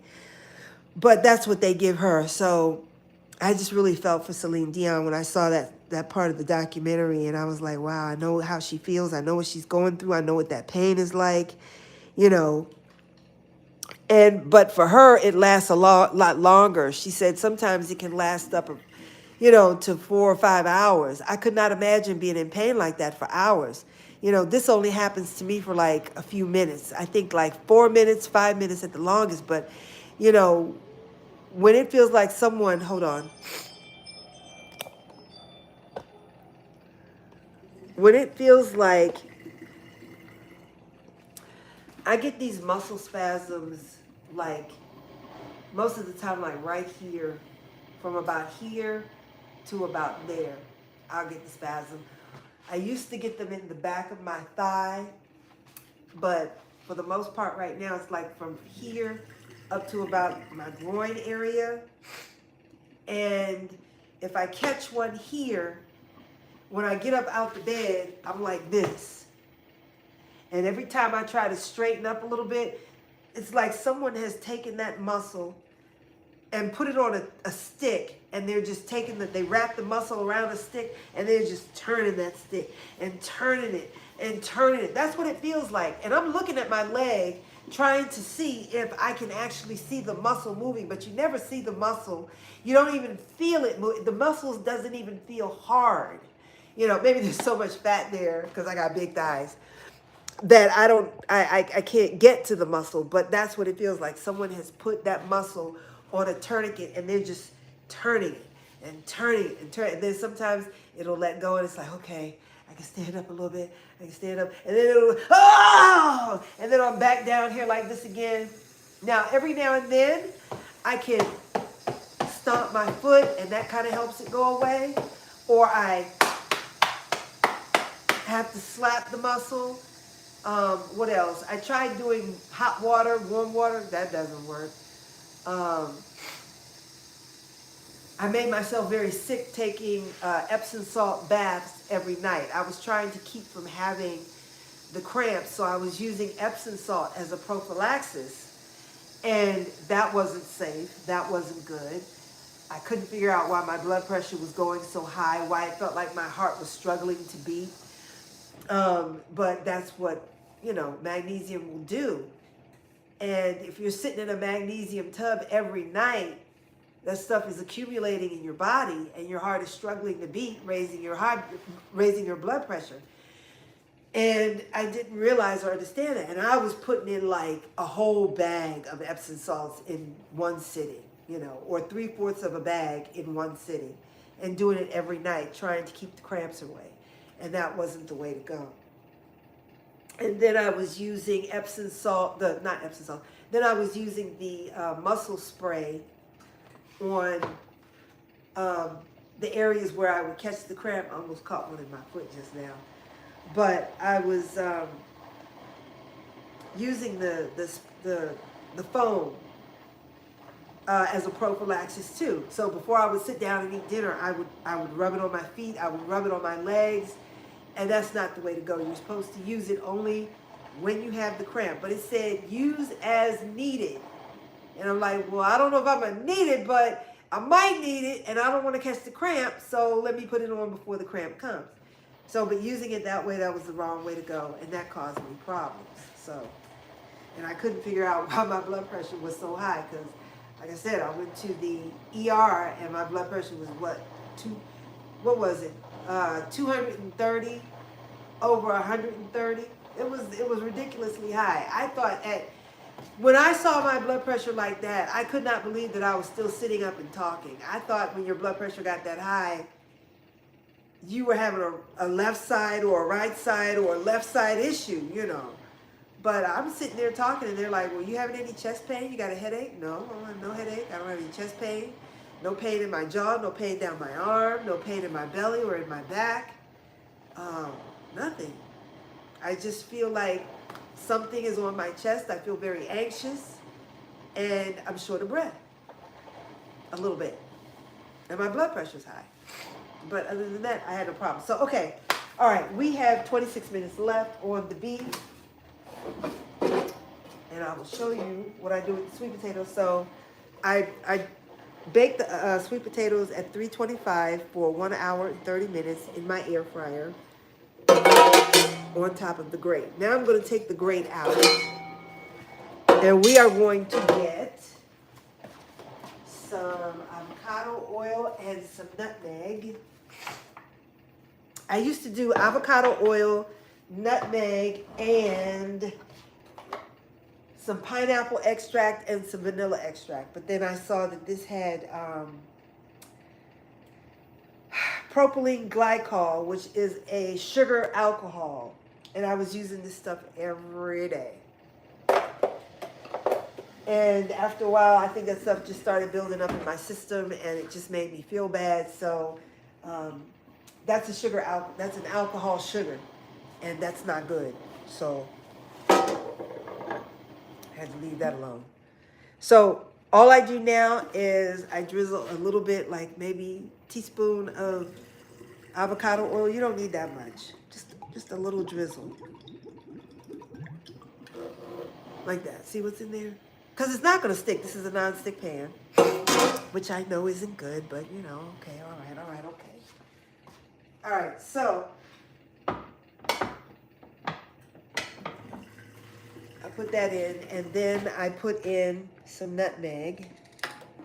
I love nutmeg. I can remember I would buy a bottle of nutmeg, and that nutmeg would still be full 10 years later. I go through a jar of nutmeg like every 3 months. And my other spices, I go through those in like a month. All right, so I'm going to sprinkle. And you have to be careful with nutmeg because too much is not good. Nutmeg can be used, but you really should be in a controlled setting. But some people use nutmeg to come down off of drugs. But you got to know how to mix it with the water and how much to drink and when to stop drinking it. And, you know, if you don't know all of that, you shouldn't mess around with it. Not like that. But I do use a lot of nutmeg. So I am conscientious about, you know, nutmeg having a negative impact on you. It can cause some issues in your brain. So I'm conscious about those things. So I don't use it every day, Let me stop lying. Yes, I do.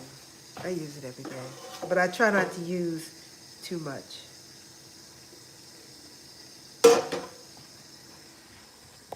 I use nutmeg every day.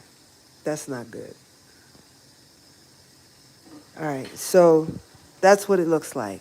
A little bit of avocado oil and the nutmeg. And then I take the sweet potato and put it in the pan on both sides. Like this. Like that. Like this. And like that. See, that's enough for dinner. This right here. That's enough. But I know I'll eat like 4 or 5 pieces. Sometimes I just don't have the self-control that I should have. And that's why I don't bring, you know, even when I was vegan, there were just certain things I wouldn't bring in the house because I knew if I brought them in the house, I would eat them because I don't have that type of, I shouldn't say I don't have that type of self-control because I do have self-control. I had to have self-control to get on this walking venture the way that I have. I had to have self-control to do keto and go from, what was it, 227 down to 180. That was the lowest I got. And then when I looked at myself one day on, I better plug my phone up because I know it might die. I looked at myself one day on YouTube. I had on a burgundy dress, sundress, and it had it was like a halter top kind of sundress. And I looked at myself, my face, and it had gotten so narrow and so thin. I was like, oh my goodness, I don't even recognize myself anymore. So I got a little nervous and I intentionally put on a few pounds, and I'll tell you how I did it. I just started eating a lot of sweet potatoes. But on top of eating the sweet potatoes,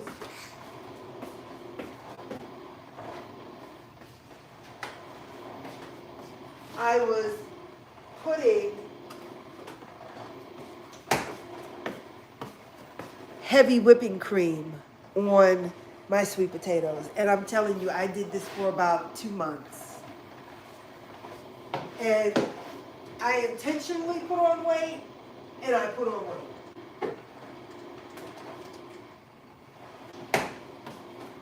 I didn't like the way my face looked, and I said, no, I don't like this. So I said, we gotta plump this little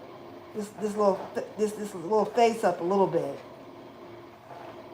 And then I got to the point where, okay, the face looks good now, you can stop now, and I couldn't stop. That part. So, but yeah, I'm still good. I weigh 183. But I'm not concerned about weight right now. I'm just concerned about health and being healthy. That's my concern. You know, taking care of this gift that I have been given is my concern. Not worried about dress size, not worried about scale. It's good to be conscious about it, though. You should be conscious about your weight, especially if you're not comfortable in how you feel or in how you look. If you don't feel comfortable about, your weight, do what you can to make a change. Do whatever you can. But remember, you got to keep healthy, too. And a lot of people try to lose weight to get healthy, but you got to get healthy to lose weight. Hello. All your nutrition has to be intact for you to lose weight and to be healthy, whole, and well. Because you can lose weight and be sick. You can lose weight and get sick because of the way you lost weight. So if I were to give anybody any advice about losing weight, I would say don't worry about your weight. Worry about your health. Go get your lab work done. Look at that. See what that do. See what that look like.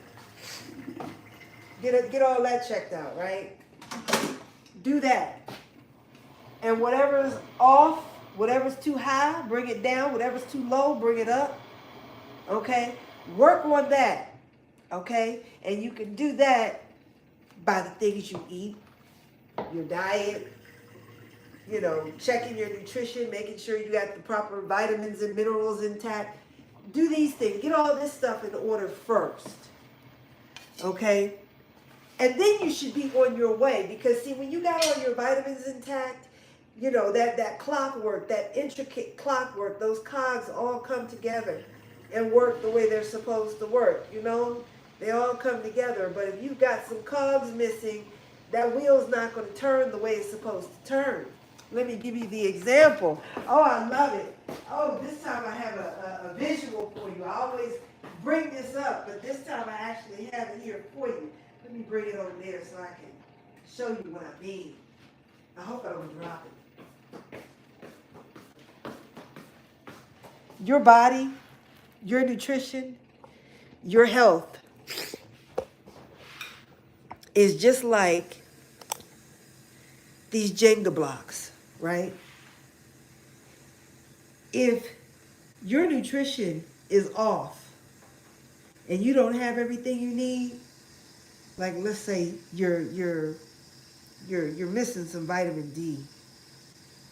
Let's say your B12 is off. All right. Your niacin is not the way it should be. Okay. And let's say the what else? Riboflavin is out of order. Your iron, this is your iron I'm taking out now, has been compromised. Iron saturation is looking kind of shaky, okay? Your iodine isn't where it's supposed to be. Look at all these holes you have in your nutrition. Let me move this camera. Look at all the holes you have in your nutrition. This is what your body is looking like. Let me unplug this phone. This is what your body's looking like. It's not whole. It's out of sorts. It's out of line. Okay? This is what happens when you fall short on nutrition and you're not getting the things that you need to be healthy. Okay? Where you see holes at, there should be nutrition. There should be minerals and vitamins.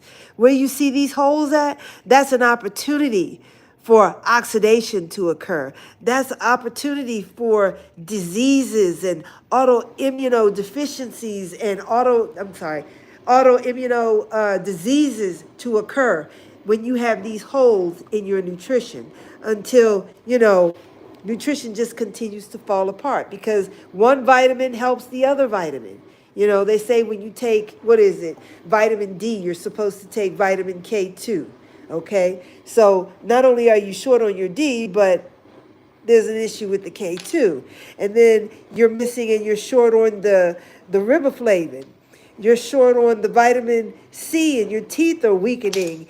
And you don't have enough vitamin D and your bones are weakening. Okay, eventually,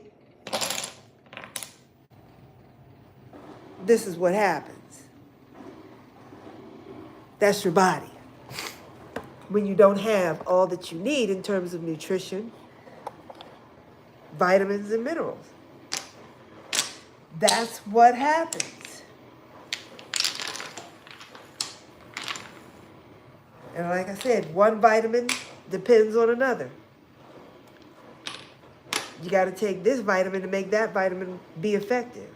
If you don't have enough of this vitamin, that vitamin, whether you take it or eat it or ingest it as a supplement, it's not going to work if the other vitamins are not intact. Nutrition is so important. And that's why I understand now. When you hear people say or quote the scripture, a little here, a little there, that can be inserted in so many different scenarios. You do a little here, you do a little there. You eat a little this here, you eat a little that there. It applies to so many things in our lives. It really does. So, all right. So we have 13 minutes left on the meet. The broccoli, the cabbage are done. The dishes are washing. I still need to wash out I gotta bleach the sink. The only thing I have left to do is to fry up these little potatoes. Let me fry one so you can see what it looks like, okay? Since I made these little accordion potatoes, I don't want to keep you waiting until everything is done to show you how these potatoes come out. Because it's a little bit of a process. Some people say, girl, I got kids. I ain't got time to be doing all of that. Ain't nobody gonna be cooking like that. You know, you cook like this, yes you can. It just takes meal prep. When you go to the store, don't just put the meat away. Grind some of that meat up and make hamburger patties so that when it's time to make hamburgers, you can do that and you don't have to go through all of this. You know, you got a work week you got to look at. You got kids to get to soccer practice, football practice, dance practice, whatever. You got a lot going on. But you still need to make sure that you and your family are eating well and whole food. And you don't know what you're getting when you go to fast food all the time. Okay, maybe once a week, maybe twice a week. But y'all, come on now. I've heard some talk about something called population control. What is that? How you gonna do? How you getting rid of people? What is happening? What is population control? What happened? How you gonna control the population? What are you gonna do? How you gonna get rid of people? You getting rid of people? Is that what, I don't know. I'm asking questions because I don't know. What does that mean? What does that mean exactly? Is what I'm asking. Right? But you know, they say if you control the food, you control the people. And if it's people you want to not have so many of, we'll put it that way, what would you do? Would you do something to the food? People getting sick and then they not here no more? What would you do? Exactly. What's happening? So I'm going to take some avocado oil.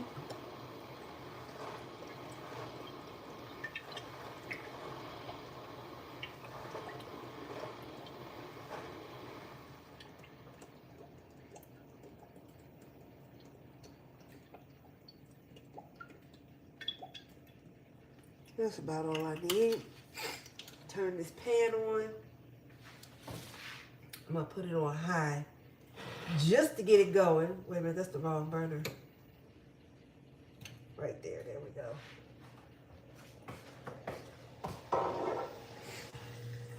Now we're going to take one of these little accordion fries and we're going to fry it up in the oil for about 3 minutes, 3 to 4 minutes. We'll take it out, let it sit, all right, for a few, let it drain. I don't have any paper towels to drain. I have to get a towel. Let some of the oil drain off and let it sit for about 5 minutes and then cook it for another 3 to 4 minutes until it's golden brown. Baby, these are really good. And then you hit them with a little Parmesan cheese or a little shredded cheese, whatever cheese you got, and salt and pepper, maybe a little paprika, maybe a little herb du Provence, okay? You're gonna have a really nice treat. Okay, so let me just gather a few things because I did say herb du Provence. Do I have any herb du Provence? I think I may have used all of it the other day when I made that chicken. Do I want it? Oh, wait. Here we are. Herb du Provence. This brand doesn't give you a lot of lavender like the McCormick brand does, but I see a little lavender in there. It's enough. Let's see. Okay, so we got the herb du Provence and some paprika. If you don't have paprika, you can use a little chili powder. I prefer paprika. Not much difference in taste to me. But if you notice a difference in taste, I would say go with the paprika. Okay, so it looks like I have no paprika. Doggone it. Yes, I do. Yes, I do. Oh, let me show you the best $5 I have spent in a long time. This was a good buy. Let me put these in here.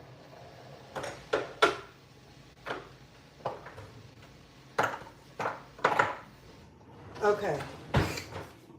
This was like the best $5 I spent. I have a lot of herbs and spices, right? This little box, this little organizer here, $5 at Aldi's. And I went into Aldi's because I kept hearing people talk about Aldi's this, Aldi's that. I didn't really see anything in there that I wanted to buy, but they have this seasonal aisle. And in the seasonal aisle, they had these organizers for your drawer, and they were only $5. That was like the best $5 I ever spent because I used to have these little spice, what do you call it?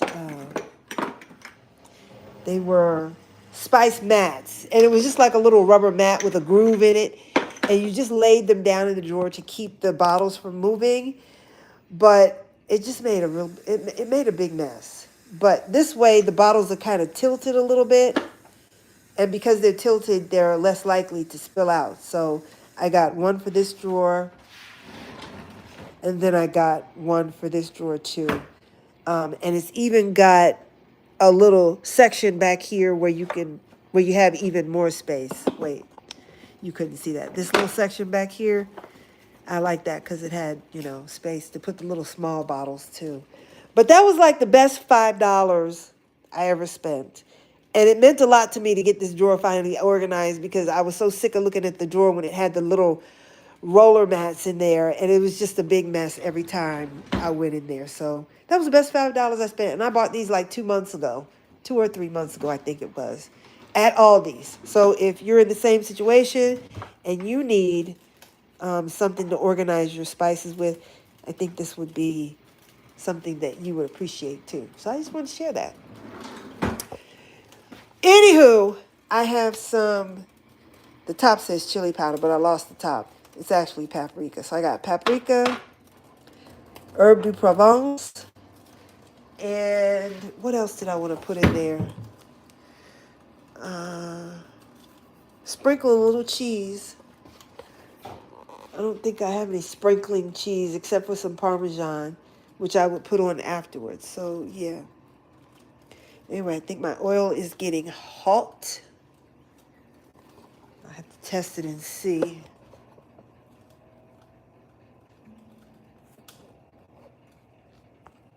Okay. All right. So how much time do we have left? We have 5 minutes and 23 seconds left for the roast to be done, and I hope it's done this time. Whether it's done or not, I got to go. I can't stay on here much longer. I don't know how long this video is going to be up. Like I said, when my videos hit like 100 views, I take it down. I don't know, it just makes me feel a certain kind of way. I don't want that many people in my house. It's not like people being in my house, but I've heard it said, you don't want that many people in your house. It's a figure of speech. Okay, so come on over here. I'm going to grab some tongs and these potatoes. And you get over here. Right. You two stand there. I forgot to turn my potatoes on. Or did I? Did I turn them on? No, I didn't. I thought I did. All right. Bake, start. Come over here. All right, so you all can get right over here. think. Wait a minute, cancel that. And then turn this like this and push it down. I think this oil is hot. I'm not sure. I'm gonna put a potato in there and test it out. I hear it sizzling. I can see it sizzling a little bit. Yeah. Okay. So let's put one in. Let's put one of these accordion fries in. Let me just show you what it looks like again. These are the little accordion fries. They're all twisty and bendy. Kind of cute. That one's about to fall apart. Let me grab another one. Let's get this one. This is a good one.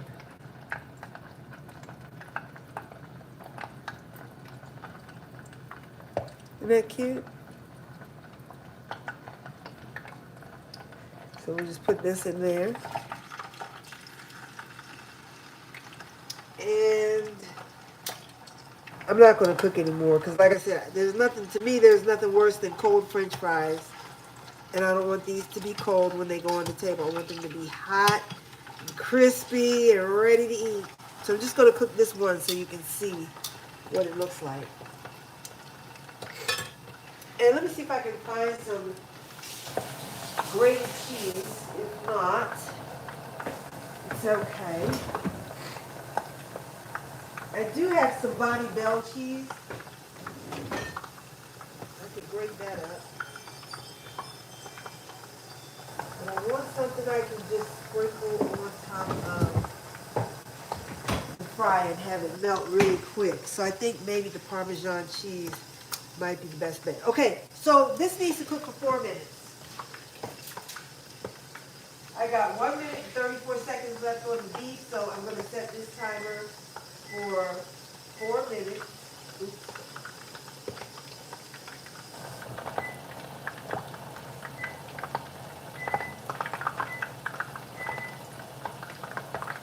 Come on now. What is the problem? 4. Start. Okay. Now, big. 3, 2, 1,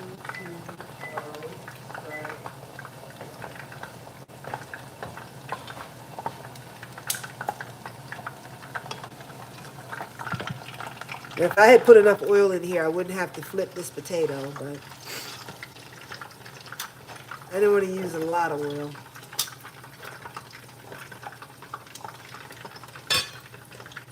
So I have these Bonnie Bell cheeses that I like to use. I use these on pizza, pasta, whatever. This is the, oh, I bought the wrong one. Doggone it. What kind of cheese is this? Bonnie Bell? They call it, this one, Baby Bell. It just says light. I thought I was buying the Monterey Jack cheese. Doggone it. Did I really buy both packages wrong? I sure did. Okay. The way you know the difference is that the wrapper for the Monterey Jack cheese, that wrapper is turquoise. This light cheese, see it says light here. I don't even know what kind of cheese it is. It just says light. But this light cheese is blue. I should have got the one in the turquoise wrapper. I bought the wrong one.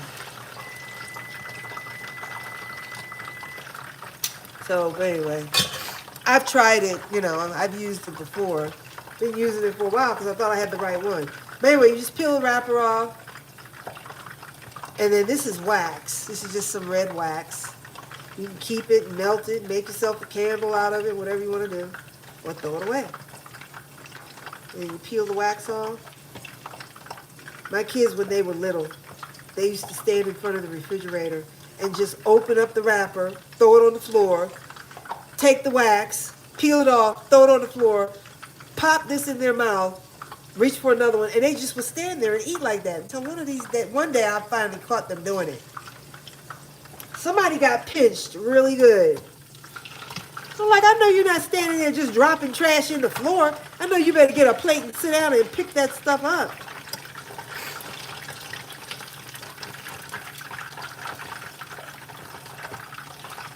I think I should add more oil because the oil should be on top cooking the fries, but I'm going to do it after this one is done. Because while the bottom is hot, the top is cooling because it's not completely submerged. So I'm going to add some more oil to the pan after this is done.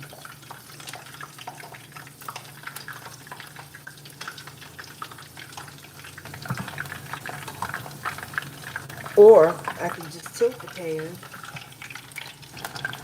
and cook it like that. That's the way I want it to cook. I want it completely submerged, just like that.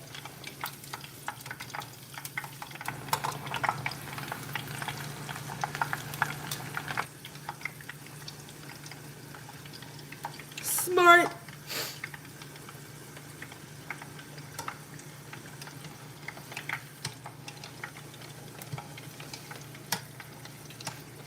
All right, let me just check and see how much time I have left.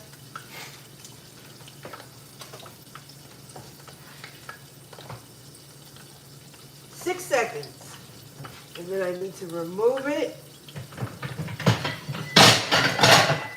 Put it on a towel.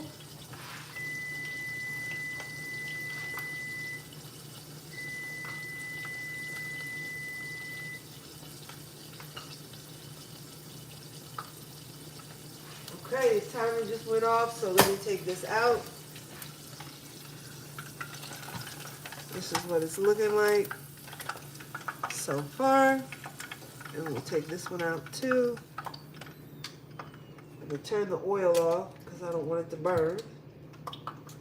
And we just let this hang out for a few minutes. See? And these are so good. We're gonna sprinkle a little cheese. Well, we'll sprinkle a little paprika and herb de Provence on top of the cheese after we put the cheese on there. Okay, I heard you. Hush now. Wow. All right. So, like I said, my broccoli is done. The cabbage is done. The only thing I have to do is finish those potatoes. I'm going to put a little bit more oil in here because I'm going to put a bunch of potatoes in at one time, and I don't want to have to tilt the pot. This avocado oil is just so expensive.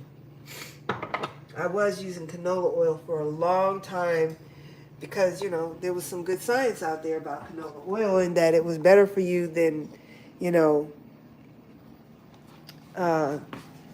using EVOO and some other things. So I was using that for a while, and I started noticing some things. You know, it's like, you know, you get older and you can't eat this, you can't eat that, and you're tweaking and you're looking and you're trying to tweak your diet here and fix it there and make it so that you're not having complications after a meal. And it's like, oh gosh, what is it now? What did I eat? Oh, you know, you ate and you haven't eaten that before and it's been a long time. You know, you weren't supposed. Something, it's just, you know, keeping track of this and you can't eat that. And... All right. So what was I going to do? I was going to take the meat out the oven because you all want to see how the meat came out, right? All right. It is time to remove. Look at all the juice in this pan. Oh my Lord, and I can still see my vegetables. It didn't cook so long that, you know, the vegetables melted away. I can still see the peppers and the onions in there. I can smell like garlic. Oh my goodness. Now this has been cooking since 4 p.m. It's been cooking for 5 hours. So, and if I have to cook for another hour, we'll do that too.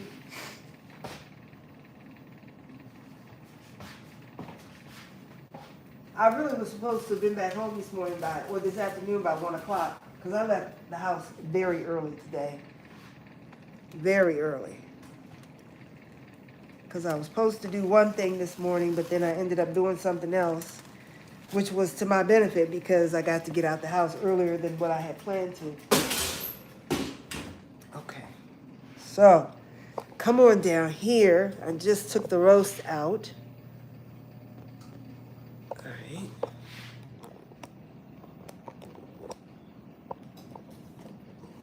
I don't know why I can't zoom out, but I have to do it that way. Okay, so let's take a look. Just took it out the oven, so it is piping hot. Try not to burn myself on the steam. Oh, baby! Oh, baby! Oh, looking. Oh, that's nice. And the garlic has cooked so nice that it has really become a paste, and all I have to do is just mash the garlic into the meat. Hold on 1 second. Looking for something to cut with, because I have a feeling this needs to cook a little bit longer. We can eat it like this because I know it's not raw, or look at that garlic. Look at that. Look. It's just a paste now. Look at that garlic paste, baby. Oh, yeah. And look how juicy it is. You see all that juice? Look at that. I'm just mashing the garlic right into the meat.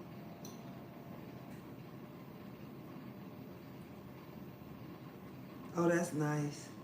Look at that. Look at that. Let me see. Will it cut? Will it break?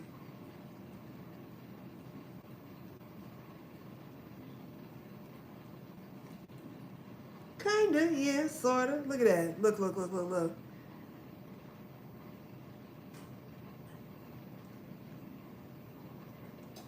Hold on.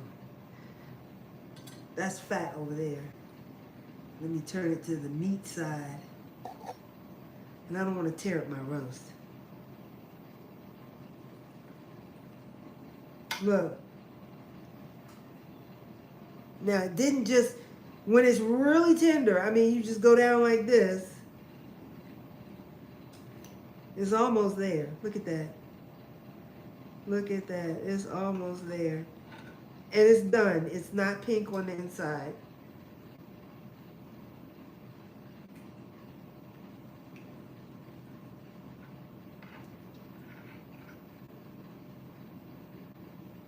Look at that. See how the meat just comes apart? Look at that. Very tender. Now, if I did this for another hour, it would even come loose a lot easier. Okay, but this is done. It is done. Have a bite. Have a bite. Get you some. All right, so the beef is done.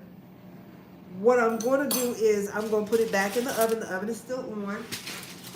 And I'm just going to let it do what it do while it's in there until I can get the French fries ready. And once the fries are ready,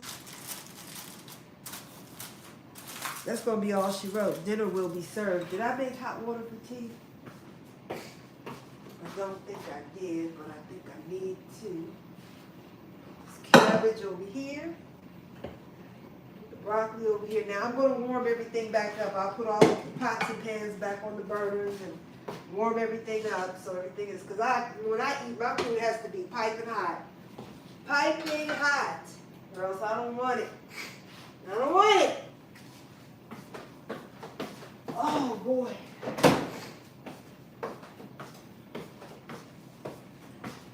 Okay, so I said I was going to put this back in the oven, and that's where it's going right now. Turn around this way. Okay.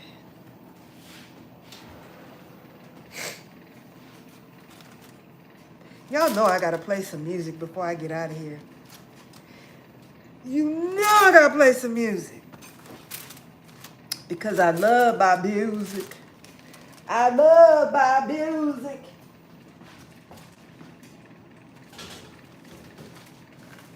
I'm telling you, music will just change my whole attitude. I mean, I can be upset, mad, angry, put on a good song, you know, it just, music can be a nice thing. It can be a really nice thing.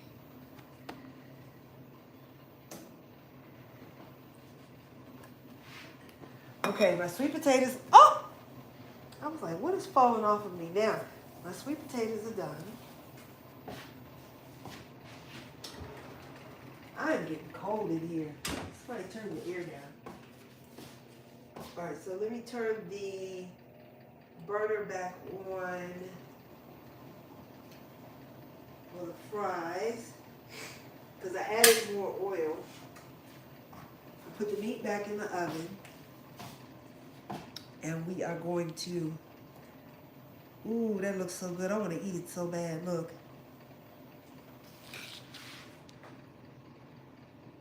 Isn't that cute? It's like a little accordion. So we will sprinkle a little paprika, a little herb de Provence, some cheese. Put it under the broiler. Oh, let the cheese melt.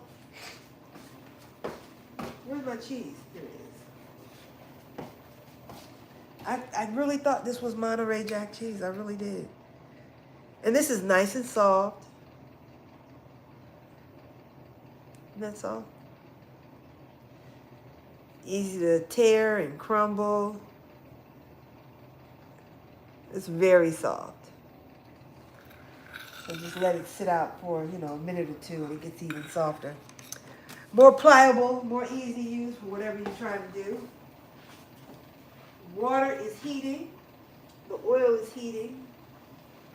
And I think that's it, y'all. I think I really should just go ahead and end this live now. I appreciate you tuning in. Thank you for the thumbs up. Appreciate it. I appreciate you tuning in. I do.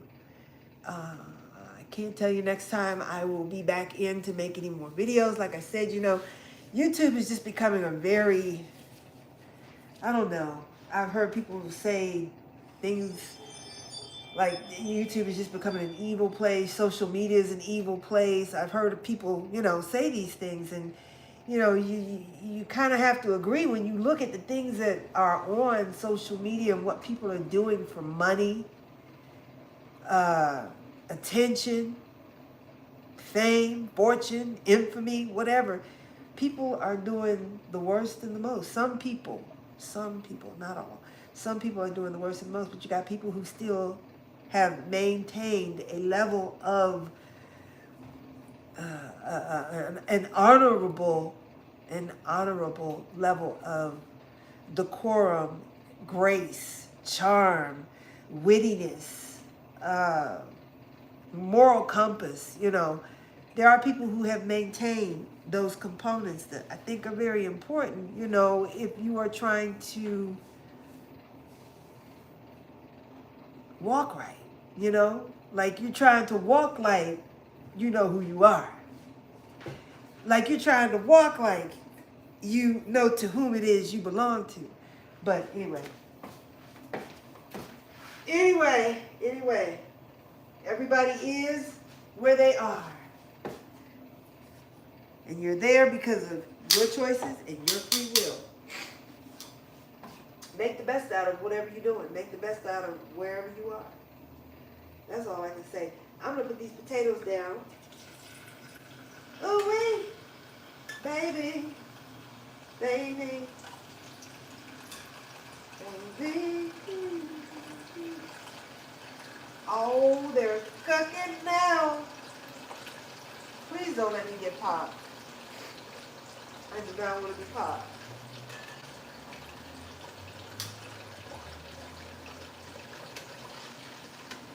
I was going to make some rice. Should I still make the rice? I can make the rice. Rice only takes 20 minutes to cook. And my rice is very easy. Okay. So, rice can be made easy. Oh, Lord.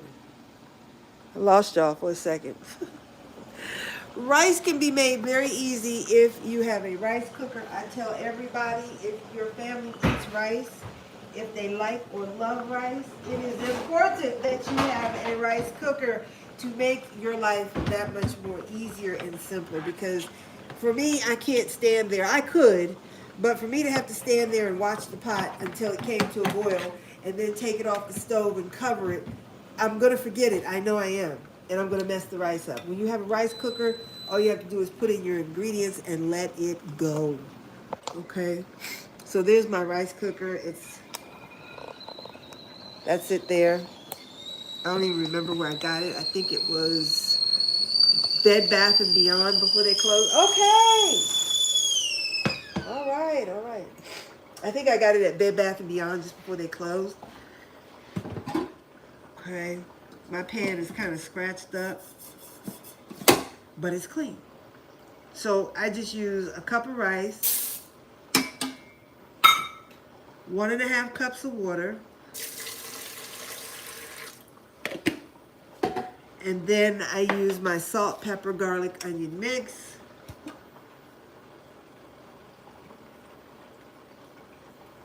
I never wash my rice. I don't know why, but I never have. And then I give it a stir. I plug it in.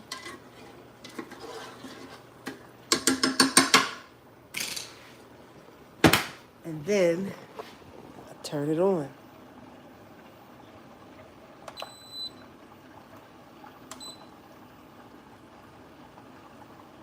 Just like so. And it takes about 20 minutes to cook. Sorry, it takes about 20 minutes to cook, and when this thing stops, it'll start to count upwards. But for now, you just see this thing going around and around and around. But once it stops, it'll beep, and then it'll start counting upwards. So that's how I cook my rice. And I don't know if anybody wants rice, but if they do, there it is. Oh my goodness, you know what? We got chicken in the refrigerator. I don't want to show y'all my refrigerator. It's bad. It's bad. It's not that bad. It really is, though. It's bad. But anyway, show me your refrigerator. I made chicken quarters last night. And I think there's 2 left. Or 2 or 3 left. I'm going to heat those up. And what else? There's some pasta in there, but I don't want any pasta. I don't think anybody else wants that pasta. There's some cabbage. Oh, there was some more broccoli in there. I didn't know that. And someone made lunch for themselves and forgot. I guess my husband was going to take that to work. He didn't take it.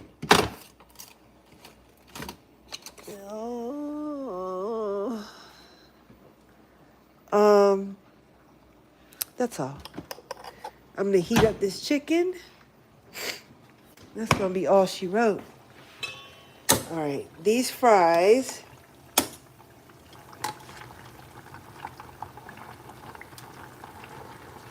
They don't have any hints of brown. I want a little golden brown on there before I take them out. So that'll give me about 4 or 5 minutes. It's been in there cooking. And the rice is cooking. My sweet potatoes are ready. I am so scared to eat these sweet potatoes, y'all, because they are so good. And I know once I start, I can't stop. These 2 pieces right here are enough. But something tells me I'm going to, oh gosh. And then I still got heavy cream in the refrigerator. And let me tell you what happened the last time I ate cream. I had boils after I ate that cream. I did. And I know it was the cream. My husband was trying to tell me it wasn't. It was something else. Maybe it was this. Maybe I was like, baby, I know what I ate. My diet, the path of my diet is very slim. And I eat pretty much the same foods all the time. And I don't venture out very often. So when I do venture out and something happens and I don't feel right, I don't feel well, whatever, I know what it was that I ate because I stay in my lane when it comes to me eating. But anyway, I ate those sweet potatoes and I had poured heavy whipping cream on top of it, you know, the nutmeg. And that night I woke up and I started scratching my arm. And I was like, what are those bumps on my arm? And it was dark. You know, the TV was on, but it was still dark. And I was like, why are these bumps on my arm? And I looked at my arm and I had boils on my arm. Look, I still have the scars. See those three boils there.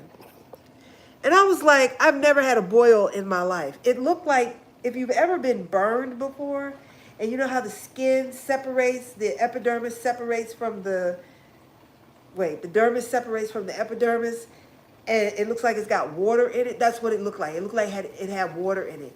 And so I just took my finger and I just went pop, pop, pop. And I popped all three. I went in the bathroom. I washed it off. I put some peroxide on it. And I just got back in the bed and went to sleep. But I was like, I have never in my life had boils. I know it was the cream. I know it was.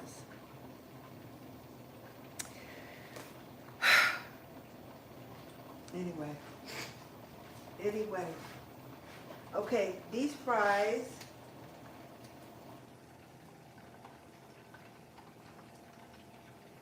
Should be done. They're not golden brown yet. So I'm going to leave them be. It's been over for a minute, but I need them to be a little golden brown first. At least like this one is. This one here needs to be like that. And then I'll take it out, let it rest. And after it has a chance to rest, we'll put it back in. So good. So good. I got you.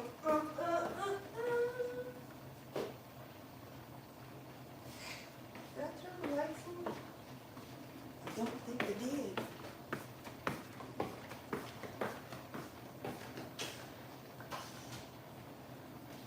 And we don't have enough water for the refrigerator. Listen, let me tell y'all something. These flavored sparkling waters, be careful. Be careful. Because there's something in them. It's something to this. There's something to this. And I'm going to tell you what I mean. These sparkling waters, I bet you put them in the freezer and they will hurry up and get cold. These sparkling waters, I think, are... But anyway, what I was saying was, these waters are, I don't know, because I can sit and drink one after another, and it's like, when I first started drinking these, I realized that the more I drank, the thirstier I got.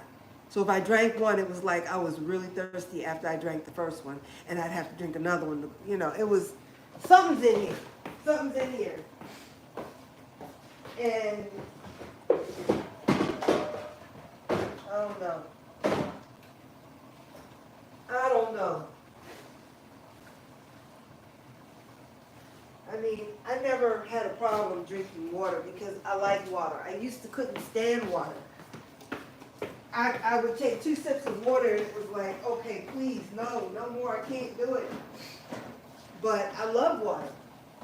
And it doesn't have to be that.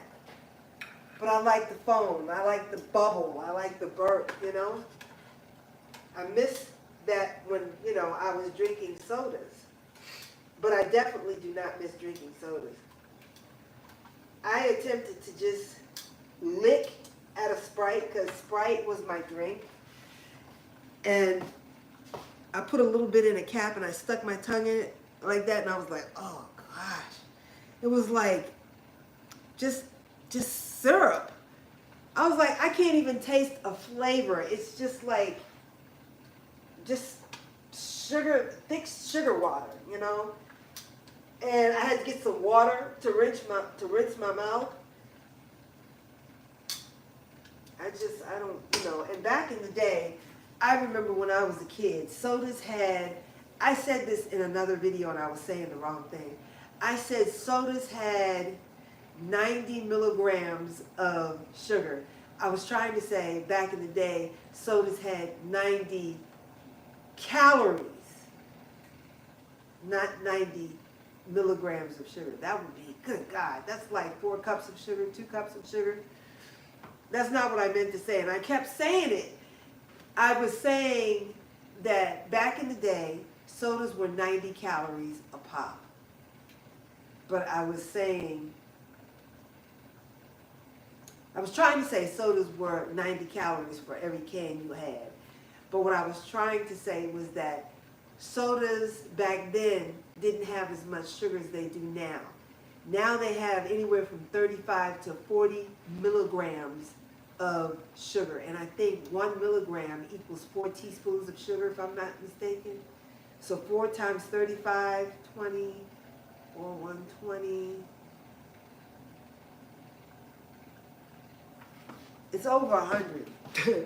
It's, wow, that's a lot of sugar. That's too much sugar. But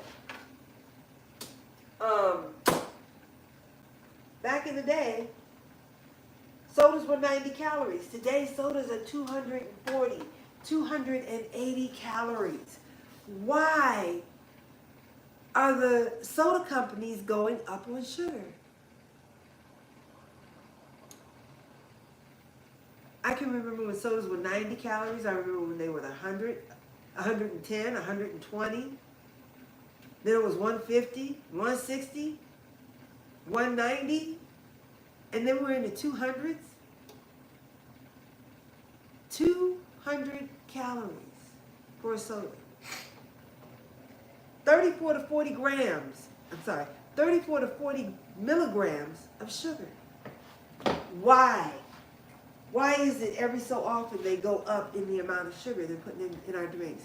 Why is it that everything has sugar, especially if you're buying prepackaged, pre-made food? Why is everything going up in sugar? And they're talking about there's Americans are more obese than anybody else. Look at the food that we have to buy.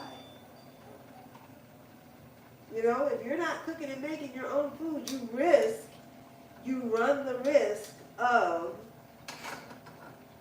having sugars and additives put into your food that are not going to serve you well, are going to cause you a problem. And they talk about how so many people now are pre-diabetic and diabetic.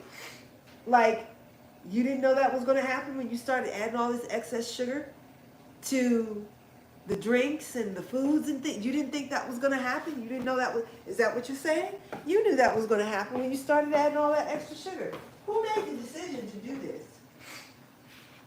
Who was it that said, okay, let's start adding more sugar to the foods they eat? Who said that? And why? I'm just asking a question. I just want to know. I just want to know. Who made that decision? Who thought that was a good idea? Well, when you eat that much sugar, you're liable to be kind of sick. You know, there's a place for sick people, the doctor's office. So I guess as long as, you know, people sick, you know, somebody making money. I mean, I don't know. I don't know. I don't know nothing. I don't know anything. Anyway, my dinner is ready. Let me take these potatoes out of here. They are not golden brown.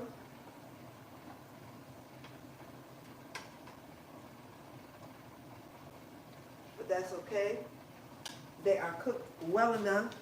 I can take them out. Let me put the camera down here so you can see.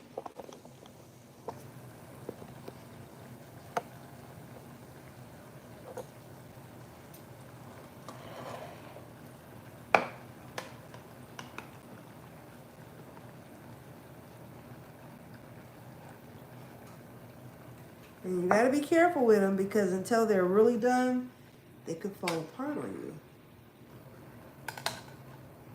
But they're just, you know, nice. Oh, no! Ah! My earring fell in there.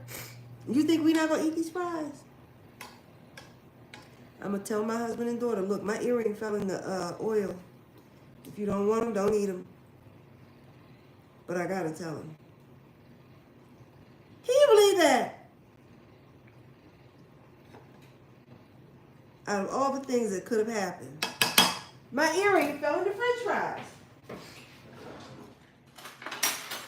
Look, my ears are clean.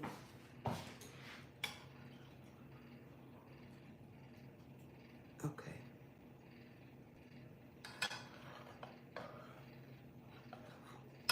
My earring fell in the French fry oil.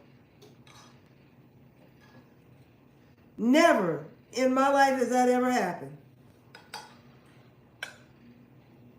Only here, on Everything Fresh and Sassy, would you see something like that. Okay, so these cook for more than the 4 minutes, but that's okay. They're not burnt. They still need to cook a little more. But what we're going to do is let them do what I said we were going to let them do. And that is, somebody gave me another thumbs up. Did you give me a thumbs up because my earring fell in the food? All right. But anyway, we're going to let these hang out for about 4 or 5 minutes and then put them back in for another 2 minutes. And then we're going to sprinkle them with the paprika. You can use a little garlic powder, onion powder if you want to. And we'll put the cheese on there. And then we'll put the herb de Provence on top of that. And then we're really cooking with grease. I am going to take these little small chunks of French fries. Now, I'm plugging my camera. I gotta remember to plug it back in or else it's gonna cut off. Okay.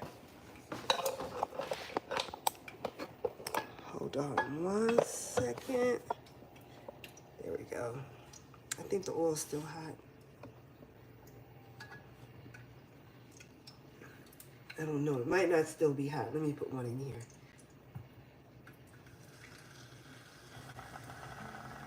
I'm not going to keep y'all here for this because watching French fries fry is like watching paint dry.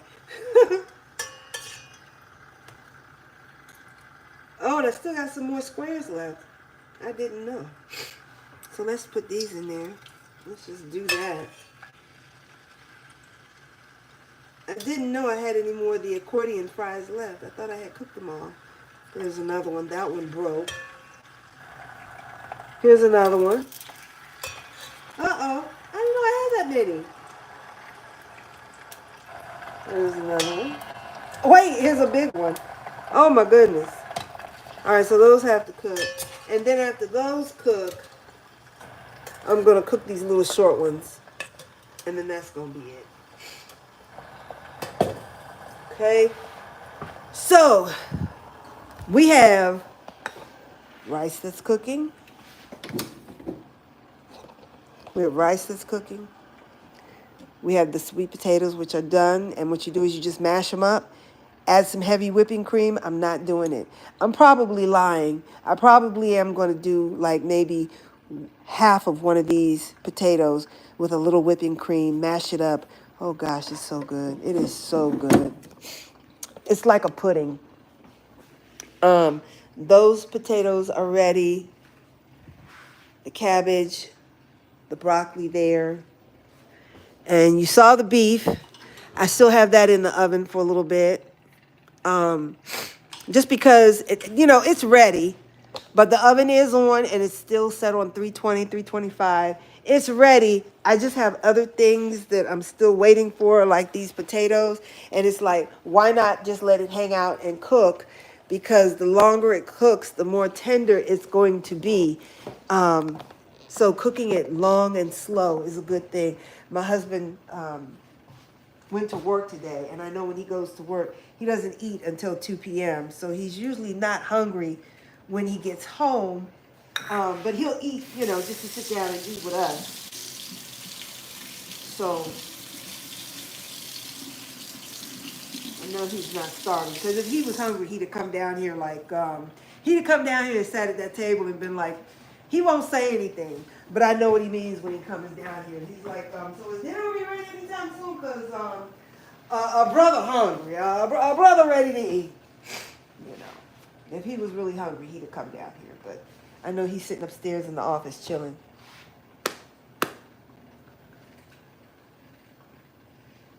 I dropped my earring in the French fry oil.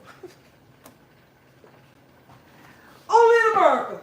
Only in America. Oh boy. Oh, I forgot to put the chicken in the oven. Doggone it. Let me put the chicken in the oven. I made chicken quarters last night. I don't even know if you can, that's a leg and a thigh hooked together.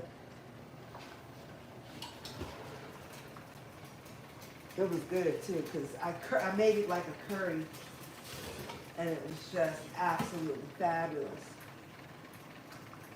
So we need to eat that chicken. I don't know if it's going to get all eaten tonight, but it will be eaten. I'm cold.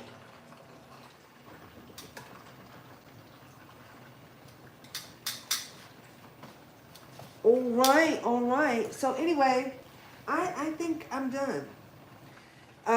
If this video has more than 100 views, I will shut it down and put it on private, and maybe I'll make a little short. I said I was going to make a short with the red snapper that I did the last time, and I haven't done it. I just don't have time to sit down and edit, and I don't like to edit.